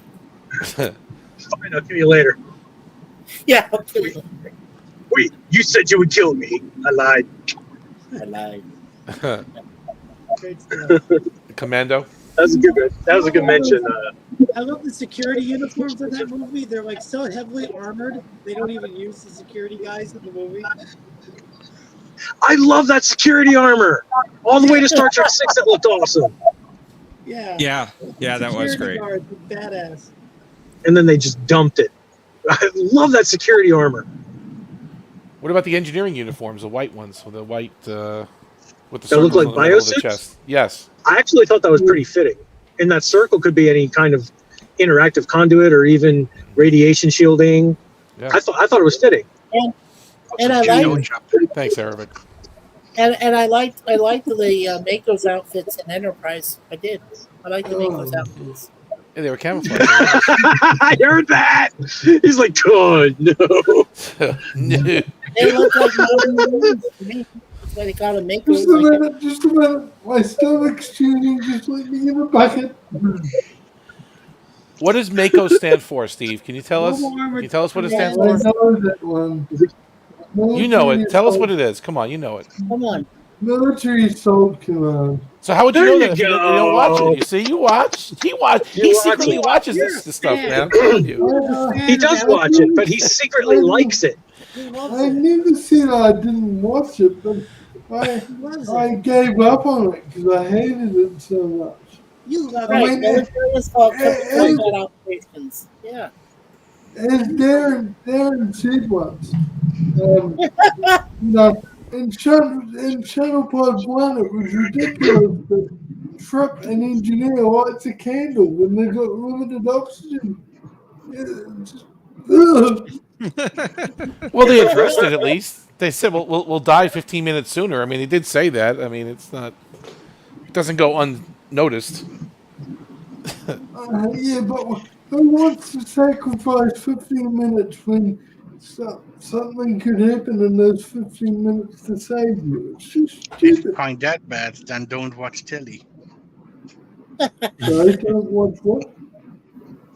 If you find that bad with the candle, then don't watch telly in the last season Oh, of. Arabic. Oh, Arabic. Or you Captain did not Pike's quarters. Oh Don't my watch God. Enterprise. You know, I was actually enjoying listening to Steve rip Enterprise apart, and then somebody just now had to mention Lower Drex and strange new continuity headaches, continuity violations, canon rape, and just ruined the whole thing. Steve, you may resume ripping apart Enterprise because my sanity needs to return. Go back to your happy place, Tokyo. Go back to. There's normal I will baby. I'll go back to. Look at that. Steve secretly loves Enterprise. No, couldn't be further from the truth. Mercer. No, when I mention Enterprise, you give me a big hiss, okay? No, when I mention Enterprise, you go. Optimism, Mr. VP. Optimism. Mercer, you should call. You should put underneath there normal cat overlord. She's the cat overlord. Look at her. She says now you will open my eyes. Yeah, that's what she's doing right now. Yeah, when I say Enterprise, you say that. Let's do it again. All right, I gotta ask. Yeah. I gotta ask everybody how far has everybody gotten on season 2 of Prodigy? I've not seen an episode. Yeah, me neither. Well, so we can't even. Oh. Well, I don't care. I can care less. Don't worry about me. But it's for Jeff's sake. Is Jeff? No, it's for Jeff's sake. We're gonna have to hold off because there's just so much. I'll tell you what. I was planning to get Netflix anyway, so I'll do it tomorrow. Start watching. Awesome. Okay. You will not regret it. I don't think I will. I loved season 1. You should love season 2. Justin Benamy by watching Oh it. my gosh. I know I'm you've been rewatching watching season it. It's 2. just I couldn't join you. Okay. Yeah, Time-wise, it would be Tokyo, difficult I for you, can't. Tokyo, I can't even get Omni to tell me what they're going to do with 7 and 9 and the Enterprise G. If they're going to even do a series. We were talking about that. They're not. Oh, that's off the table. Yeah, I pretty That's much off said the it's not table. happening. I mean, it's not happening. It's a shame. Jerry Ryan's a great actress. I would watch her as a captain of an Enterprise. Yeah, Yes, I mean, but the person we saw in Star Trek Picard really wasn't 7 and 9. It was somebody else almost. They didn't write her the same way. Yeah, correct, Dominic, correct. So I could take her or leave her. I like her. I think she's great. She's one of my favorite characters from Voyager. Well, they ruined her in seasons 1 and 2 of Picard. They made her a like what do you call it? Like a GI Jane or a vigilante kind of woman. That's not 7 of 9. 7 of 9 had a heart. Subdued and she returned as proper 7 of 9 in season 3, just without the wokies, without all the crap that she had when What happened to being her G.I. knowledge? Jane was. She was so smart though in Voyager, so smart. She knew everything. I mean, scientifically, she had the whole knowledge of the Borg. She lost all her smarts. She just became like a regular blonde girl. Michael Chabon destroyed her. Michael Chabon destroyed her. Yeah. So that was her fault for turning back to be like what she was before, Annika Henson? Well, they could have described that. They could have said we took out some more of her brain implants. That's why she's acting more human, but they didn't bother with that. She's not. It's a different character as far as I'm concerned. I think John was going to say something. No, I wasn't saying anything. I think Patrick was trying to jump in. Somebody was trying to jump in. Yeah, Patrick wrote down there. I said future Janeway turned off the Borg Wi-Fi in Endgame. So she lost her subspace signal, and that's it. It's over. Guys, let's let the host speak because he's been trying to say something. Well, the last thing I was going to say when you were asking about Prodigy earlier is that so far I've made it up to episode 7. I've been watching about 1 episode a day. That's smart. You spread it out, you'll remember it better. Are you liking it without spoilers? Are you enjoying it? Yes, I've enjoyed it very much so far. Okay, that's good to know. Well, you like season 1 pretty well. I did, yes. But 2 is better. That one in-joke was hilarious, John. I think you know what I'm talking about. Yeah, I think I know what you mean. Yeah. 14 has also a very good one. I replayed that like 6 times over. I'm like, did they just dunk on what I think they dunked on? Yes, they did. I can just imagine what you're talking about. All you got to do is read our spoilers. Yeah, in Tokyo, I wanted to mention too that we've been mentioning about the final. Right now, it looks like it's Bunny and Patrick and Omni in the final, and we told them to brush up on their TAS. So I told Omni I would help him out by, printing out or getting all 20 plus episodes of the TAS, all their titles and everything and their descriptions, and I would read them off to him. Could you do flashcards? Could we do something with flashcards? That's not going to be enough. Knowing John, we could do a StreamYard and sure. Knowing John, that is going to be insufficient. So flashcards will be insufficient? Okay. Yeah. Yes. Yeah. No. That'll cover you for probably the first 3 categories of $100 questions. After that, you're finished. Absolutely finished. Finish him. So, John wins. Flawless victory. Tokyo. You'll be allowed I to know you- pass, but you can't pass because it's buzzers. Well, we had a Tokyo. category. Hang on. Tokyo, I've been trying to say this. Tokyo, I know you can't see the screen. Thomas has asked you a question. Have you seen the ghost candle one yet? The ghost candle question. I think I answered that with Thomas on Discord, but let's just say Wait. He asked this a minute ago. yeah, because I'm fading in and out. Oh, okay. The ghost candle in Prodigy. There is a wisp that does save some things, but I won't go into details. It's not the ghost candle, though. But there is a wisp that saves some things and possesses a body.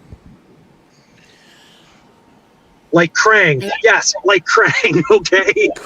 Krang from the Ninja Turtles? Yes, from Ninja Turtles, yes. For a good chunk of the second half of the season. There's Dimension X. The Krang references is just incredible.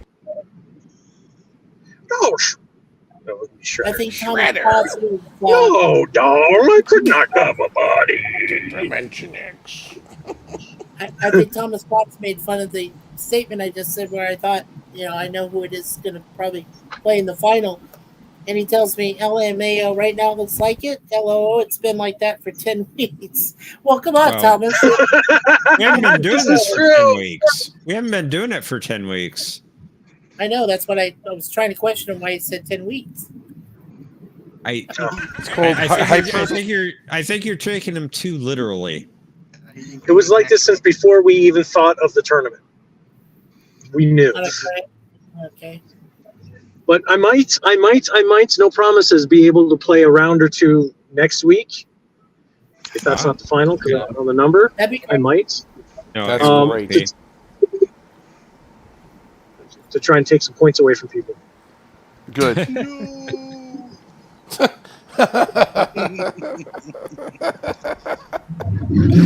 funny. I'm looking forward to hearing the words from Jeff that I haven't heard in such a long time. Tokyo, you are the champion.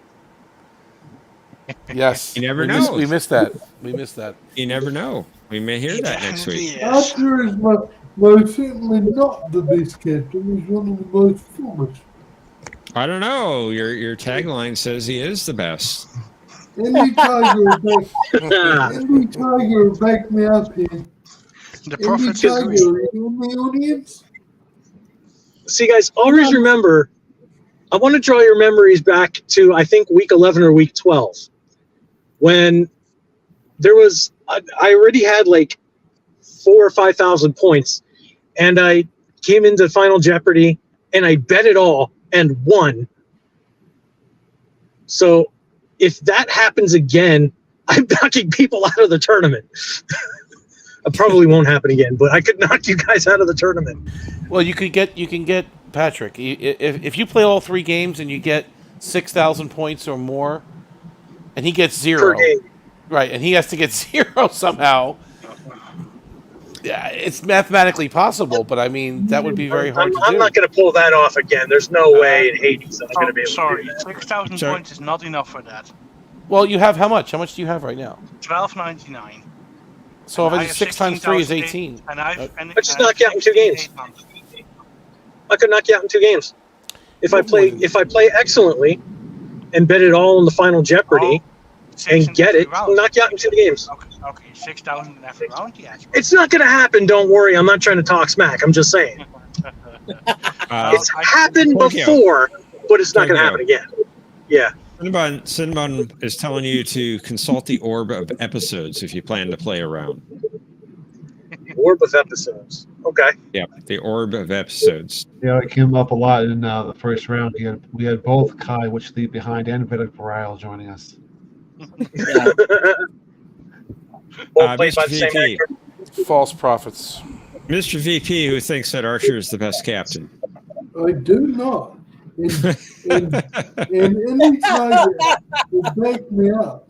Anyway. I wish No, the tiger was in the audience.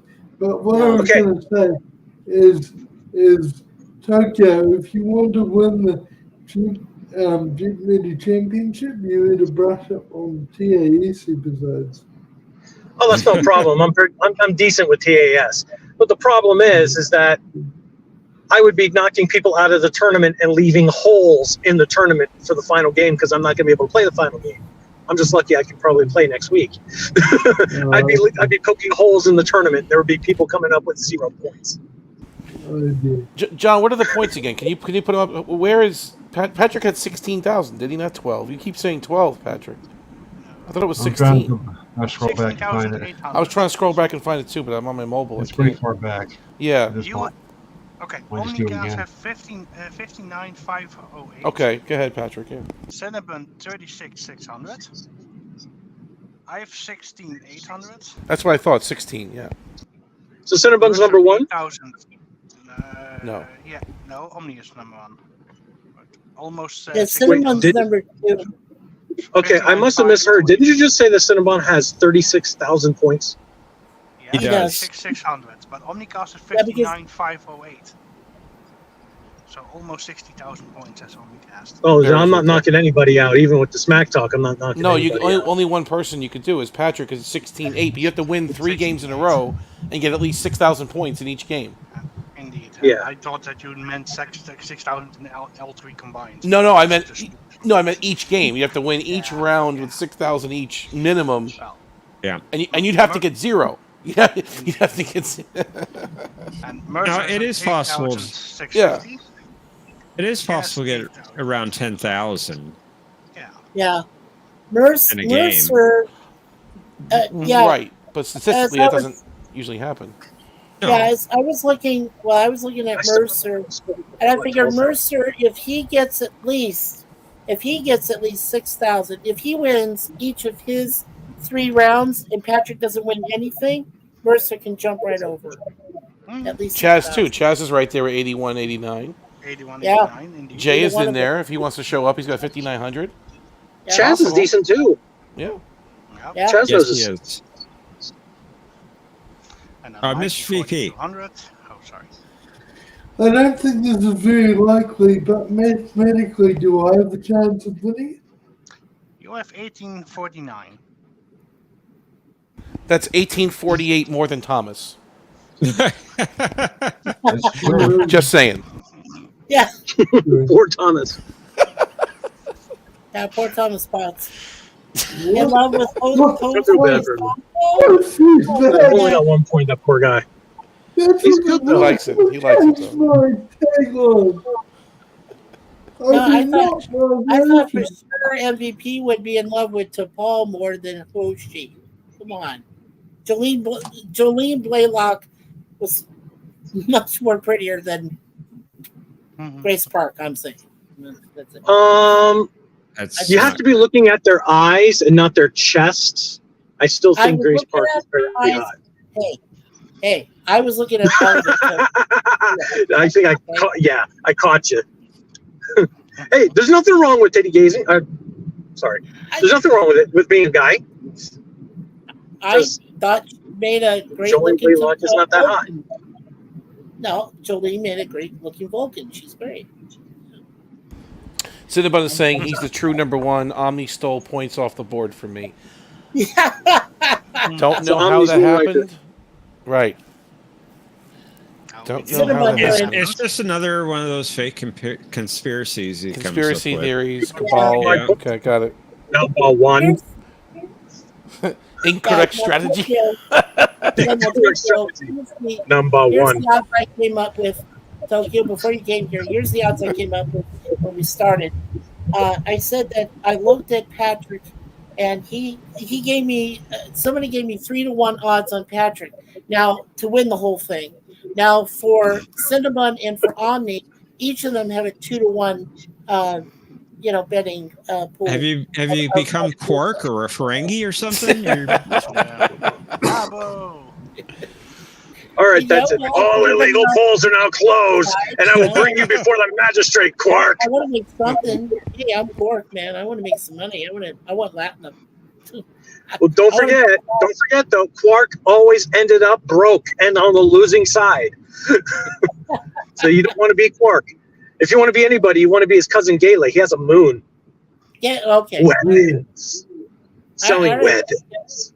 Okay. Anyway, I think those are good odds. I think Cine or Omni 2-1 odds, and Patrick 3-1, and heck, we'll even give Chaz a 4-1. So those are pretty damn good odds. He's the dark horse right now. If you look at the stats, Omni. Yeah. What Chaz Yeah, is the Patrick. dark horse What candidate is your there. ping times today? What's that? I'm sorry. What are your ping times today? I can't hear you. What do you say? What are your ping times today? For Oh, my ping times? You want me to go at Ah, it? 87 milliseconds, I think. Let me open my terminal. Let me see here. Hold on a second.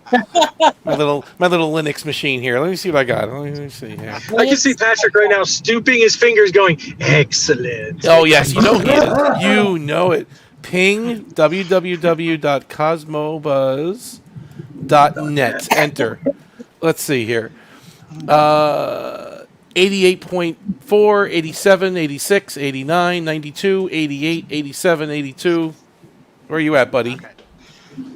13, 0, Shit. 14, 0, 12.5, 12.2. I was gonna just joke around 10, 4, 7, 9, and it's What do you- true. Do you live next door to the Cosmo Buzz? What are you in some windmill or something a mile down the street? Like where? Windmill up the street. I get around 123, so Because you're in Texas. So I'm I'm in curious to know what Texas. Cinna gets. Cinna, if you're out there, which I know you're listening, could you ping Cosmo Buzz? And I'm just curious to know what your response time is. Ping www.cosmobuzz.net. It might be I'm the same very- as Jeff. like 120 something, right? Yeah, it Probably might be the close to same. Yeah, that. he's in He's in Minnesota, Minneapolis, so- I think, right? Minnesota. Yeah. Okay. So Minnesota. Yeah. Well- New York. He's in Minnesota, don't you know? Yeah. Well, I'm in. But the key is you need to know the answers or the correct responses. True. Well, see, I don't Just to understand. make clear, I There he was is. doing this. And cursing and swearing does not count, so don't buzz in if you don't know. Patrick, it's the first time I've seen what you look like. Yep, it's not much. Cool. Oh, there you go, Patrick. Nice to see you. What I don't understand, well, no, what I don't understand is I've never, ever since, like I said, I got my brand new PC, never had an issue there, Jeff, with the Cosme, but or the Cosmo Buzz. But then you said I dropped out of it. That's never happened before. Well, it happened tonight. You have to open a separate window with Cosmo Buzz. I found that. I opened a separate window. Not a separate tab, a separate window. Oh. Okay, because I'm telling you, if you do a separate tab, you get knocked out. It's got to be its own window, and it has to be active. So I'm thinking of using a second machine, like another laptop, so I can just have Cosmo Buzz on that one, and then, the screen on the other, because I don't want to get knocked out or miss a millisecond, especially with Mr. DSL connection over here, living right next door to Cosmo Buzz's headquarters. And there's Can you put that ping thing in the private chat? You just type in, just go to, where, what do you use? Use Windows? Do you use, what are you using? Windows. Just go to Start, and then just type in, what are you typing, CMD? Run CMD. CMD is fine. CMD. PowerShell's too complicated. Okay, then what? Do you see a black box, like a DOS Omni, box? I got a question for you. Hold on a second. So PING space www.cosmobuzz.net and then hit enter. If you're locked for the final game, you got to make sure that you're on time. Not. I will try. I'm going to actually leave work a little early. I'll make sure I'm available. I'm not. I will. I'll make it and make sure I'm home. Yeah, because average is 127. Okay, so your average is 127. You're a little slower than me. All right, guys, I'm gonna head to bed. All right, Mercer. Take care, Mercer. Have a good evening. Good night. Night. So my average is like 89. Let's just say Oh. No, but hold on. Not Patrick's is like convenient. 13. Patrick is 13 or 12. Well. Yes, because he's geographically very close to Cosmo. But this should be interesting. Yeah. This should be very interesting. Well, okay. Let me. You still need to know the correct response to buzz in. I know. I can buzz, but I don't know the answer. Hey guys, let me try it from whatever. Yeah, I'm sorry. Let me try it from my PC. Okay, so you type in ping, right? Well, you got to get to a command prompt. Get to a DOS box first. So you got to go to start. Yeah. Okay. Did you type CMD? CMD. Okay. CMD. See, doctor. Yeah, you should have a black box up here, and it should say like C:\\. And then I shut Sorry. down. CMD C:. Type in DEL space star dot star. No. I'm sorry. No, don't do that. Don't say that. Don't do that, Mikey. No. Not DEL. Erase space star dot star. /U. Don't listen to them. Don't listen to them. It's okay. He's not going to cut any wires. We'll be okay. It's fine. The laptop will survive. It's Alt F4. Okay, I cut the wires. Cut the wires. Cut the right wires. Yeah. Alt F4 will solve all your problems. Hey, Sid. So did you get Sid, the black box? how are the Birds of Prey 3 doing? They're good tonight, I think. I haven't looked at them for a little while, so I'm assuming they're sleeping. Okay, they're sleeping. Yeah, it's been really rough on them. What does it say on what does it say on Steve's picture now? What is that? God, my eyes are bad. Oh, Dr. Fox is my hero. Yeah, Dr. Fox is alright, but the rest of them. Okay, Steve, as much as I like Enterprise, I might have to agree with you that Archer was definitely one of the worst captains in Trek. Thank you. Well, don't think too much.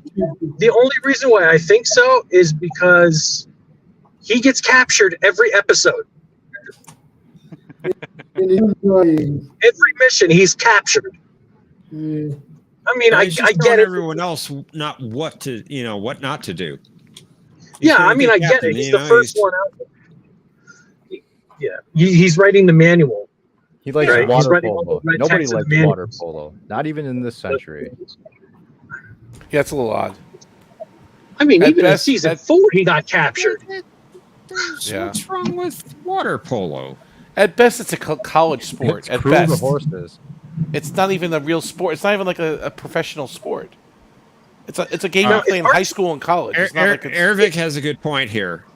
Worse than Captain Freeman? Much worse. Captain Yeah. Freeman was a hero of the Federation. Oh, God. Oh, Captain Freeman is a. I don't even want to go there. Captain Freeman. It goes Janeway, Freeman, Burnham, then the rest. Hey Jeff, I don't know about I that. put something underneath my name. You want to highlight that because I wanted to show that to John. The perfect meat equals New York boneless steak. Does anyone You like a New York wanna know- strip? Yeah. Yeah. Does anyone No, wanna know the perfect why? meat is A5 Wagyu from Miyazaki. That's the perfect meat. But his cut, he likes the New York strip cut. That's what I he like likes. the New York strip cut. I like the New York boneless steak. So New York strip is a T-bone, just minus the T and the Just bone. minus the T-bone. It's Yeah. just the meat. Lean, Yeah. too I agree. lean, and not really as agree. good. Rare. I don't like rare. Great rare. I'm a well done, Tokyo. Yes. Ruined steak. Mr. Malcolm Reed is awesome. Go ahead. Yes, Malcolm Reed is awesome. Go ahead. Keep your shirt on, Luke. Get it? I don't know who your freak was. I'm gonna shut up now. Section 31. Remember I Section want to 31? say what I was gonna say to change that back. Wow. Sounded like fun. How do you like it now? Malcolm Reed is incompetent. He likes The only character I really liked from Enterprise was Major Hayes. Remember, good. Steve, we're He was supposed to good. put in There you go. hashtag justice for Tuvix. Justice was That's served. your colleague card. Anyway, does anyone want to know my ping? I think I might have the worst ping of all. Yeah, what is your ping of Go Cosmo ahead. Buzz? Yeah, go ahead. Yeah. The average is Probably gonna be slower than mine would be. the average is. Hang on, let me make sure I'm reading the right column here. The average is 274 Oh, milliseconds. Yeah, you're bad. Even if you were the first to tap in, you'd lose. Right. 70. well, it depends. Well, how many milliseconds are in a second? Is it 1,000 or Without- 100? 1,000. There's 1,000. So, 1,000. yeah. Yeah. Bella. I'm a programmer. I should know this. It's 1,000. It's 1,000. 1,000th of a second. Is So if a I'm at millisecond, 91 milliseconds, that's That's not even a tenth of a. That's not even a tenth of a second. yeah, I see what you're saying. But I mean, I wonder if I route through a Netherlands VPN mode, whether that would help. That would probably slow you down. Now you could maybe improve your ping time by using a different DNS server. What about a VPN to Europe? No, because the lag. The VPN forces the- you to lag so it can reroute your site. And you got security handshakes and stuff. You got a lot of encryption back and forth. And okay, yeah, never mind. Although Yeah, changing you're your looking in the DNS server might seconds. improve. The DNS might help the routing to help the. Yeah. Okay. Where You are get a the different stream- DNS. Where are the StreamYard servers located? Does anybody know that? No idea. States? Because I think aren't they owned by Google? Because a StreamYard ping test, I get 7879. So even quicker than Cosmobus. Did somebody look that up? Where's StreamYard? Well, their contact info is New York, New York. Oh, that's good for me. That doesn't mean their servers there. But. Right. They could be using some AWS server somewhere too. So. And they're everywhere, distributed, whatever, throughout the net, Skynet. Adding a little bit of a Klingon accent to that, there, Omni. You're like throughout the net, Skynet, Skynet. Skynet of Kelech. According to the Brave search engine, StreamYard headquarters is located at 2810 North Church Street, Wilmington, Delaware. Yeah, it looks like they have servers in Delaware, British Columbia, New York, and California. Okay. And Oregon. Steinach. One Riker. One bridge. Most likely they use Skynet. But you're not saying Skynet like Arnold says Skynet. Skynet has taken over. Gotta say it like Arnold, otherwise it doesn't work. Come on, go ahead. You got what you want. I'll give these people air. All Patrick has to do is deepen his voice and he's got Arnold. I'll be right back. Go ahead. I'll be back. Did anyone see on the news that there are AI rifle turrets now? Rifle weapons? That's just scary, isn't it?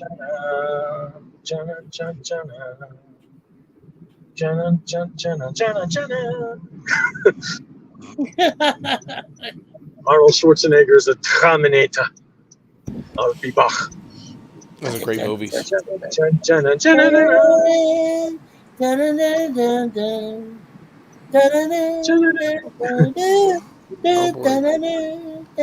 is not a sing along with the great one.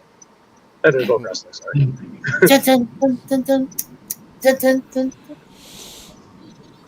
Have we suddenly entered into musical? If we That might be a sign to end it. Yeah. Can you do the Running Man theme, Mikey? Huh? The Running Man theme? No, I don't That's a remember good that one. theme. Okay. It is good. All right, that's enough. I have had enough of you. I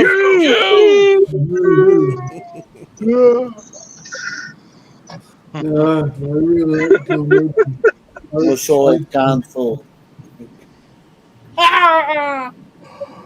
Richard Dawson. That's not what it says in the book of Genesis. Genesis! Genesis Planet Forbidden. Stream and cannot. You know, I was chatting about this earlier with Tokyo. There's a car called Genesis, right? It's Hyundai's luxury line. Does anybody drive one? I'm just curious. I mean... No, I don't. Okay. I mean, that would be the perfect Star Trek fans car, right? Genesis. No? Genesis Planet Forbidden. Or Ford Galaxy. A Ford Galaxy? They don't make those anymore, right? Do they? No. In the 60s. You know the accent of voices Granddad is sick. That's the same. 95 allowed is not. It's highway forbidden.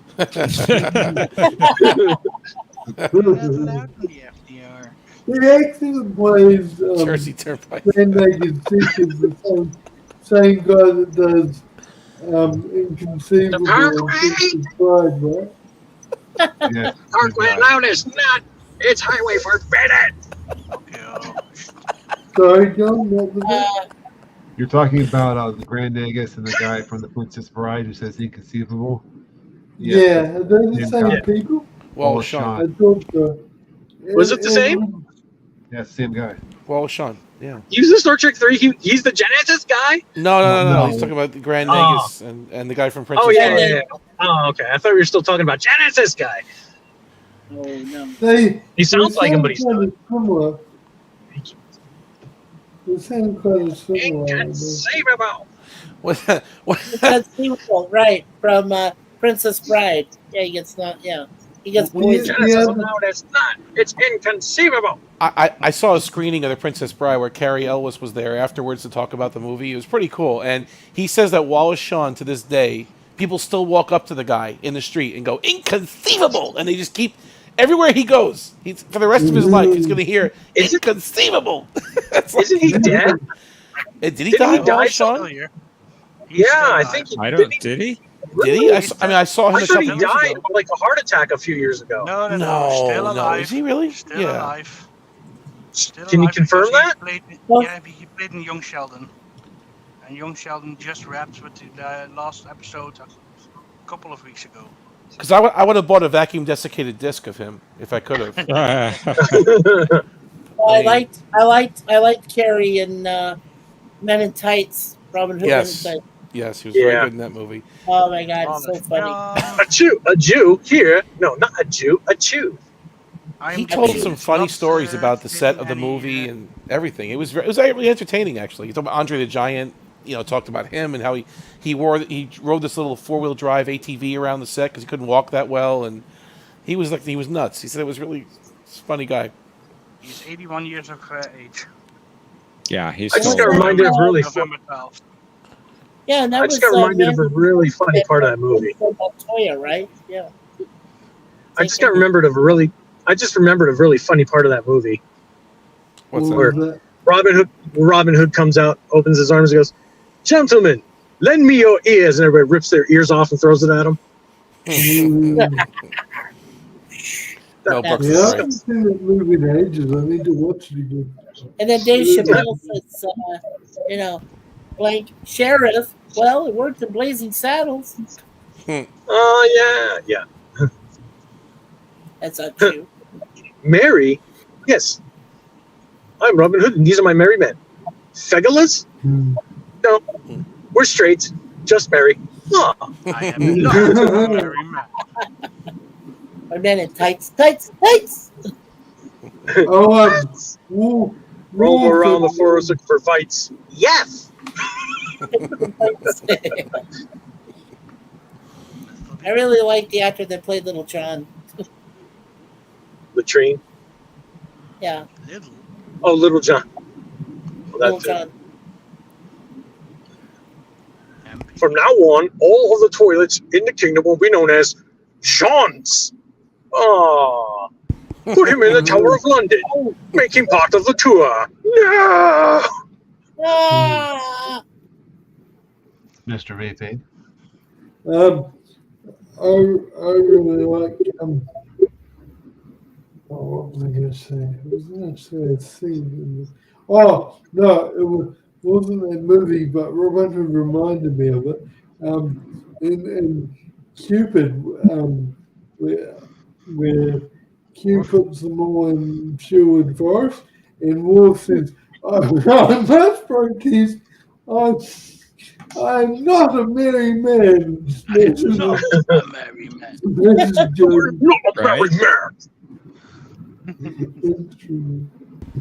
He just casually walks over, breaks LaForge's ukulele, goes back and sits down.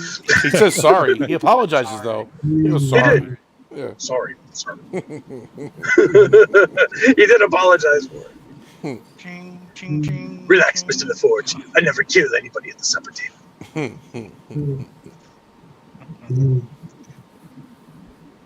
Well, seeing how we're approaching the 5-hour mark, I think it's probably time to start winding down. Jolly good idea. There comes a time.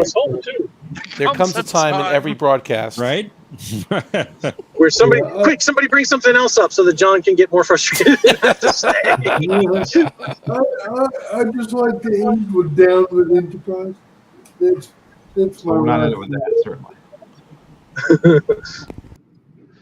I tell you, I've laughed at all the past weeks that you and John have done, Jeff, from week 1 all the way to now.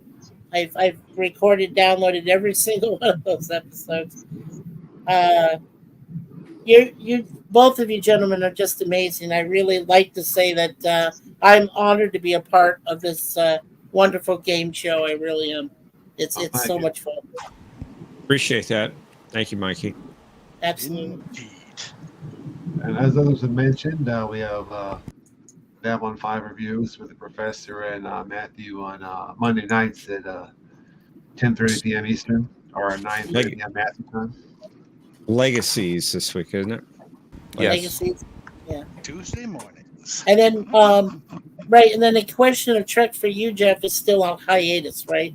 For a month. Yeah, we're still on hiatus. I don't know when we're coming back, and I'm waiting patiently for Conti to get Summer back to me vacation. about. Well, for Conti to get back to me on what changes he wants to the game. He said he'd contact me Thursday, and I'm wondering which Thursday did he mean? Thursday in Conti time, so maybe next year. Yeah. Could be. No. Could be. Maybe next year. Yeah. pretty much. Yeah, Patrick, don't say a year, please. No. I couldn't live without AQOT for more than a month. I'd start going nuts. But again, it's Conti time, so that can be in 2-3 weeks for us. I told him I need time to make the changes. Time allowed is not. Time allowed is not. Just, It's request for bidding. Can I have my nickname zoomed in? I just changed my nickname. Could I get zoomed in for the parting shot of the Yeah, the one with Moriarty shipping a bottle. Yeah, good stuff. Well, if you want the parting shot to be in your nickname, it needs to be an accurate nickname at least. Make sure it has the right amount of windows. Alrighty. See you, everyone. Night, MVP. Thanks, everyone. Thanks for joining us. Hey, thanks. Like and subscribe, people. Like and subscribe. Justice for Tuvix. Justice was served. Look forward to seeing you all back again next week. Buy John a coffee. Yeah, buy John a coffee. Yes, that would be appreciated as enjoy well. the perfect meat. And Mikey, Johnny. John's trying to sign off. Yes, We can talk about the perfect A5 Wagyu next time. Exactly. Just remember, everyone, justice for